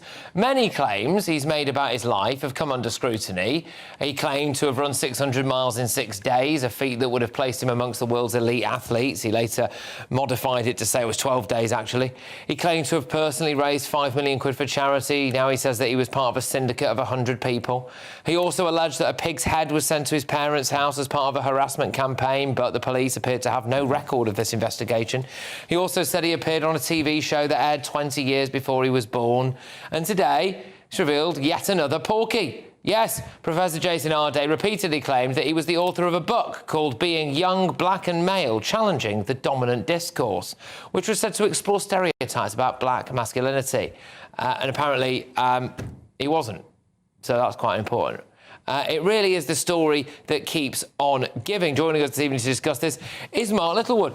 Mark, thank you very much. Well, he's resigned this evening, actually, in a statement that some people are joking on social media appears to be 100% AI generated. Well, yes, you would have thought he would have had the good grace to at least have written his resignation himself. Perhaps he didn't even do that. This is an extraordinary tale. Patrick. I mean, I think earlier in the show, you were referring to a lot of people as saying he's Britain's biggest example of a Walter Mitty character. But on the face of it, it looks more like a deliberate grift, right? I'm not sure that he believes this about himself. That book you referred to, I believe, it's not just that he didn't write it. It was never published. Such a book doesn't exist. So it just doesn't exist? So it's extraordinary the extent to which he has, I mean, not embellished his CV, but apparently entirely confected it. But the real story here, I think, is how on earth did one of the great universities of the world fall for all of this? DEI. Well, I mean, quite. But, that appears to be the moral of the story, doesn't it? That because he's got this position of being the youngest black professor ever at Cambridge, we mustn't actually cross-examine his academic credentials and his various claims about his CV, some of which you would have thought you could check out incredibly easily. I mean, you've mentioned that running stuff. Yeah. I mean, he would be in the British Olympic team. Well, there's also, look, it's very important to say this, that as he was facing criticism and being called out for some of this stuff, loads of people rushed to his defence. Yeah. And these are some very, very prominent people. And even some other people at Cambridge University. And he was saying, look, this is racism. Yeah. This is, essentially, I'm paraphrasing here, but this is a racist witch hunt. Yes. And actually, it's not, is it? No. Well, I mean, I think that the racial dimension to it isn't racism. I think that you might sort of say, ooh, is this bloke actually just a DEI hire rather than an academic hire? So that might put you on alert. But all of the questions are reasonable. I mean, the most extraordinary part of this case, insofar as the authorities not associated with Cambridge University are concerned, is a journalist from the Times Higher Education Supplement started asking questions of him. And Scotland Yard intervened against the journalist because this was apparently bad for Arday's mental health. Yeah, it's ridiculous. I mean, this is just absolutely incredible. I'm just going to pause there, Mark. Sorry about that. Thank you for stepping in. But we're very quickly now going to be joined by the associate editor of the Daily Telegraph who helped to break a lot of this stuff. It's Gordon Rayner. Gordon, I'm sorry, we've not got long now. But go on. What was your views on the fact that he has resigned this evening? Well, I think it's been inevitable for quite some time, Patrick. I think as soon as this all started to blow up, his credentials were so clearly questionable, and with every day that passed, there were more and more questions. There were more things that we looked at that just turned out not to be right. And I think there's some serious questions, as I think your guests have been saying there, for Cambridge University. Why was he appointed in the first place? Why did they ignore people who were telling them as long as 3 years ago that you need to look at this guy, there's something not right? Why did they defend him? Why did they accuse people like me, as well as the Times Higher Education, of a vile campaign to undermine his credibility when we were just asking legitimate questions about his bona fides? What are those people going to do now? Are they going to look at themselves? They certainly need to. It's all the usual suspects, I'm afraid, that came into bat for him as well. People who are professors of black studies, people who have got experts in decolonisation, all of that stuff, and then they're going to have to show some contrition. Now, look, Gordon, thank you. I'm sorry it's so short and sweet, but it's great to have you, and well done with all the work you've been doing. It's Gordon Rayner there, as the associate editor of the Daily Telegraph, and thank you, Mark, as well. Look, coming up, we're going to be talking about the officer who shot gang member Chris Carberry. He's been cleared of misconduct.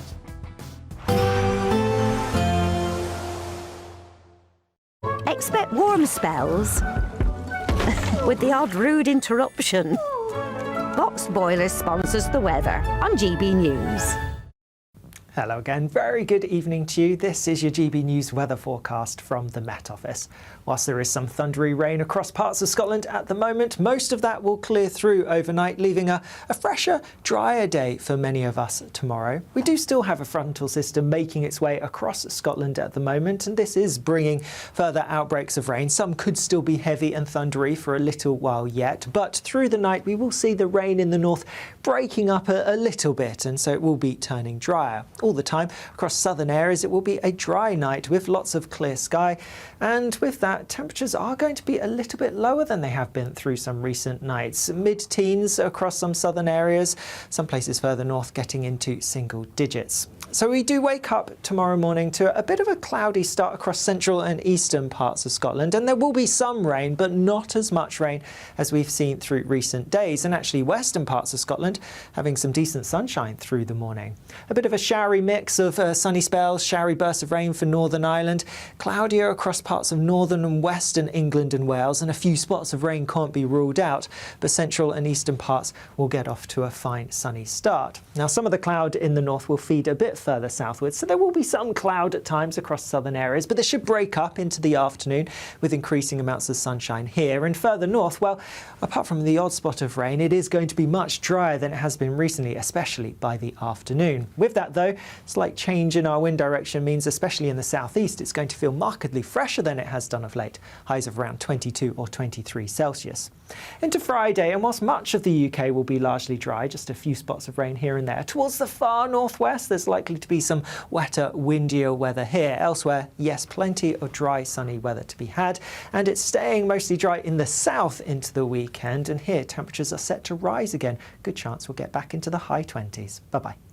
Expect warm spells with the odd rude interruption. Box Boilers sponsors the weather on GB News. From cold mornings to warm family brunches. From football to tennis in the car. In the kitchen. GB News Breakfast is there. With the stories you need and the conversations that matter. Anyway, let's talk business. Well, it has been a historic night in British politics. It's astonishing, isn't it? We're here again to start your day just right. GB News Breakfast. Every morning from 6 a.m. Only on GB News. Britain's news channel. Hi, I'm Michelle Dewberry, and my show is your opportunity to cut through all the noise and dive in headfirst to some robust debates. Ideas clash. Situation, Because the failure is you're deliberately avoiding my point. Nothing's held back. And if you think this is the end of it, wait for more. And we do not shy away from the difficult stuff. Sometimes I want to shake people and say, if only you understood. So join me on Jubes & Co weeknights at 6 p.m, only on GB News, Britain's news channel. Join me, Nana Akwe, for an informative, interactive news programme with a difference. It's fun. No, he didn't say that, Dave. I'm so surprised. I think there's an element of truth to that. Join me from 3 p.m. every weekend, only on GB News, Britain's news channel. At GB News, we love to hear from you, our loyal community. So drop us a line at gbnews.com/yoursay. There, you can talk to each other and also to the presenters live on air. gbnews.com/yoursay, because GB News is your channel, Britain's news channel. Some people enjoy lazy Sunday mornings, but not me. What's the truth of the matter? So that's a very live question. Would you support him if he waters down these plans? Before the spin sets in, I'll be getting to the truth. This is personal. No soft questions, no easy answers. It's one thing if the state has rules in this country. It's another thing whether the police and others actually police them. Setting the agenda and holding those in power to account. You can't really blame her if the system is set up this way. You will not want to miss it, trust me. The Camilla Tominey Show, Sundays from 9:30, only on GB News. From the school run to the home run, watch a new show for all of Britain. He can say whatever he wants. A straight talking show where all voices are heard.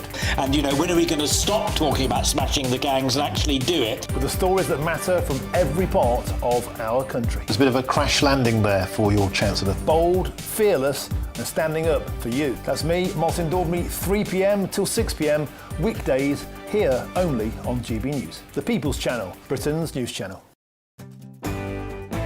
I'm Tom Harwood. This is GB News, Britain's news channel.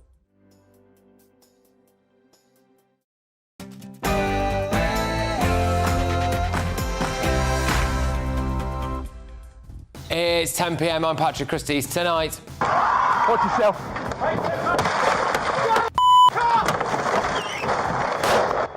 the officer who shot gang member Chris Carper has finally been cleared of misconduct, but firstly, I would like to offer my heartfelt condolences to the family of Chris Carper. Did his own colleagues at the Met help to throw him under the bus? And Green Party activists knocked on a man's door and then reported him to the police for disagreeing with them. We'll take all of tomorrow's newspaper front pages, also from the Metro for tomorrow. My lad's still serving time after phone theft in 2005, all while violent prisoners are being released. Again, we're going to see a tidal wave of these stories, aren't we, as the early release scheme really kicks in. Director of the Popular Conservatives on our panel this evening, Mark Littlewood, alongside Councillor for Reform UK, Jamie McIver, and journalist and broadcaster Nina Mishkov. And can you tell me what's going on here?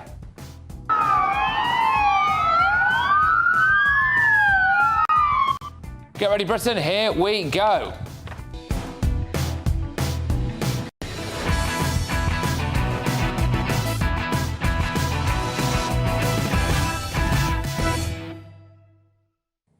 Did senior figures at the Met throw one of their own under the bus? Next.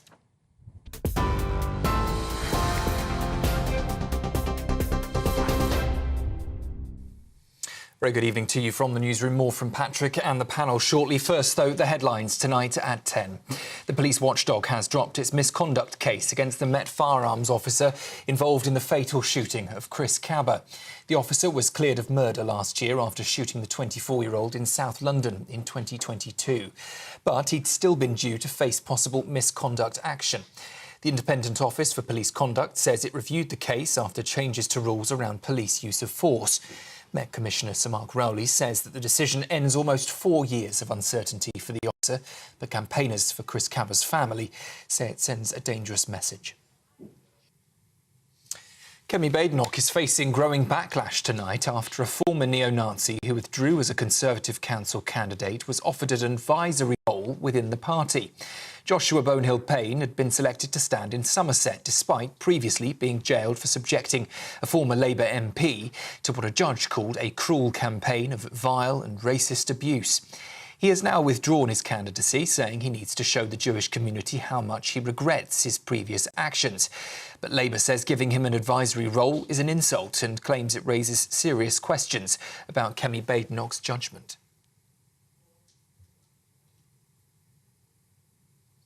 Cambridge University's youngest black professor has resigned after a row over his academic record. Jason Ardey, a professor of sociology of education, stepped down after the university launched an investigation into his qualifications and honorary appointments. The inquiry followed reports questioning claims that he made about his career, including a book he said he had published and allegations that part of his PhD thesis were copied from another student. Professor Ardey says the accusations and public commentary have taken a profound toll and says his resignation should not be mistaken for accepting the claims made against him. Also tonight, Wes Streeting is facing questions over donations from a think tank linked to disgraced cryptocurrency fraudster Sam Bankman-Fried. Reports have emerged that the new Defence Secretary accepted more than £37,000 from Labour for the Long Term in 2022 and 23. The think tank's founder had received more than £500,000 from Bankman-Fried shortly before its first donation to Mr Streeting.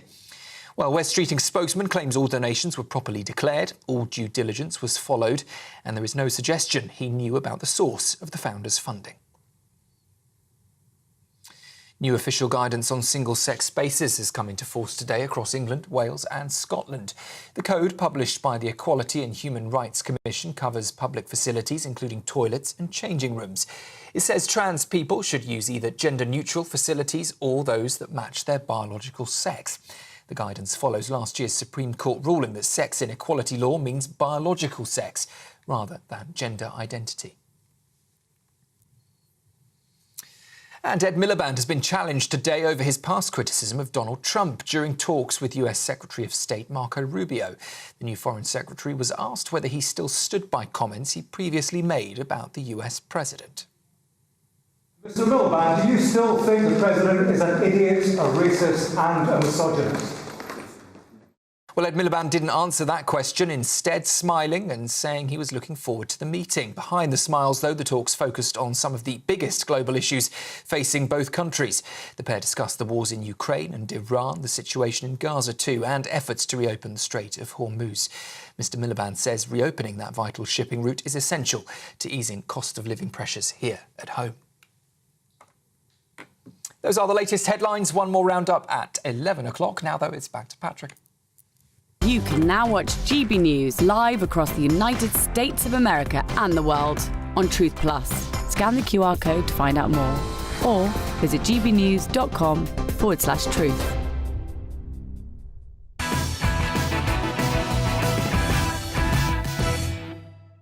Good evening. Andy Burnham has gone to war with the police. Today, the Police Federation threatened legal action against the Labour government over the early release of 2 remorseless cop killers.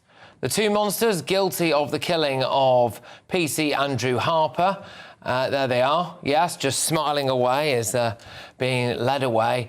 Now, Andrew Harper was an officer with Thames Valley Police, who today came out and openly criticised the Prime Minister.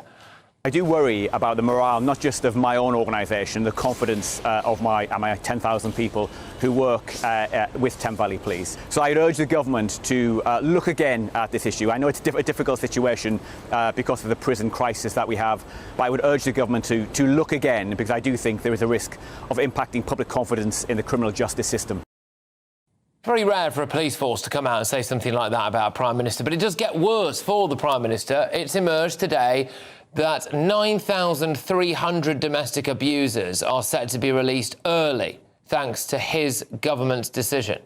So how many women and children will be put at risk there? There's no way that you're telling me that the authorities are going to be able to keep tabs on all of them. And we actually know that this has backfired before. Domestic abuser Jason Hoganson was released early back in November 2024. He was then recalled to prison 24 hours later, after immediately trying to contact the woman he was in prison for abusing. So far, Andy Burnham has let down the police and survivors of domestic abuse, but now it's emerged he's also letting down children who've been sexually abused. Initially, a lot of people misread headlines like this, mainly because people wrote quite dodgy-looking headlines. Because it makes it sound there, doesn't it, like any rapist or any child sex abuser won't be released. But that's not true. What Labour has actually said is that only the serious child sex offenders won't be allowed out early. I'm sorry, is there any form of child sexual abuse that isn't serious? Unfortunately, Andy Burnham can't face questions about this because he decided to swan off on holiday. But if I was interviewing him, I'd just ask him to specify exactly which child sex offences he thought were unserious. And it's all warped, isn't it? And if you just want more evidence of how mental the justice system is, take a look at this.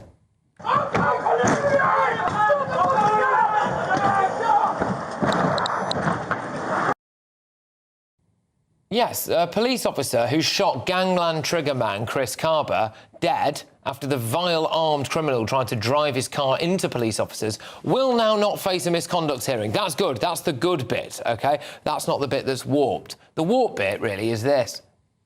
Today's decision by the IPC that after 4 years, NX121 will not be facing any misconduct hearing is welcome, but this has taken far, far too long. Oh, it's taken far too long. Oh, I've always been on the side of this particular police officer. Personally, I just think that Mark Rowley and the Met actually can get stuffed, because watch closely here. You might recognise the police officer in this video, and this was taken shortly after the shooting of Chris Carber. Firstly, I would like to offer my heartfelt condolences to the family of Chris Carber. I can't begin to imagine what they're going through at this difficult time for them as they try to come to terms with the loss of their loved one. I know there is a great deal of concern out there about this incident. The community are hurt and there is trauma. That man is Alexis Boone, the bloke now in charge of Hampshire Police and the force which delayed administering first aid to Henry Novak because they believed his ethnic minority murderer instead of him. And Alexis Boone could not issue anything like the same emotion over that as he did after Chris Carber was shot and killed. Yeah, he was at the Met at the time and he was apologising there to the family of Chris Carber, worried about the community. Oh, gosh, I know you've experienced trauma. Carber had actually shot a bloke in a busy nightclub not long before he himself was killed by a police officer who was just trying to protect himself and others. It actually also took a jury just a matter of hours to clear the police officer for murder. It's taken the IOPC 4 years now to clear his name entirely. And why did the CPS even charge him? I suspect simply because he shot a black man and they were worried about being called racist. The justice system in this country is absolutely rotten to the core, isn't it? Let's get the views of my panel on this now. Mark, we'll start with you, Mark Littlewood. Look, there's obviously a couple of different aspects to this. Firstly, the early release scheme. Andy Burnham appears to have lost the support of Thames Valley Police. I suspect wider police forces as well.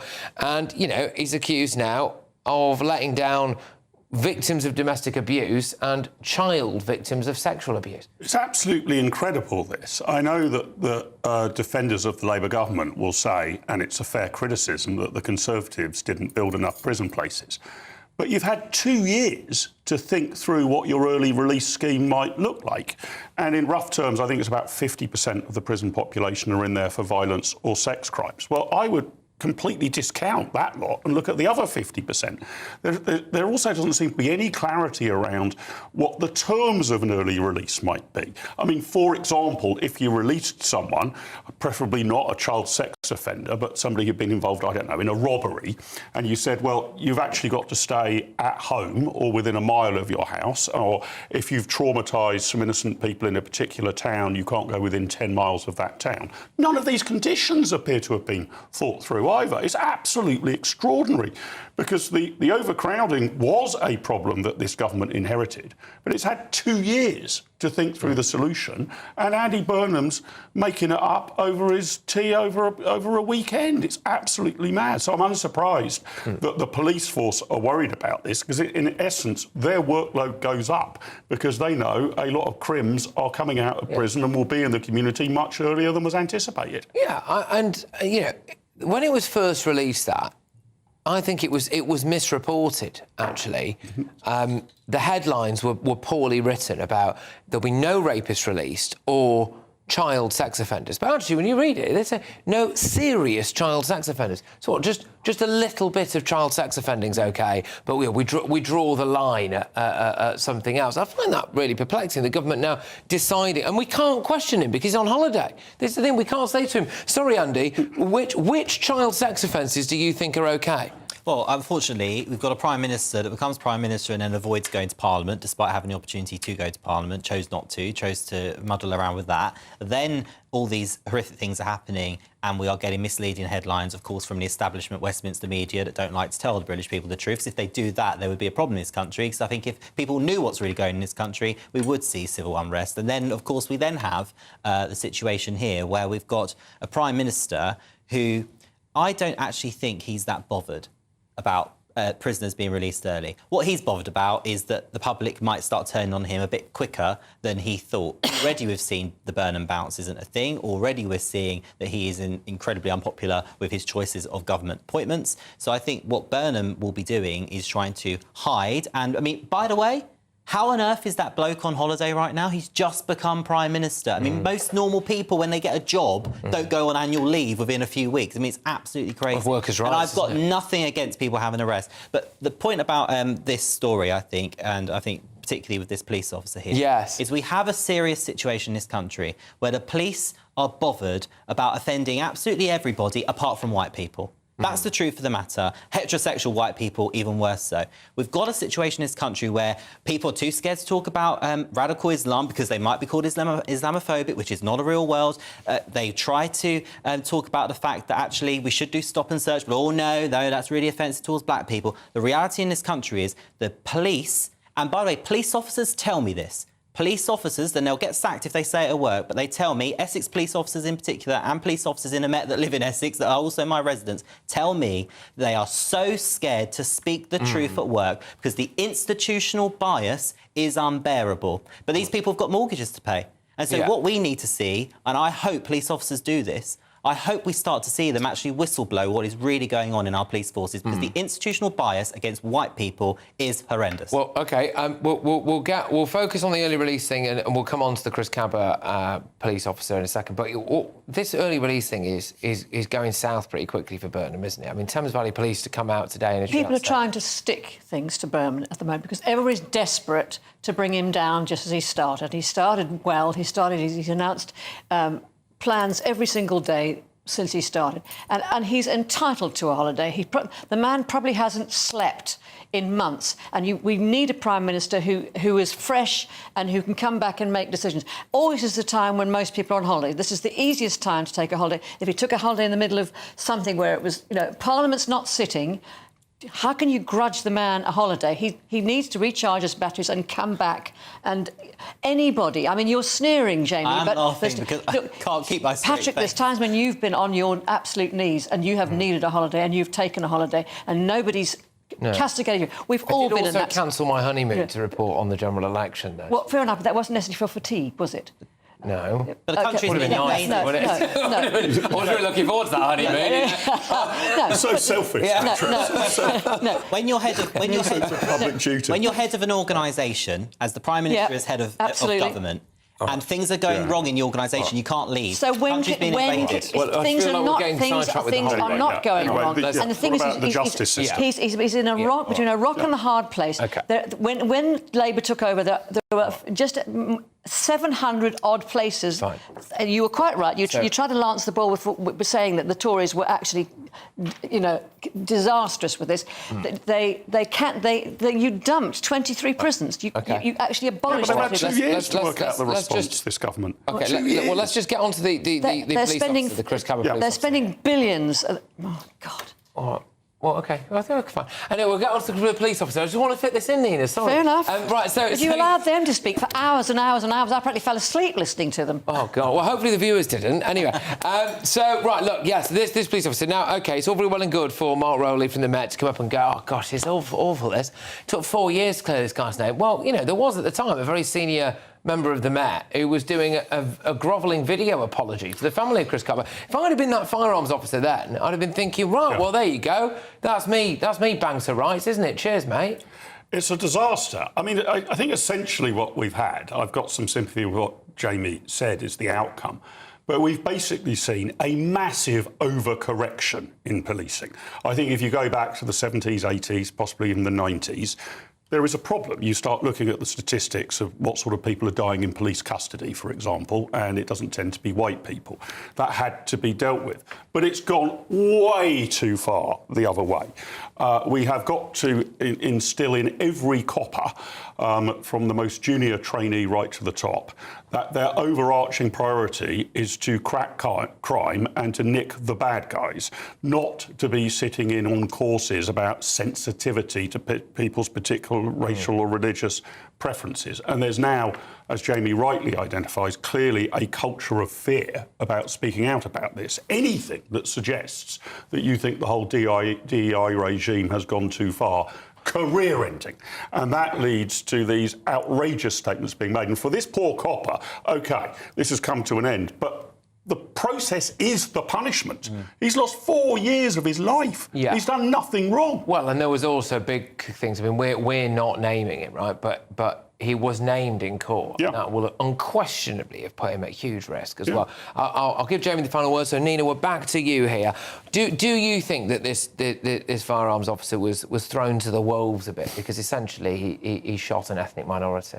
I think your people are paranoid about that sort of stuff. I mean, what Jamie's been saying is that the white heterosexual male is the most beleaguered part of our society. That's absolute paranoia. It's not true.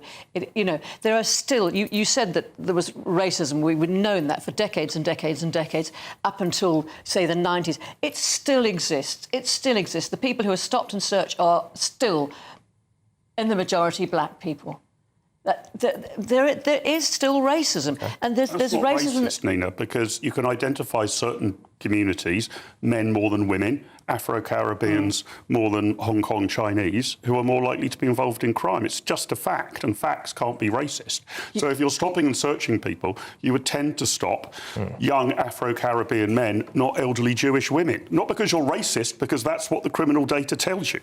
I can take that point, but I think that the balance is still too far the other way. I can quite see that there's an overcompensation in certain cases.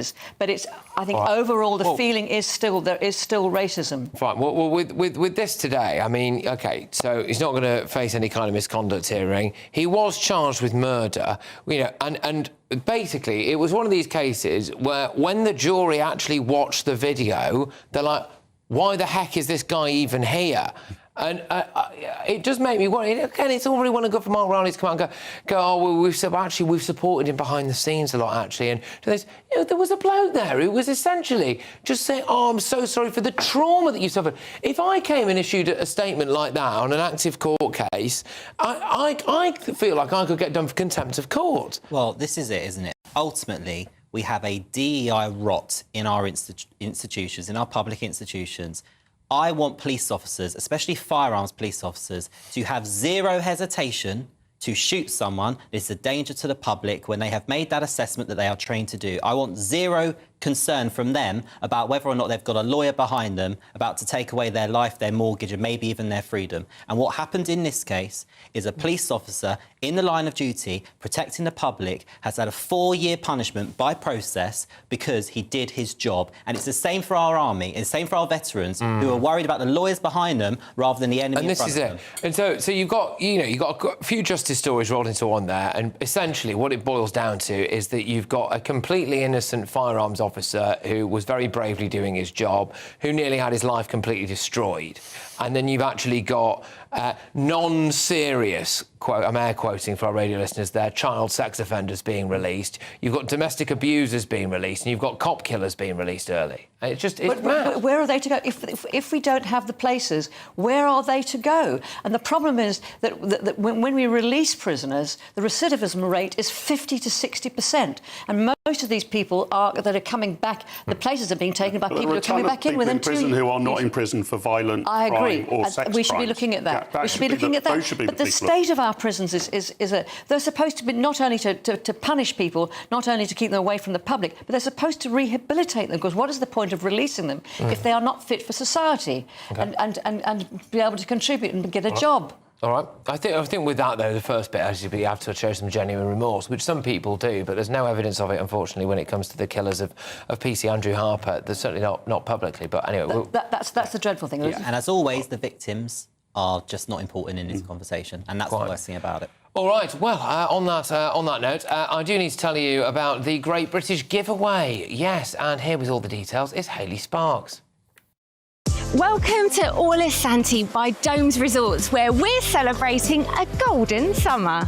And you could be enjoying a golden year with an incredible £60,000 to be won. That's tax-free cash that you'll get to spend on anything you like. What would you do with it? You could relax knowing that we've got those day-to-day financial pressures sorted. Or find yourself celebrating in the lap of five-star luxury, somewhere like here, the Spritzeria.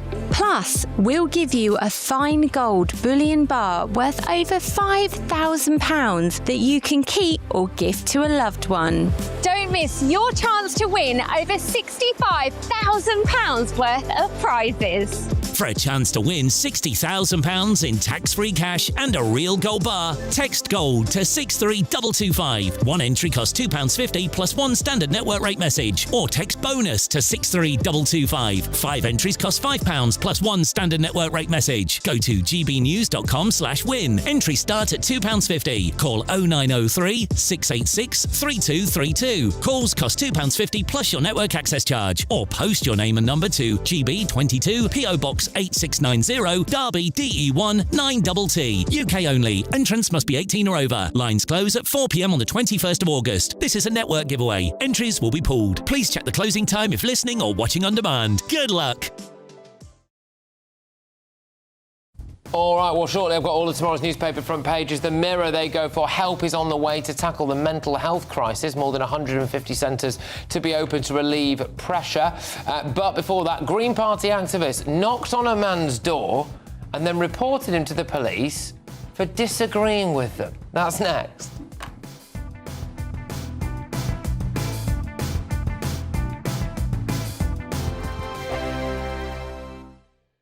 From court mornings to warm family brunches. From football to tennis in the car. In the kitchen. GB News Breakfast is there. With the stories you need and the conversations that matter. Anyway, let's talk business. Well, it has been a historic night in British politics. It's astonishing, isn't it? We're here again to start your day just right. GB News Breakfast. Every morning from 6 a.m. Only on GB News. Britain's news channel. Breaking news, live updates, stories that matter. From the heart of the GB newsroom to every corner of Britain. With our team of dedicated journalists across the UK. GB News bulletins are there to deliver the latest news that matters to you. Bulletins on GB News, the People's Channel, Britain's news channel. You want to know what's really going on in the corridors of power? Labour don't know what to do with you half the time, and that makes you quite lethal in the chamber. Get behind the headlines with Chopper's Political Podcast. Join me, Christopher Hope, as I sit down with the great and the good of British politics. We'll see where this ruling takes us. These are the stories shaping our nation. Chopper's Political Podcast, available now on all platforms. Listen in and stay ahead. From the school run to the home run, watch a new show for all of Britain. He can say whatever he wants. A straight-talking show where all voices are heard. And, you know, when are we going to stop talking about smashing the gangs and actually do it? With the stories that matter from every part of our country. There's a bit of a crash landing there for your Chancellor. Bold, fearless and standing up for you. That's me, Martin Dordmeat, 3 p.m. till 6 p.m, weekdays, here only on GB News. The People's Channel, Britain's news channel.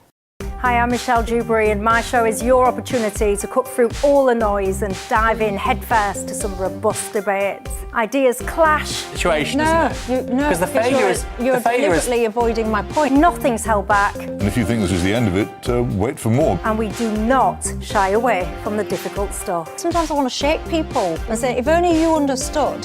So join me on Jubes & Co weeknights at 6 p.m, only on GB News, Britain's news channel. At GB News, we love to hear from you, our loyal community.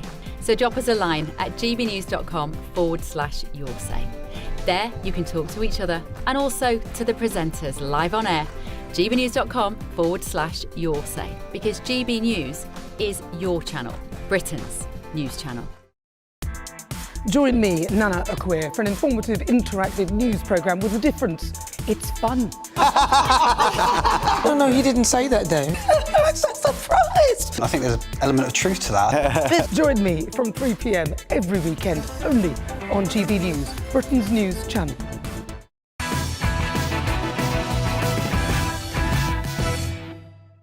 Oh, welcome back. So this is an absolutely remarkable story. So it's becoming a familiar story from the police, I'm afraid. Remember when Telegraph columnist Alison Pearson found police at her door over a social media post, which she last week actually received an apology and damages for by the behaviour of Essex police.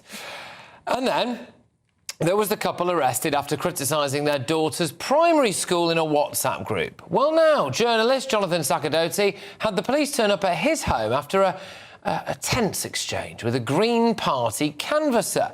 The case was later dropped and no further action was taken.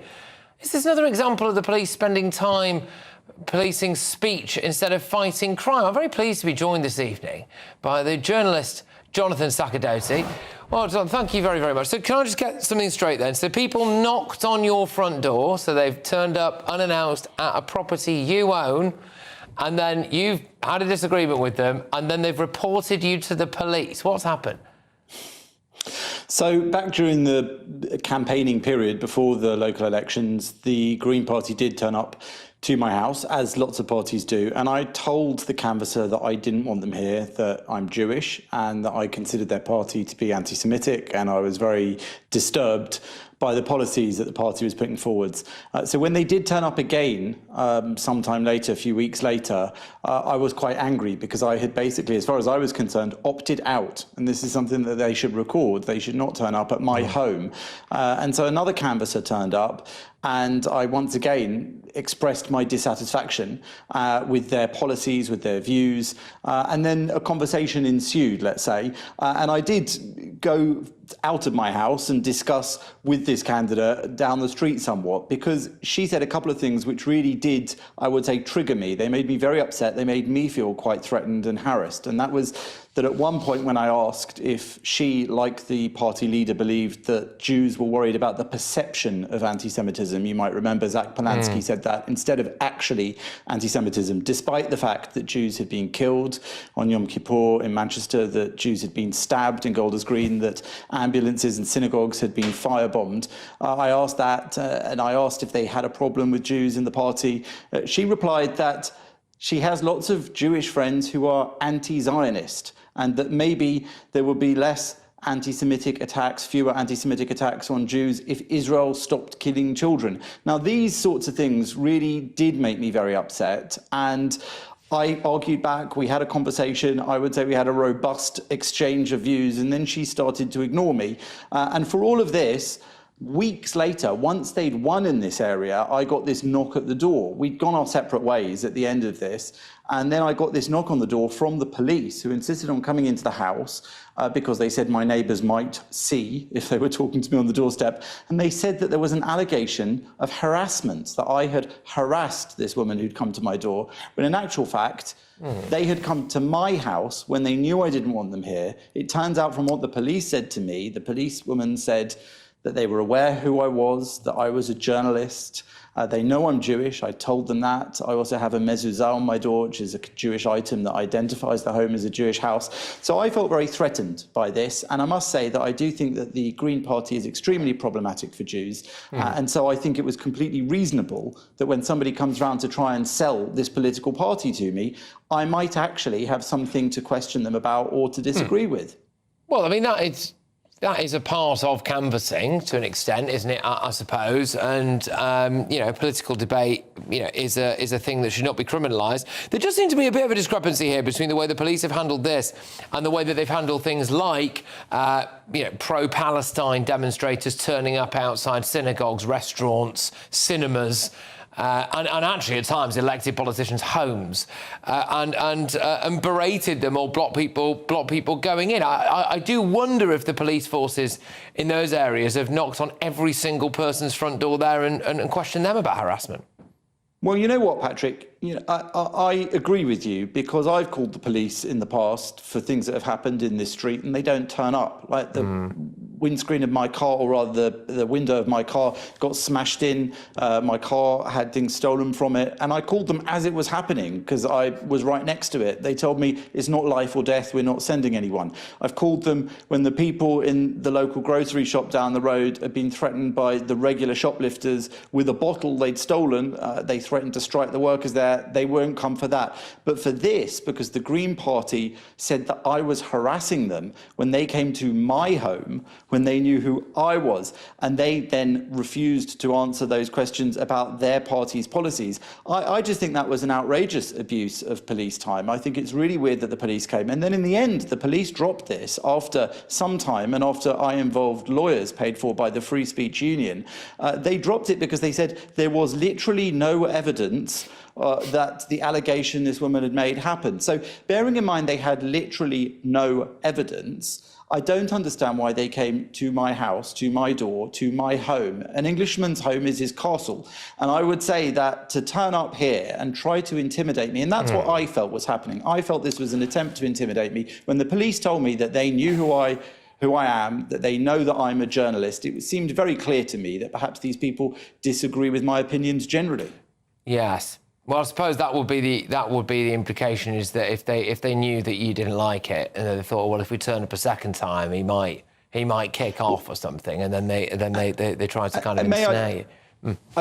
May I just say, if you've got time, you know, the reason that I found them so triggering is that, you know, Deputy Leader Mothin Ali posted on around October the 7th, 2023, that Indigenous people have a right to fight back. And he later also called a Leeds Jewish chaplain, an IDF reservist, a creep and an animal, who went to Israel to kill women and children, and that chaplain's family had to go into hiding.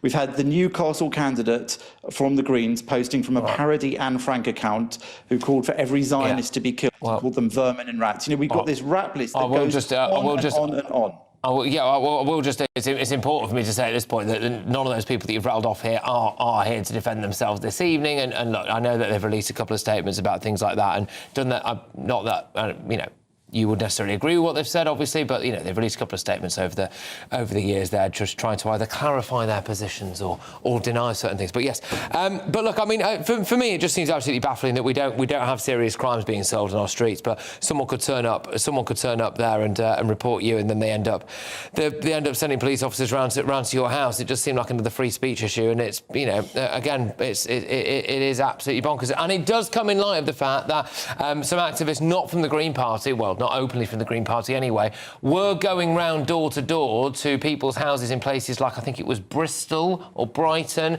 and asking them if they wanted to support a boycott of Israel, and then making a little note of everyone's addresses depending on what they said, which I mean I found incredibly sinister, and I'm not Jewish. So there we go. But Jonathan, look, thank you very, very much. It's great to see you, and it was interesting listening to you at the Oxford Union as well. So there you go. So Jonathan Sakadirty there is a journalist. GBNews has reached out to the Greens, but we have yet to receive a reply. So there you go.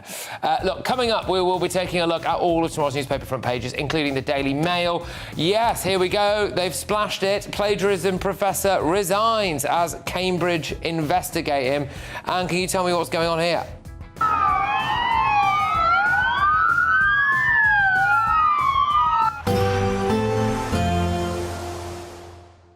I forecast a perfect holiday in the sun. Weather looking good then? For sure, and no worries about our travel insurance. All Clear Travel Insurance sponsors GBNews Travel Destinations Forecast.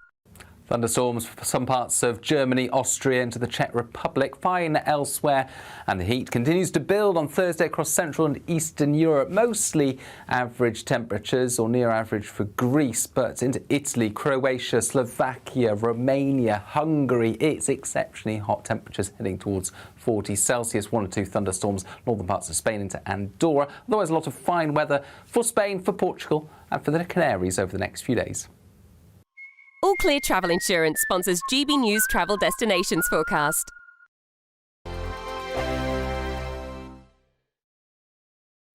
I've been in Westminster for a long time, but I know that though power may be here, its effect on people's lives is across the whole of the country. We may be where rules are made, but it's where they're implemented that matters. Join me, Jacob Rees-Mogg, for forthright and frank discussion on where Britain has come from, where it's going, and where it will end up. That's State of the Nation, Monday to Thursday, 8 to 9 o'clock. Vox Populi, Vox Dei. Britain deserves a newsroom that puts the facts and your voice first. Well, and that's what you get on GB News. Lively debates, lively conversations. And we're not afraid to hold power to account. And each other. So join me, Andrew Pearce. And me, Miriam Cates, for Britain's Newsroom, weekdays from 9:30 on GB News. 5 hosts, 5 opinions, 5 fearless debates, 5 unfiltered takes on the day's news. 5 reasons not to be anywhere else on Saturday night. This is the Saturday 5. You got me good there. Britain's biggest Saturday night TV show. It's not a bad brand. Yeah. Uncensored. Very, very racy tonight on the unpredictable. What does she say? Can you translate it for us? And always entertaining. And how can a country go from being led by William Wallace Saturday nights from 6 p.m. only on GB News. The People's Channel. Britain's news channel. You're going to want to stay tuned, trust me. Hi, I'm Michelle Dewberry, and my show is your opportunity to cut through all the noise and dive in headfirst to some robust debates. Ideas clash. Situation, isn't it? Because the failure is... You're deliberately avoiding my point. Nothing's held back. And if you think this is the end of it, wait for more. And we do not shy away from the difficult stuff. Sometimes I want to shake people and say, if only you understood. So join me on Jubes & Co. weeknights at 6 p.m. only on GB News, Britain's news channel.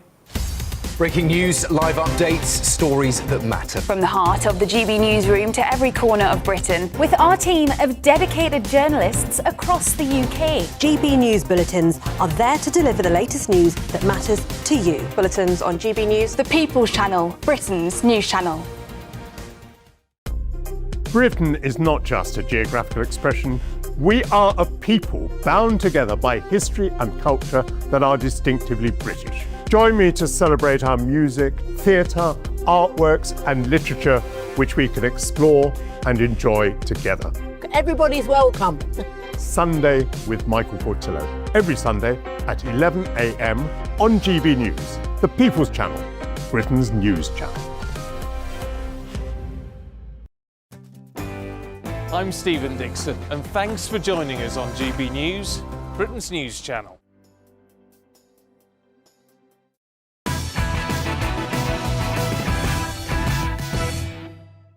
OK, welcome back. Let's have a look at tomorrow's newspaper front pages, shall we? The Daily Express, early release is a betrayal of a hero police officer. It's not going away, this story, is it? That's Dame Priti Patel there now, getting stuck into Burnham's early release scheme. The Daily Mirror, help is on the way.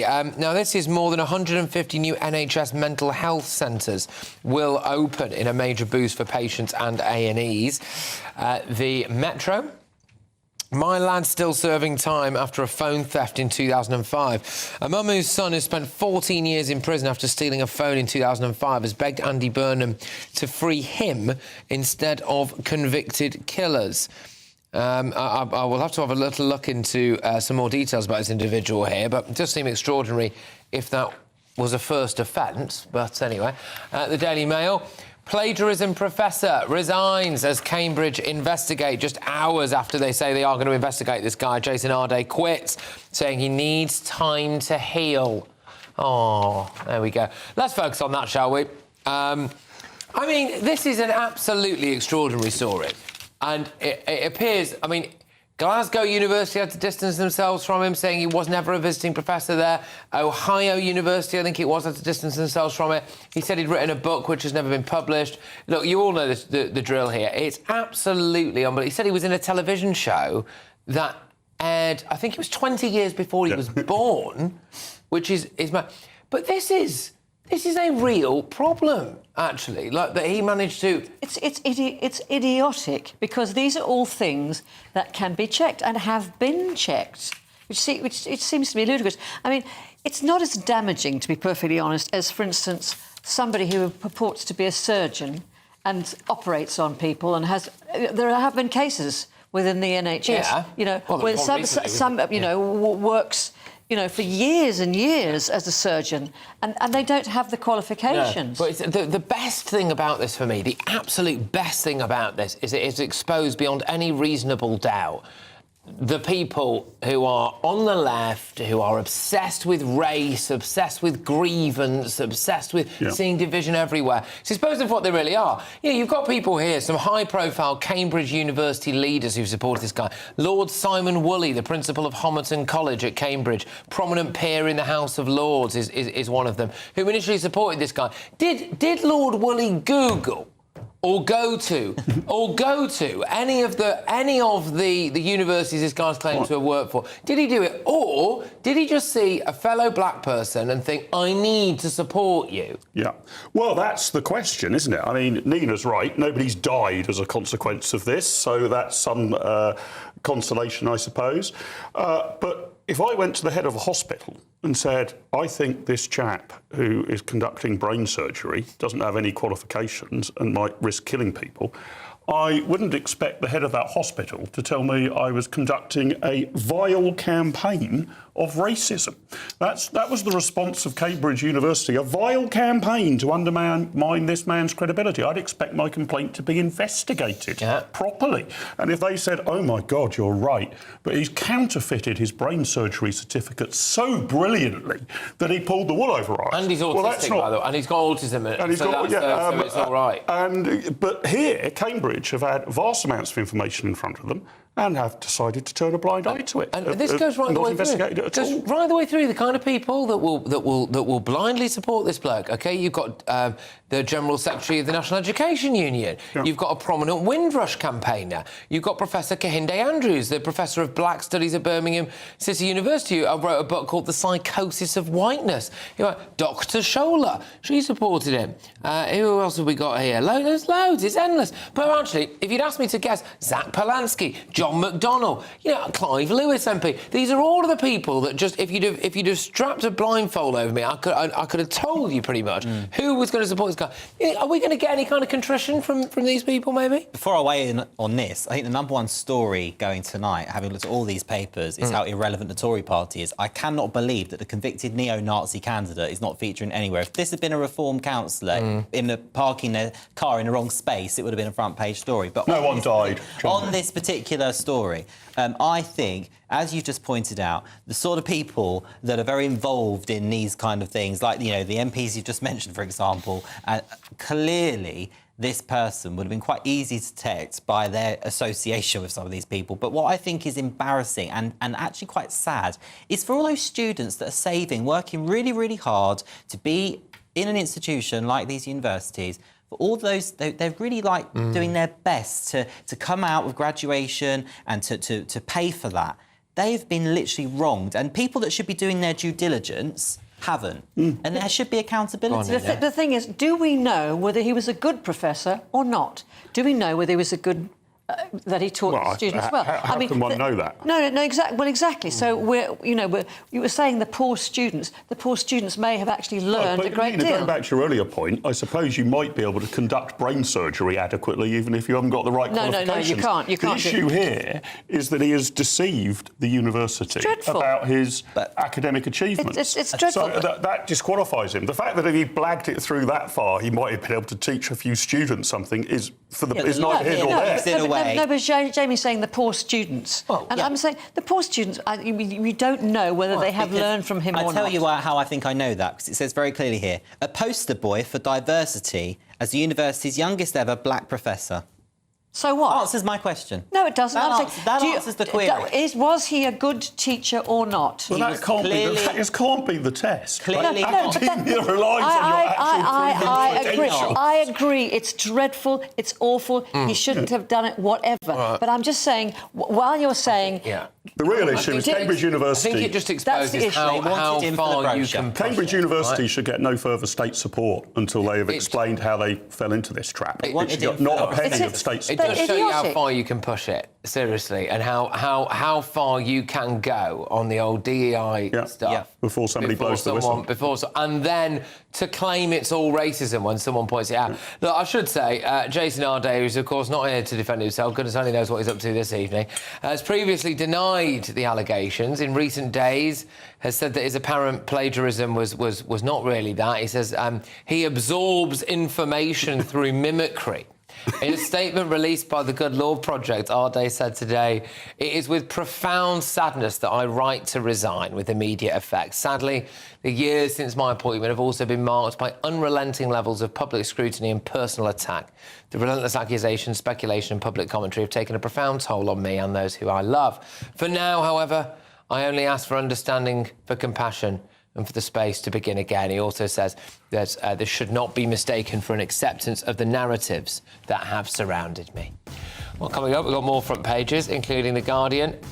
Academic resigns amid plagiarism accusations. Even The Guardian has turned on him. Plus, can you tell me what's going on here, please?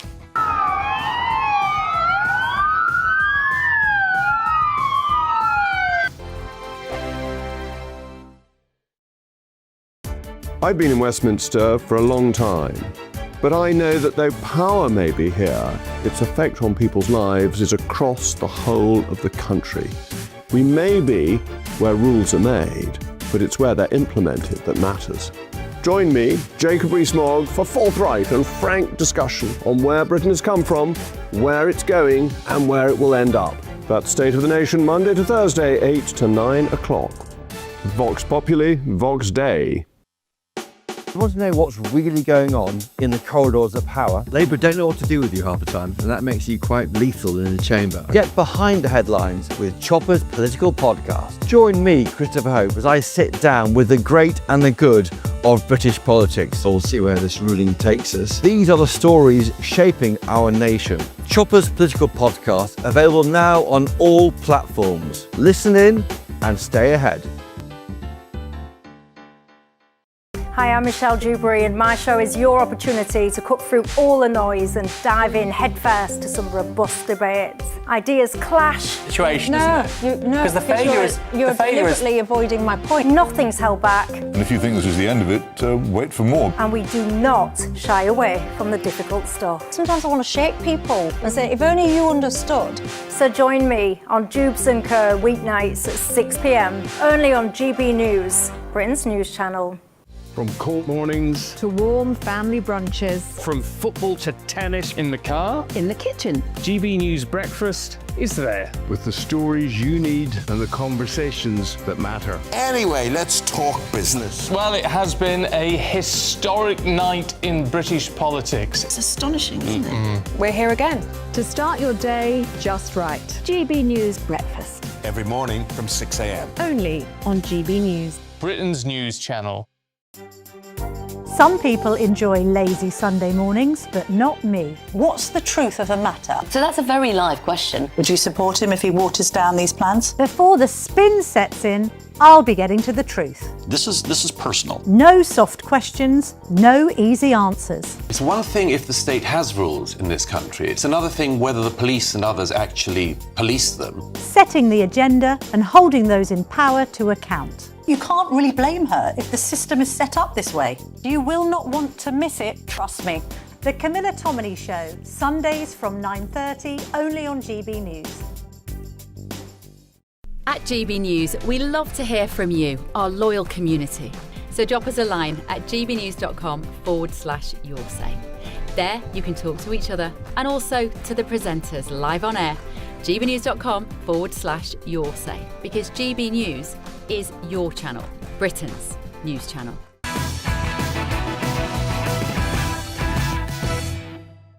OK, welcome back. Let's round off tomorrow's front pages. And The Times, plagiarism row, professor resigns from Cambridge. The Guardian, academic resigns amidst plagiarism accusations. The Sun, West End stab rampage.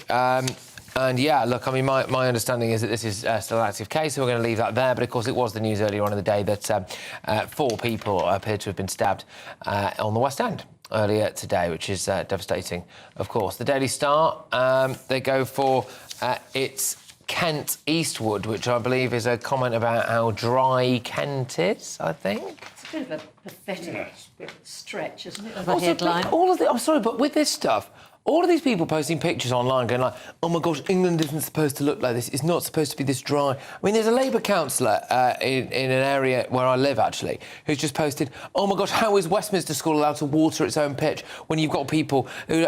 Well, actually, it turns out that apparently Westminster School actually has its own kind of almost reservoir, which they store themselves. They are able to. Well, that should probably be nationalised then. Yeah. They're able to manage their own water intake and then use it for their own personal benefit. How very dare they? But no one seems to be speaking up and going, well, thanks to rapid population growth over the last 20 years and us doing absolutely naffle with our infrastructure, we now can't water our parks. No, and it's also thanks to the complete ineptitude and crookery of the water boards who have not built a reservoir and who there's more water lost through leakage than ever, whatever. So it comes down to that as well. It comes down to sheer greed from the water companies. But again, it's not all...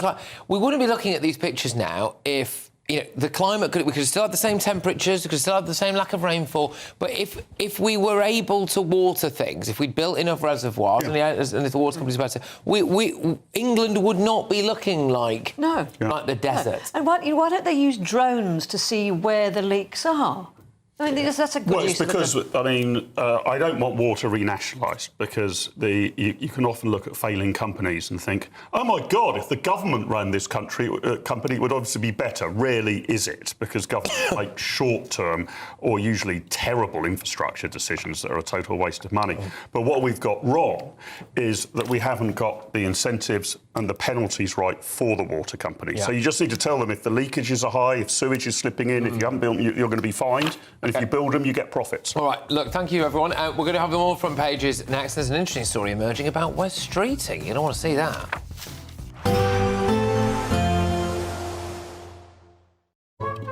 Today's outlook: cool, calm and completely horizontal.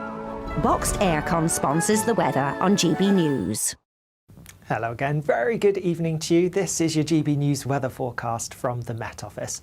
Whilst there is some thundery rain across parts of Scotland at the moment, most of that will clear through overnight, leaving a fresher, drier day for many of us tomorrow. We do still have a frontal system making its way across Scotland at the moment, and this is bringing further outbreaks of rain. Some could still be heavy and thundery for a little while yet, but through the night we will see the rain in the north breaking up a little bit, and so it will be turning drier. All the time across southern areas it will be a dry night with lots of clear sky, and with that temperatures are going to be a little bit lower than they have been through some recent nights. Mid-teens across some southern areas, some places further north getting into single digits. So we do wake up tomorrow morning to a bit of a cloudy start across central and eastern parts of Scotland, and there will be some rain, but not as much rain as we've seen through recent days, and actually western parts of Scotland having some decent sunshine through the morning. A bit of a showery mix of sunny spells, showery bursts of rain for Northern Ireland, cloudier across parts of northern and western England and Wales, and a few spots of rain can't be ruled out, but central and eastern parts will get off to a fine sunny start. Now some of the cloud in the north will feed a bit further southwards, so there will be some cloud at times across southern areas, but this should break up into the afternoon with increasing amounts of sunshine here. And further north, well, apart from the odd spot of rain, it is going to be much drier than it has been recently, especially by the afternoon. With that though, slight change in our wind direction means, especially in the southeast, it's going to feel markedly fresher than it has done of late, highs of around 22 or 23 Celsius. Into Friday, and whilst much of the UK will be largely dry, just a few spots of rain here and there, towards the far northwest there's likely to be some wetter, windier weather here. Elsewhere, yes, plenty of dry, sunny weather to be had, and it's staying mostly dry in the south into the weekend, and here temperatures are set to rise again. Good chance we'll get back into the high 20s. Bye-bye. Today's outlook: cool, calm and completely horizontal. Boxed Aircon sponsors the weather on GB News. Well, I'm afraid it's an absolutely terrible evening for Cambridge's youngest ever black professor, who has resigned in a massive plagiarism row. Even The Guardian have led with it. Terrible stuff. So we're talking about that. Grooming gang abusers are set for an early release from prison. So there you go. I thought, though, that serious child sex offenders will be kept behind bars. We're going to be talking about all of that, and as well the drought as well, the kind of self-inflicted drought that we've got in this country at the moment.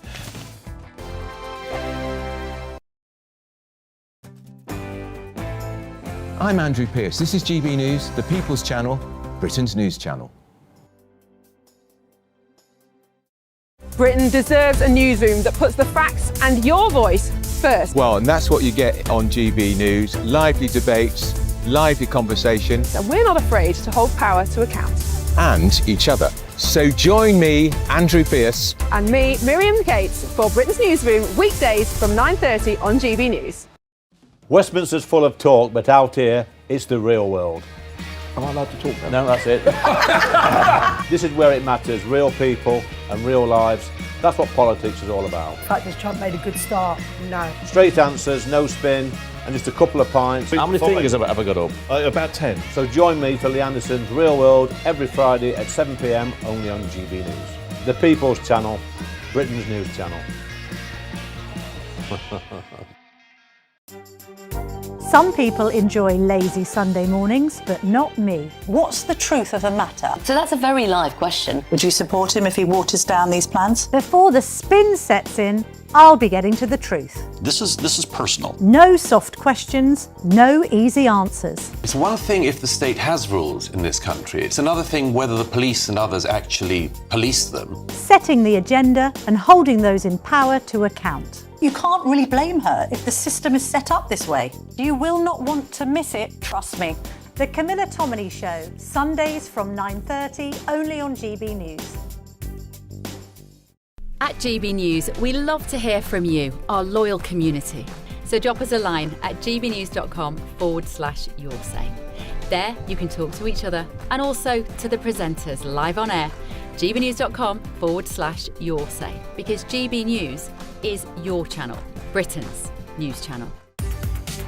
From the school run to the home run, watch a new show for all of Britain. So he can say whatever he wants. A straight-talking show where all voices are heard.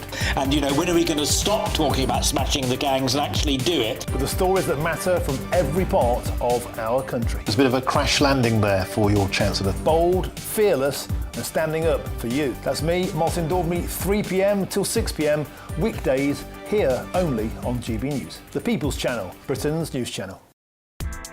Join me, Nana Akwe, for an informative, interactive news programme with a difference. It's fun. No, he didn't say that, Dave. I'm so surprised. I think there's an element of truth to that. Join me from 3 p.m. every weekend, only on GB News, Britain's news channel. I'm Michael Portillo. This is GB News, the People's Channel, Britain's news channel.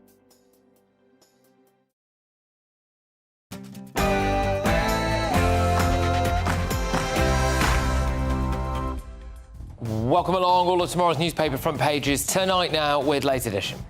We inherited a prison system at capacity and really difficult decisions have had to be made to release. Why do they always dress up when they go on these things? Oh, I better get the high vis on and the hard hat. Anyway, another day, another early release headache for the Prime Minister on holiday, as Burnham is accused of betraying police officers and the family of PC Harper. And just before we move on, there is actually another story. It's on the tomorrow's Times newspaper, which appears to put a bit of a spanner in the works for the government, which is claiming that no serious child sex offenders will be released early, because it now seems like grooming gang leaders are going to be released. Plus, patriotism built not on blood and soil, but on shared values, shared institutions, and shared responsibilities. Fascinating West Streeting story emerging here. Apparently, he was bankrolled by donations linked to an American crypto king fraudster. Also, the Board of Electors on your interview day were absolutely unanimous. We are so lucky to have you. Oh, yes, delicious, isn't it? Britain's Walter Mitty, or plagiarism professor, as he's now being known as. He's quit this evening from Cambridge University after a litany of allegations against him. And the NHS has been told to prepare for an annual heat wave crisis as we deal with a self-inflicted drought.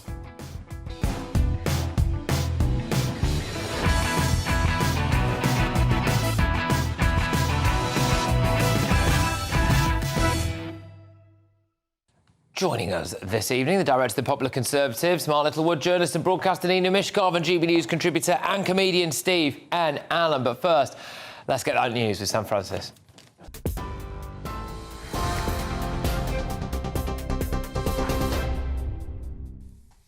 Patrick, thank you, and good evening to you. Just after 11 o'clock, the top story tonight, the police watchdog has dropped its misconduct case against the Met firearms officer involved in the fatal shooting of Chris Cabba. The officer was cleared of murder last year after shooting the 24-year-old in South London in 2022. But he'd still been due to face possible misconduct action. The Independent Office for Police Conduct says it reviewed the case after changes to rules around police use of force. Met Commissioner Sir Mark Rowley says that the decision ends almost 4 years of uncertainty for the officer, but campaigners for Cabba's family say it sends a dangerous message. Kemi Badenoch is facing growing backlash tonight after a former neo-Nazi who withdrew as a Conservative council candidate was offered an advisory role within the party.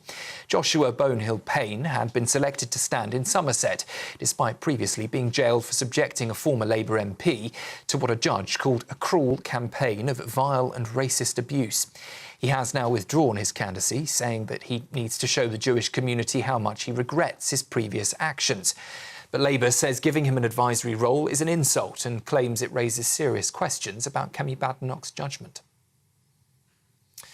Cambridge University's youngest black professor has resigned after a row over his academic record. Jason Arday, a professor of sociology of education, stepped down after the university launched an investigation into his qualifications and honorary appointments. The inquiry followed reports questioning claims he made about his career, including a book he said he had published and allegations that parts of his PhD thesis were copied from another student. Professor Ade says the accusations and public commentary have taken a profound toll and says his resignation should not be mistaken for accepting the claims made against him. Also tonight, Wes Streeting is facing questions over donations from a think tank linked to disgraced cryptocurrency fraudster Sam Bankman-Fried. Reports have emerged that the new Defence Secretary accepted more than £37,000 from Labour for the Long Term in 2022 and 23. The think tank's founder had received £500,000 from Bankman-Fried shortly before its first donation to Mr Streeting. Well, a spokesman for Wes Streeting claims all donations were properly declared, all due diligence was followed, and there is no suggestion he knew about the source of any funding. And Gianni Infantino has won the backing of FIFA senior leadership tonight after crisis talks over his failed plan to sell a stake in a company linked to the World Cup. The FIFA president had wanted to create a new company to run major competitions and sell 20% of it to private investors. The plan was scrapped, though, after fierce criticism, with UEFA threatening to boycott FIFA competitions until it was dropped. After talks in Morocco today, FIFA admitted mistakes were made and said the process should have been handled differently. But its management board says it fully supports Infantino.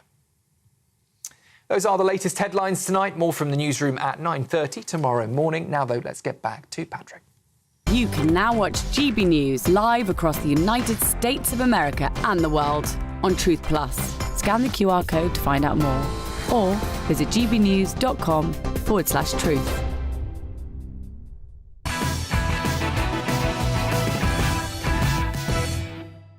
All right, let me get you all of Thursday's newspaper front pages. And we start with the Daily Express. Early release is a betrayal of hero police officer. And this is Dame Priti Patel blasting plans for two of PC Andrew Harper's killers to go free. The Mirror, they say help is on the way, and this is more than 150 new NHS mental health centres will open up in a major boost for patients and A&Es, and also the police as well. I think they do spend a lot of time dealing with people who are in a mental health crisis.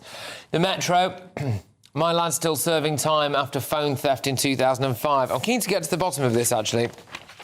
Because at face value, it sounds absolutely horrendous.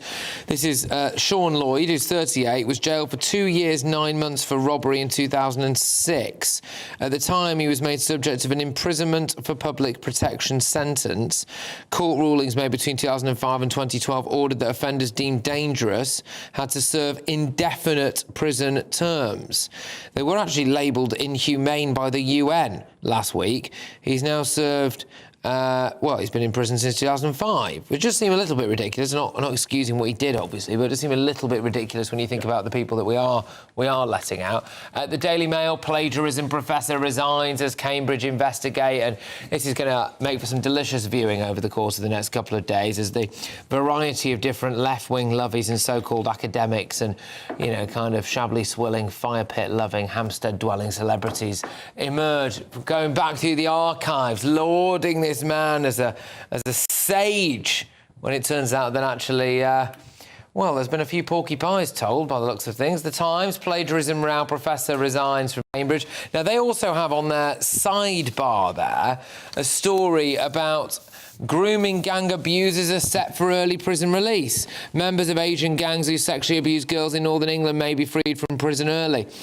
But we were told that they were not going to be releasing serious child sex offenders. So is this an admission from the Labour government that they don't think people responsible for grooming gang abuses are serious child sex offenders? Be lovely to be able to ask Andy Burnham about this, of course. We can't, though, can we? Because he's got his trotters up somewhere. But The Guardian, academic resigns amid plagiarism accusations. The Sun, West End stab rampage. 4 people were stabbed in Covent Garden earlier today.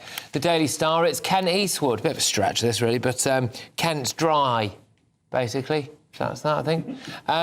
Look, let's get stuck straight into this. A combination of the early release thing, but if we bring up the Times... This man Members of Asian grooming gangs who sexually abuse girls in Northern England may be freed from prison early, despite Burnham's pledge to exclude grooming gang offences from the release scheme. The Times have identified a number of cases of men who were convicted for assaulting children in Bradford, but because many of the offences took place before anti-grooming laws were introduced in 2003, they were charged with indecent assault, which does not fall with current exemptions to early release. So there you go. Mark, what do you make of that? Well, I mean, they are trying to dance on the head of a pin here, the new administration, aren't they? They have not thought this through. I think they've made claims which might be technically accurate. Serious sex offenders won't be released. But then when you dig into it, as it looks like the Times have done, OK, there was a technicality, it was indecent assault. Well, I guess, therefore, the government has to say we don't consider indecent assault of a child to be a serious sexual offence. This is a complete nightmare. I mean, I still cannot believe that they haven't, somewhere in the Justice Department, said, right, essentially, at least metaphorically, get me the files on all 90,000 prisoners. How big a pile is it for murder? How big for rape? How big for armed robbery? How big for vandalism, shoplifting? According to the Metro, how big for mobile phone theft? And can we kind of put them in order of seriousness and work out, you know, from the bottom top, not the top to the bottom, who we should be releasing here? I think they should also build in a backstop. So they should sort of say, well, actually, it looks like these 12,000 people are going to be released early, but you will have to get sign-off from the Home Secretary before they're released, so that the government could intervene on any specific case, such as what looks like a technicality here. They just haven't built a system. They haven't thought it through. And Patrick, when it begins to happen, but the backlash will be a lot bigger than now, because you can. It's a certainty, I'm afraid, that one of the people released will commit pretty grim offences pretty quickly. At that point, what's the government going to say? But I don't think they've built a system or an approach to this that is remotely robust or sensible. It says here, among those who may be eligible for release having served just half of their sentence are 5 men who were sentenced to a collective 35 years in prison last October for abusing a Bradford girl from the age of 13. They were each sentenced to between 6 and 8 years in jail. After the trial, the victim said that the men had taken away her basic rights and stole her future. I mean, you know, again, it was the headlines when this came out. We will not be releasing grooming gang members, rapists or serious child sex offenders. Well, you are. Yeah, literally are. Do you remember when we were talking about the release of the grooming gang leader, and the reason he couldn't be deported was because of the 1970s law? And the thing is, it's the law. What are you going to do? It's the law. And my argument was, well, you're literally the people who make the law. Pull your finger out. You can change opening hours when there's a football game on. You can change laws to do with steel on a Saturday. Do it. You don't even have to do with this one. Their argument is, oh, it's a technicality, it's the law. No, it's a technicality in the policy that you've not necessarily finished. Do it. Add to it now. You're in charge of making sure these people aren't out. So the excuse that it's the law is ridiculous. The headlines are getting worse, and it's making it feel more like we're heading towards the purge, like we're getting the worst kind of criminals out on the street, which is not what we were promised, and it's what we're being delivered. I mean, Mark, your analysis is great. There's only that one mathsy problem, that if the rule is you've got to have served half your sentence, there might be a situation where you've got sex offenders who are getting near the half and tax evaders who have done 25%. And you actually need to ask yourself the question, would you rather have tax evaders who've done a quarter of their sentence or murderers who've done half? And the fact we have to ask ourselves that question is how bad this situation is. Well, it's an easy answer, isn't it? Oh, it's an easy answer. As you were just saying, Steve, given they can write the laws, you might actually say, well, actually, for non-violent crime, terribly sorry, but we're going to drop it to only 20% of the sentence. There might then be conditions on your release that you're a curfew for 4 days a week or something like that. But that's fine. But they seem to be treating themselves as if they are at the mercy of the law rather than the governors of it. Yeah, it's ridiculous. Well, that's what. But the thing is, what physically do they do with these people when the jails are full? Because the jails are going to be full in November if they don't do this. Release the tax evaders, not the sex abusers. Or house arrest is the next. You know, they did that to Galileo. Well, there we go. That's the proof of it. It's the last time we had a functioning prison system. The manufacturers of tags are going to be, opening bottles of champagne at the moment because they're going to be making a fortune because they're all supposed to be being tagged, aren't they? Well, are they all being tagged? Yes, apparently. Well, you'd hope so. Yeah, exactly. So they're between a rock and a hard place. What do they do? And because I lay this squarely at the gates of the Conservatives because they did actually just leave a situation which was impossible. There are only 700 odd places. On July the 8th, 2024, just after Labour had taken back, there were just over 700 free places. Right, but they've had 2 years to think through the system. I've suggested to you a system about how we should approach this problem, which I accept is a tricky inheritance for the Labour government. But they've had 2 years to work out what the systemic approach should be to this, how to actually order it. 2 years. Yes, but then they're putting billions into building more prisons. Yeah, but that's not going to solve the problem today. Exactly. But so they've had 2 years to think through: should we release the tax evaders or shall we release the child sex abusers? And they've reached the conclusion we should release the child sex abusers. That's a Labour decision. That's nothing to do with the inherited problem. That's to do with their failure to sensibly deal with an inherited problem. They don't like tax evaders, do they? Yeah, they don't like tax evaders. I think that they will do something about this. I think this law that says sex assault before 2003. I think they'll do something about it because you can't just let people out. Yeah, you're right. They should do something morally, and if they don't do it morally, they should do it for the optics. Yeah. They should exactly. It's exactly that. It'd be stupid not to. I can't believe that they will. Well, we'll have to wait. Can you just delve into the front page of the Metro, actually, because this is another angle on the early release scheme that they've gone for here. And it's a case study story, which I often find can be very powerful. The case studies, it humanises things, etc. So the headline here is, "My lad is still serving time after a phone theft in 2005.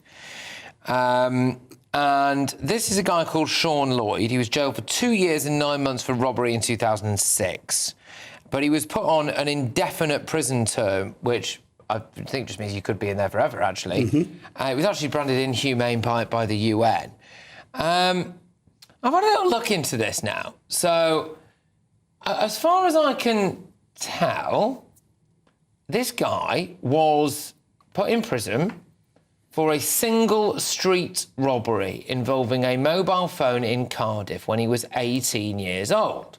But he was given that indefinite prison order. I mean, I've been going to see if there's any previous convictions here. I'm not excusing the fact that he did do that at all. It's a crime and he should go to prison for it. But, again, it's the contrast, isn't it?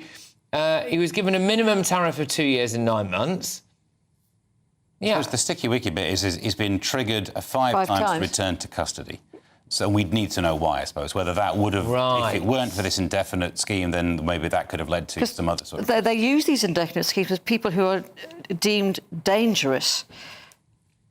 Yeah, but on the face of it, as Patrick says, I mean, there must be something here that Metro's not reporting. But on the face of it, although it is obviously outrageous and should be punished, probably with a custodial sentence, pushing your victim to the floor to snatch their phone, but returning it when chased, doesn't seem the sort of thing that you should spend 14 years in jail No, I think so there must be something else. That was, as far as I see it, that was the initial thing. And then they've observed him and they say he's too dangerous. And he's been, as you say, been called back 5 times. We don't know why. And remember, this is his mum's account of it. Well, and the Metro's account of it as well. The Metro's account is interviewing his mum. Come on, this is what his mum says. It does say here, Sean Lloyd has been released and recalled to prison 5 separate times. First released 2014 after serving 9 consecutive years of his... And we don't know why. But... Also, the main thrust of this story is the comparison. So whatever he's done, I think we would have heard of a different court case if he were a murderer, a grooming gang participant or any of the other ones. So all the things we know, whilst he might have done some bad things and been triggered back into custody 5 times, none of it is as bad as the things that we know people are being released from. Yes, that's very true. There's no evidence that he's dragged a police officer to death behind a car or indeed, sexually abused a girl of 13 in Bradford. I mean, he hasn't done those things. So, yes, there is. It says here he was most recently recalled to prison a few weeks ago, just 4 months after his release, when a caller alleged he had strangled his mother. Yes, but they say it never happened and the call was malicious. Exactly. So there obviously isn't a conviction around. No, absolutely not. So it's a very odd case. His mother actually denied any violence. Yeah, look, very weird, very weird. I mean, let's be honest with you, it's not the most cut and dry case study that the Metro could have used, but they've gone for it on their front page. But it speaks to this issue that you should be able to sift through the entire prison population and reach some sort of logical, however painful, decision about which basket of crimes you're going to essentially give early forgiveness for and which you aren't. Yes. And at the moment, the Labour government has not satisfactorily constructed that equation. But the other thing is the sort of the level of... Well, just the level of competence, basically, when it comes to people who are guarding our jails. I mean, we look at all those ones that were released by... So I have had a slightly bizarre thing. It just shows you the reach of GB News, because I have just received an Instagram... I won't name this person. I've just received an Instagram message from someone who I believe was actually in prison with this guy, saying that none of his recalls were for offences, and that it's disgusting that he's still locked up, which just shows you who's watching, how far and wide it's gone. So there you go. And anyway, why have they got tellies? This guy's someone's gone hardcore. No, this guy's not in prison. All right. He's now out. He was in prison with him, I think. Anyway. Okay. Yes. Right. OK. Anyway, coming up... The Board of Electors on your interview day were absolutely unanimous. We are so lucky to have you. OK, the so-called plagiarism professor Jason Arday resigns from Cambridge University. We're going to be having a little look at this bonkers story when we come back.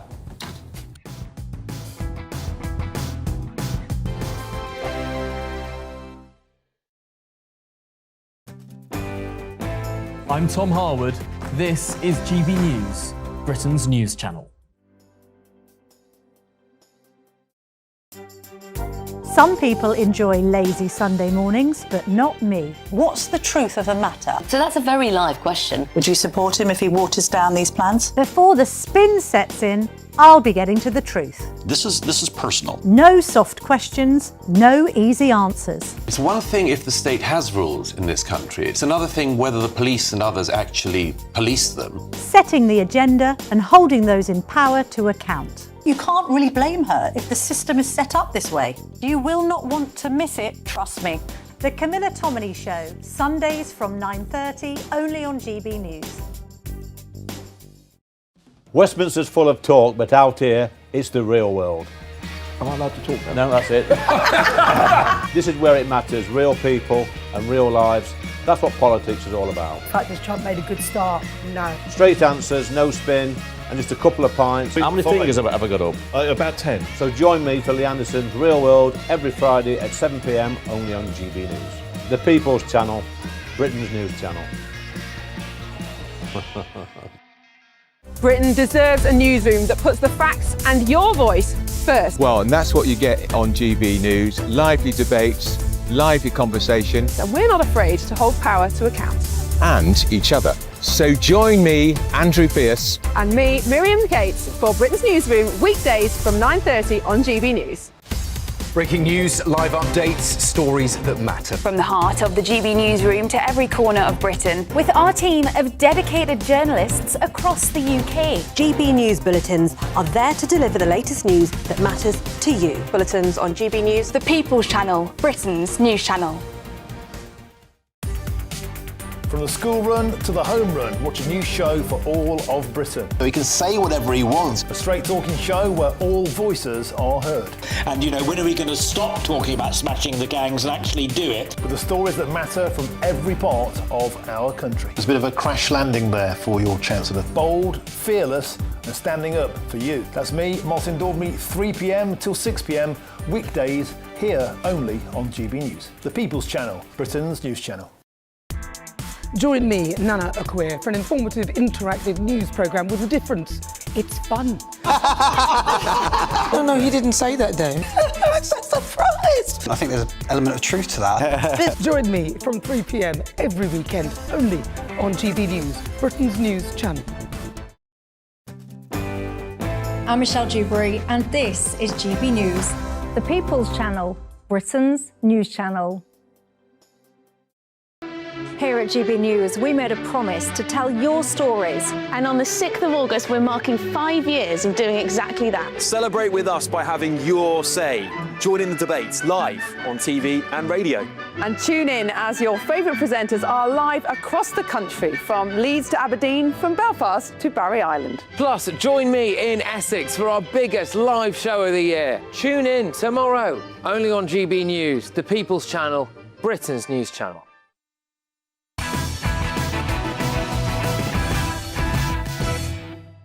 Yes, well, as you've just been seeing there, do not forget that tomorrow GB News will be live across the UK to celebrate Britain, and live at 9 p.m. Don't miss our special edition of Patrick Christys tonight. We've got a very, very special evening planned. But anyway, drink this in. The board of electors on your interview day were absolutely unanimous. We are so lucky to have you. You are the best in the world in terms of the research that you do. Oh, gosh, so many people look so stupid tonight, don't they? Because this is the story that's leading the front of 1, 2, 3, 4 national newspapers, the Daily Mail especially. Plagiarism professor resigns as Cambridge investigate. Just hours after a probe was launched, Jason Arday quit, saying he needs time to heal. And just before we get stuck into the panel, it's important to say that, you know, again, we need to acknowledge his past achievements. And he was actually the fifth Beatle. I think we can. Lost there he one, is. Dan Buster. Yeah, he won the World Cup for England back in 1966. Good day. He landed on the moon in '69. And here he is. He was actually, and he doesn't seem old enough for this, does he? But he was there. Nelson Mandela, on the fateful day he was released, standing alongside of him, just showing a fist to power. There you go. Look at that. But yeah, he's gone. He has. He's quit. I mean, this is sensational. It is, but just to give a bit of balance, as my role or as Professor Emeritus from Leeds University, which I'm not, but apparently you just make this stuff up these days, so why not? He's still achieving the thing. He's now the youngest black professor to ever resign from Cambridge. He's knocking up the wins. So let's mock this guy. He's made some achievements. Being on a TV show decades before you were born, it's actually hard. I think you'll find you were on TV after you were born. So know your place. Do you know what I mean? This guy has really been achieving. No, he's smashed that out of the park. Yeah, but the serious side of it, what we see here is kind of one of the big problems we need to face. The modern-day world, just to get overly technical, if you don't mind, being on like I'm a nerd. So Nietzsche's got this whole transvaluation of values things. In the olden days, your good virtues were strength, valour, those ones. And then we have this societal change, and now empathy, sympathy, those kind of ones, kindness. And in that world, that drama triad, you know, there's 3 different roles that you can be, the persecutor, the saviour or the victim. They've nailed it. If you're the victim, you get the full power of the modern version of virtues. So that's what he's done. Even now, when effectively quitting because you've been called out on obvious lies, because you can't be on a TV show decades before you were born, his take on it is, this is bad for my mental health. Look, he's the victim, but not like, I'm sorry I lied. We need to be sorry for him, because if you can tap in to the kindness of society, you absolutely win. Yeah, I've actually thought that was a really, really amazing thing. It's extraordinary. But you see, the look on that woman's face, I mean, he obviously has an enormous charisma of some kind. Because otherwise, if you didn't have enormous charisma, you wouldn't be able to persuade people. Well, they wanted to believe. They wanted to believe. I think they want. It's actually, as well, the bigotry of low expectations. It makes them feel better by being able to say, do you know what I did at work today, darling? We made this lovely young chap, Jason, not checked his CV, but lovely young chap, Jason. We've made him the youngest black professor. It makes them feel good about themselves, nothing.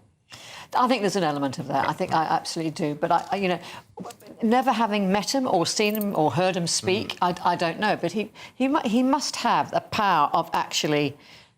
Yeah, but nevertheless, Nina, the bit that I just find gobsmacking about this, I mean, people who are able to grift in this fashion usually do have charisma and a certain degree of charm. They're usually not academics, you know, they're usually con men. Run the green or whatever, or politicians, But what's astonishing here is that even a cursory glance at some of these claims would have exposed him almost immediately. A cursory glance. This wasn't some obscure claim that he'd done something when he was 12 years old in a village in Africa somewhere that you couldn't really find the details about. He's claimed to have written a book that was never published, right? I mean, 5 minutes of investigation would have exposed him. And they've only just today called it any investigation, despite the fact for several years people have been going to them saying, you really should check this out. And their response to that, when people are actually coming forward and saying, look, this doesn't add up, that doesn't add up, was to say this is a vile campaign against him. I mean, this is just extraordinary. Was it on Blackadder when they said there were 3 great universities in Britain, Oxford, Cambridge and Hull? Yeah. Well, we're now down to Oxford and Hull. Which one do you go to? Oxford. Yeah. Exactly, yeah. Right, OK. So I've just seen the woman that was in that clip there that you just say to, we're so lucky to have, oh my God, we're so lucky to have you. She's called Hilary Kremen. She's the head of faculty and a professor of education. I'm looking at her personal profile here on the University of Cambridge. She particularly focuses on human thriving, and this includes topics such as well-being, peace, education, conflict, equity, inclusion and social justice. And I just think, Can't parody this stuff. This is beyond parody. But, Nina, you're right, no one's died. I'll go even a step further. It was only sociology, so it's not even a real exactly. Nobody takes that. Serious university. It's true. But I know, but is it? And the thing is, though, that look, there are obviously incredibly comical aspects to this, which it is. And ironically, he's writing a memoir, isn't he? Yeah, Simon & Schuster are due to publish his memoir by the end of the month. I imagine that's been done. It's just moved to the fiction section. It could be a bestseller. It goes in the fiction section. It'll sell like hotcakes. Yeah. And has he just started writing it now? Or? No, it's due to be published. Oh, OK, so ChatGPT was going a while ago, wasn't it? Well, yeah. There's a lovely bit as well. His quote from his resignation is saying that it was the greatest professional privilege of my life. Are you sure? Check your own CV. I think you've done some amazing things. You invented penicillin, sir. Yes. Well, look, he's quit. He's quit, and I think possibly it could, it could be argued that he's quit because he doesn't want the actual results of a Cambridge investigation to emerge. So he's gone before. Everyone who backed this guy blindly, without clearly doing any of the basic research that other people have done, people who were other heads of various colleges at Cambridge as well, they need to have a long, hard look in the mirror here and ask themselves, did I just blindly back this guy because he was black, because because some of them were black as well? Was it a kind of solidarity thing, a blind solidarity thing? Is that really fair? How would that play if that was the other way round, right? But only they will know the answer to that. Only they will know within their own hearts whether they did genuinely blindly back somebody purely because they happen to have the same colour skin as them. And there are people out there, though, seriously, who work their entire lives to get prestigious roles, a bit like this, or in other industries, and who feel as though they are seeing, time and time again, somebody else get those roles who they might feel is less well qualified, or in this case may well have lied on their CV, but happens to be from a protected demographic. And this actually fosters resentment. Well, it does. I mean, and women have had that resentment for not just decades, but bloody centuries. And it's now gone in a different direction. But every woman understands that, I would have thought, being passed over for a man. It wasn't just that as well. I think in the olden days it was weird. Like meritocracy seemed to be the left-wing thing because the posh people, the aristocracy, had everything, and it doesn't matter how hard you work, it wouldn't make a difference. And now it's flipped. So actually now meritocracy seems to be the right-wing point of view because identity politics is the opposite to it. Doesn't make any sense. I mean, the serious point here, apart, other than obviously taking the mick out of this fantasist, is, I mean, this is terrible for Cambridge University. Absolutely abysmal. This is supposed to be, a centre of academic excellence recognised as such for centuries across the globe. And in this instance, they couldn't even use Google for 2 minutes to expose someone who was made a professor. Absolutely shameful. It would be an interesting story if it was some complete Mickey Mouse made-up educational venture that was a bit iffy. This is supposed to be one of our greatest British institutions, and look how they have behaved. If I was a student there, and you know, I mean, you made the point earlier on. He might have been a relatively good professor. Look, we don't know. I've not sat through any of his seminars, but I think there is a contract, realistically, between the student, who is either paying a whopping great big amount of money up front or is saddled with a lifetime of student debt, and the university, that the person who is standing in front of you doing your lecturing or teaching you is the person they say they are, is as qualified as they say they are, that you are, and that appears not to be the case, doesn't it? So I do wonder if there's going to be some actual good minds in that Cambridge cohort of students who are thinking about pressing charges against the university here, who are thinking about getting some money back, who are thinking about, you know, getting some kind of apology at least. I don't know. Well, and faculty as well, Patrick, right? There are a good range of, you know, damned good academics at Cambridge University, and they are besmirched by this. That, you know, their reputation is attached to what is considered to be a brilliant university. They've got to sort this out internally. I also think the government, I don't know exactly what the funding is, if any, from the UK government. Is it the education department? Is it the skills department? I don't know how much Cambridge gets from the government, but I think the government should say, we're not going to give you any more state money until this is resolved. Well, we've got a brief statement here. Sorry, it was from Jason Arday. He's previously denied the allegations made against him, and in recent days, he said that his apparent plagiarism is actually because he's autistic and he absorbs information through mimicry. In a statement released by the Good Law Project, which is in part run by Jolly and Morn, and Watch Out Foxes, Professor Arday said today, "It is with profound sadness that I write to resign with immediate effect. Sadly, the years since my appointment have also been marked by an unrelenting level of public scrutiny and personal attack. The relentless accusations, speculation and public commentary have taken a profound toll on me and those I love. For now, however, I ask only for understanding, for compassion and for the space to begin again." It also says that, you know, this is not an admittance of guilt in any way, shape or form. So there we go. Even now, Netflix is commissioning the TV drama. Yeah. I'd watch. I would watch the heck out of that. OK, coming up, first look at the Telegraph front page, where Wes Streeting is facing some heat and the national debt rises above £3 trillion. At what point does it just stop mattering? You know, what's the ceiling here? We'll talk about that next.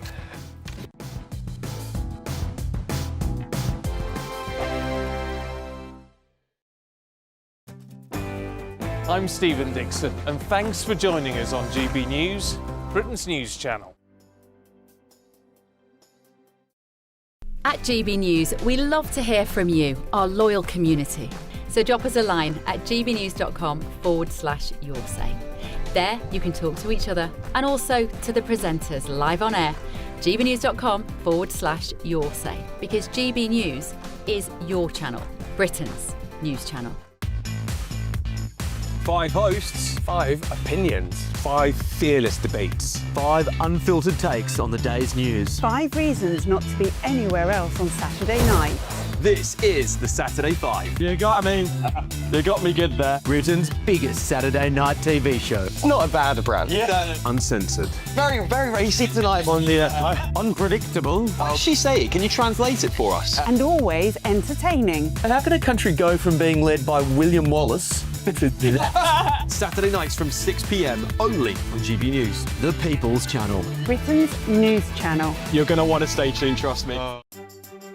Some people enjoy lazy Sunday mornings, but not me. What's the truth of the matter? So that's a very live question. Would you support him if he waters down these plans? Before the spin sets in, I'll be getting to the truth. This is personal. No soft questions, no easy answers. It's one thing if the state has rules in this country. It's another thing whether the police and others actually police them. Setting the agenda and holding those in power to account. You can't really blame her if the system is set up this way. You will not want to miss it, trust me. The Camilla Tominey Show, Sundays from 9:30, only on GB News.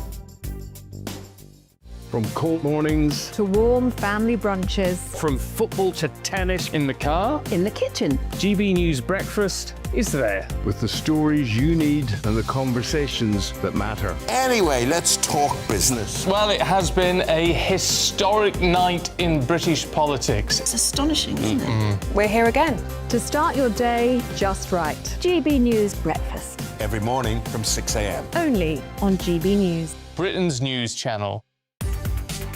From the school run to the home run, watch a new show for all of Britain. So he can say whatever he wants. A straight talking show where all voices are heard. And, you know, when are we going to stop talking about smashing the gangs and actually do it? With the stories that matter from every part of our country. There's a bit of a crash landing there for your Chancellor. Bold, fearless and standing up for you. That's me, Martin Daubney, 3 p.m. till 6 p.m, weekdays, here only on GB News. The People's Channel, Britain's news channel. I'm Michael Portillo. This is GB News, the People's Channel, Britain's news channel.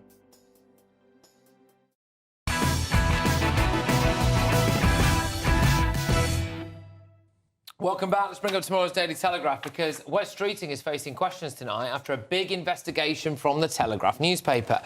So, according to the Telegraph, Wes Streeting accepted £37,500 in donations during 2022 to 2023 from Labour for the Long Term, which is apparently a think tank founded by someone called David Lawrence. However, 1 month before the donation, Lawrence and the think tank received £500,000 from notorious crypto fraudster Sam Bankman-Fried, who actually has had a Netflix documentary, I believe, he made has. about him. Yeah.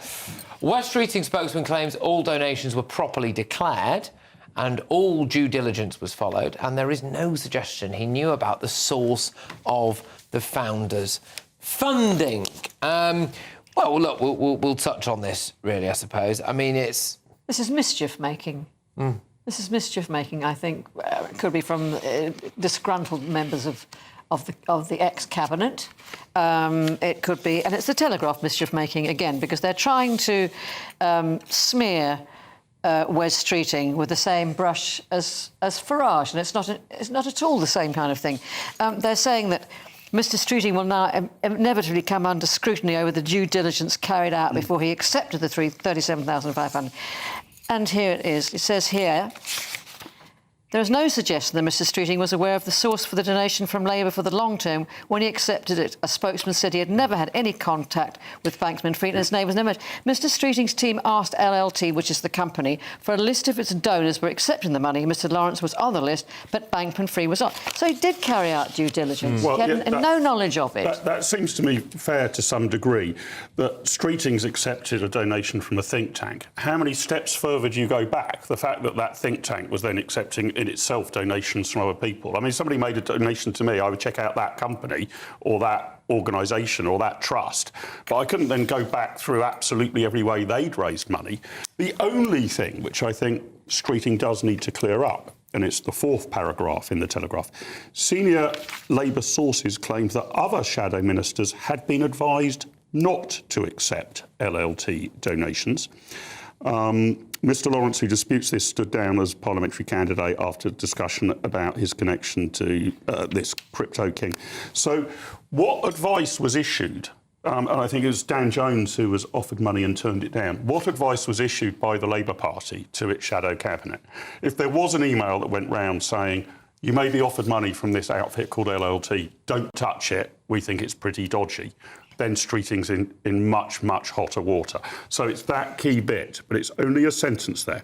Senior Labour sources claimed that other shadow ministers had been advised not to accept donations. So had Streeting received advice from his own party not to accept the donation, and did he override that advice? That's the bit we need to but discover. further down, it says the Telegraph's been told by a senior Labour source that several other shadow ministers were approached, including Darren Jones, who went on to serve as Chief Secretary to Sir Keir, but the offers were rejected after concerns from Labour about the source. Mr Lawrence said that this was not true.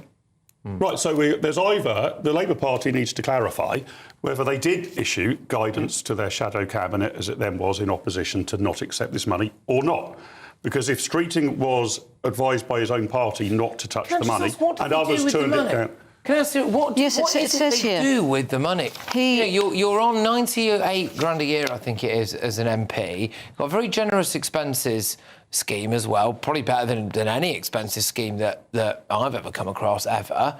What is it they actually do with all these donations? Mr Lawrence's donation paid for Dr Gardner, I don't know who Dr Gardner is, to work for Mr Streeting for 2 days a week on a salary of £2,500 a month. Dr Gardner, a GP who also has links to the effective altruism movement, continued to work for Mr Streeting when Labour was voted into power in July 2024. He was taking a GP off of the market. It's the opposite of what you wanted from the privatising. Yeah. There's lots of these ones that come out now and you realise, actually, the amount of donations they've had, and you think, what are you doing? You know, they put it up as staffing costs. Well, I'd say that the fair answer to that, Patrick, MP, I mean, the fair answer to that is if you're a senior politician in opposition, so Streeting as, say, Shadow Health Secretary, you attempt to run your own kind of mini think tank within your office, right? So you're not just going around giving speeches about healthcare. You potentially want a lot of researchers to, you know, how might we change this particular part of the NHS? What are models from elsewhere in the world that we might learn from? So you've got, you're feeding in research and information at the entire time. If that's your only job, which a lot of Labour MPs are adamant that MPs should only be MPs, you should not have any other job. You should be doing a lot of this work yourself, shouldn't you? Oh, yeah, sure, for sure. But, you know, do you want your MPs just to be, you know, someone like Streeting who knows a bit about the NHS, or do you want him to have any staff that can assist him in drafting up policy? So I don't, per se, have problems with money in British politics. Indeed, oftentimes I think there's not enough of it. But this is the key point. Did Labour advise him not to take the money, or did Labour not? That goes to whether... This would have been run through Labour's Department of Taking Advice, which was busy with Peter Mandelson at the time. I'm not quite sure how that panned out, but pretty well, I imagine. No, good stuff. Gosh, remember Mandy. Anyway, David Lawrence denies using Bankman-Fried's money to fund LLT, which is the think tank, or political donations, saying the money went to UK charities and that LLT's donations came from other UK-based donors. David Lawrence added, I unreservedly condemn Bankman-Fried's actions and had no knowledge or suspicion of any criminal activity until it was reported in the news. Mr Lawrence claimed that LLT's donations to Mr Streeting was in fact funded by another donor. Mr Streeting's spokesperson did tell The Telegraph as well that all due diligence and process had been followed before he accepted the donation, including with the involvement of the Labour Party, and that the list of donors to the think tank that his team reviewed did not include Bankman-Fried. Wes has had no contact with this individual and he was never mentioned in any discussions with LLT. All donations were and are declared in the proper way in accordance with the rules. The Labour Party have also piped up and said the Labour Party carried out due diligence checks ahead of these donations being received, through which no issues were identified. There you go. OK, we do actually have... There might be a fair bit of money swirling around in politics, but there's not in the country, because national debt has risen above £3 trillion as Labour borrows £4,000 per second. And on The Guardian as well, they go for the sensible advice or fear-mongering. NHS told to prepare for an annual heat wave. We'll talk about those when we come back.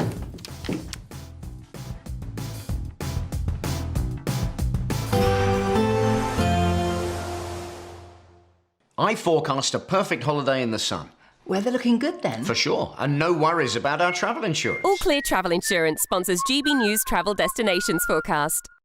Thunderstorms for some parts of Germany, Austria and to the Czech Republic, fine elsewhere, and the heat continues to build on Thursday across Central and Eastern Europe. Mostly average temperatures or near average for Greece, but into Italy, Croatia, Slovakia, Romania, Hungary, it's exceptionally hot temperatures heading towards 40 Celsius, 1 or 2 thunderstorms, northern parts of Spain into Andorra. Otherwise, a lot of fine weather for Spain, for Portugal and for the Canaries over the next few days. All Clear Travel Insurance sponsors GB News travel destinations forecast. Hi, I'm Michelle Dewberry and my show is your opportunity to cut through all the noise and dive in headfirst to some robust debates. Ideas clash. Situation, isn't it? Because the failure is... You're deliberately avoiding my point. Nothing's held back. And if you think this is the end of it, wait for more. And we do not shy away from the difficult stuff. Sometimes I want to shake people and say, if only you understood. So join me on Dubes & Co. weeknights at 6 p.m, only on GB News, Britain's news channel. From the school run to the home run, watch a new show for all of Britain. So he can say whatever he wants. A straight talking show where all voices are heard. And, you know, when are we going to stop talking about smashing the gangs and actually do it? With the stories that matter from every part of our country. There's a bit of a crash landing there for your Chancellor. Bold, fearless and standing up for you. That's me, Martin Daubney, 3 p.m. till 6 p.m. weekdays here only on GB News. The People's Channel, Britain's news channel. At GB News, we love to hear from you, our loyal community. So drop us a line at gbnews.com/your say. There you can talk to each other and also to the presenters live on air. gbnews.com/your say, because GB News is your channel, Britain's news channel. Britain is not just a geographical expression. We are a people bound together by history and culture that are distinctively British. Join me to celebrate our music, theatre, artworks and literature, which we can explore and enjoy together. Everybody's welcome. Sunday with Michael Portillo. Every Sunday at 11 a.m. on GB News, the People's Channel, Britain's news channel. Join me, Nana Akweer, for an informative, interactive news programme with a difference. It's fun. No, he didn't say that, though. I'm so surprised. I think there's an element of truth to that. Join me from 3 p.m. every weekend, only on GB News, Britain's news channel. Breaking news, live updates, stories that matter. From the heart of the GB newsroom to every corner of Britain, with our team of dedicated journalists across the UK. GB News bulletins are there to deliver the latest news that matters to you. Bulletins on GB News, the People's Channel, Britain's news channel. From cold mornings to warm family brunches. From football to tennis in the car, in the kitchen. GB News breakfast is there. with the stories you need and the conversations that matter. Anyway, let's talk business. Well, it has been a historic night in British politics. It's astonishing, isn't it? We're here again to start your day just right. GB News Breakfast. Every morning from 6 a.m. Only on GB News. Britain's news channel.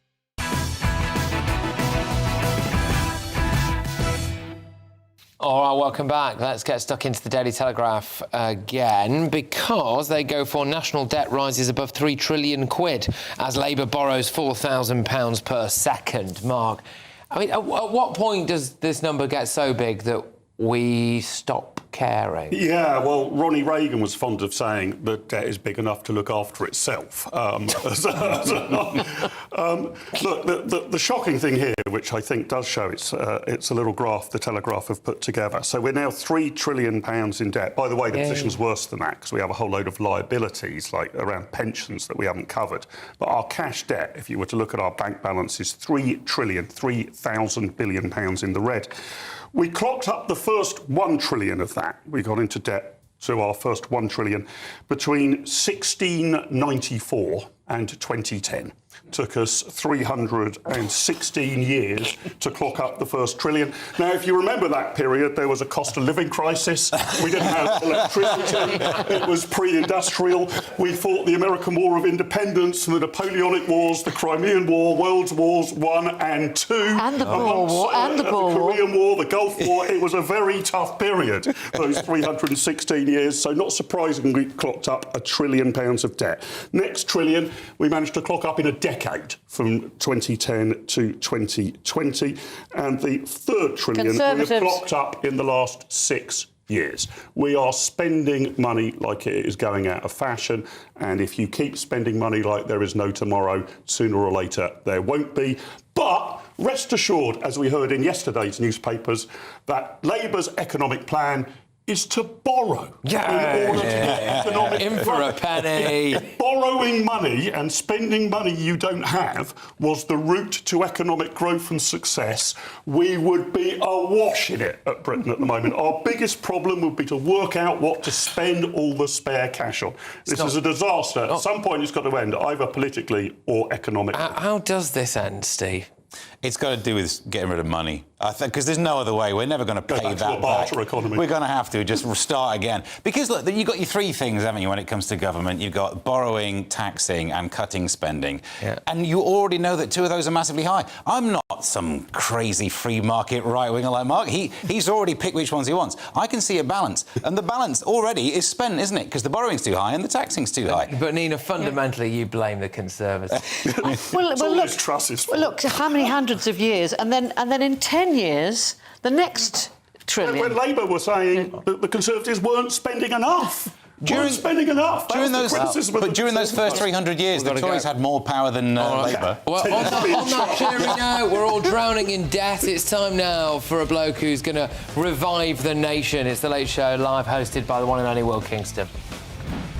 Thank you, Patrick. I must remember to ask for a pay raise from GB News management. Ladies and gentlemen, a huge show coming up. Ed Miliband and Marco Rubio had their first bilateral meeting. Let's just say their interpretations of that conversation were very different. I'll let you in on all the details coming up on the People's Channel, GB News.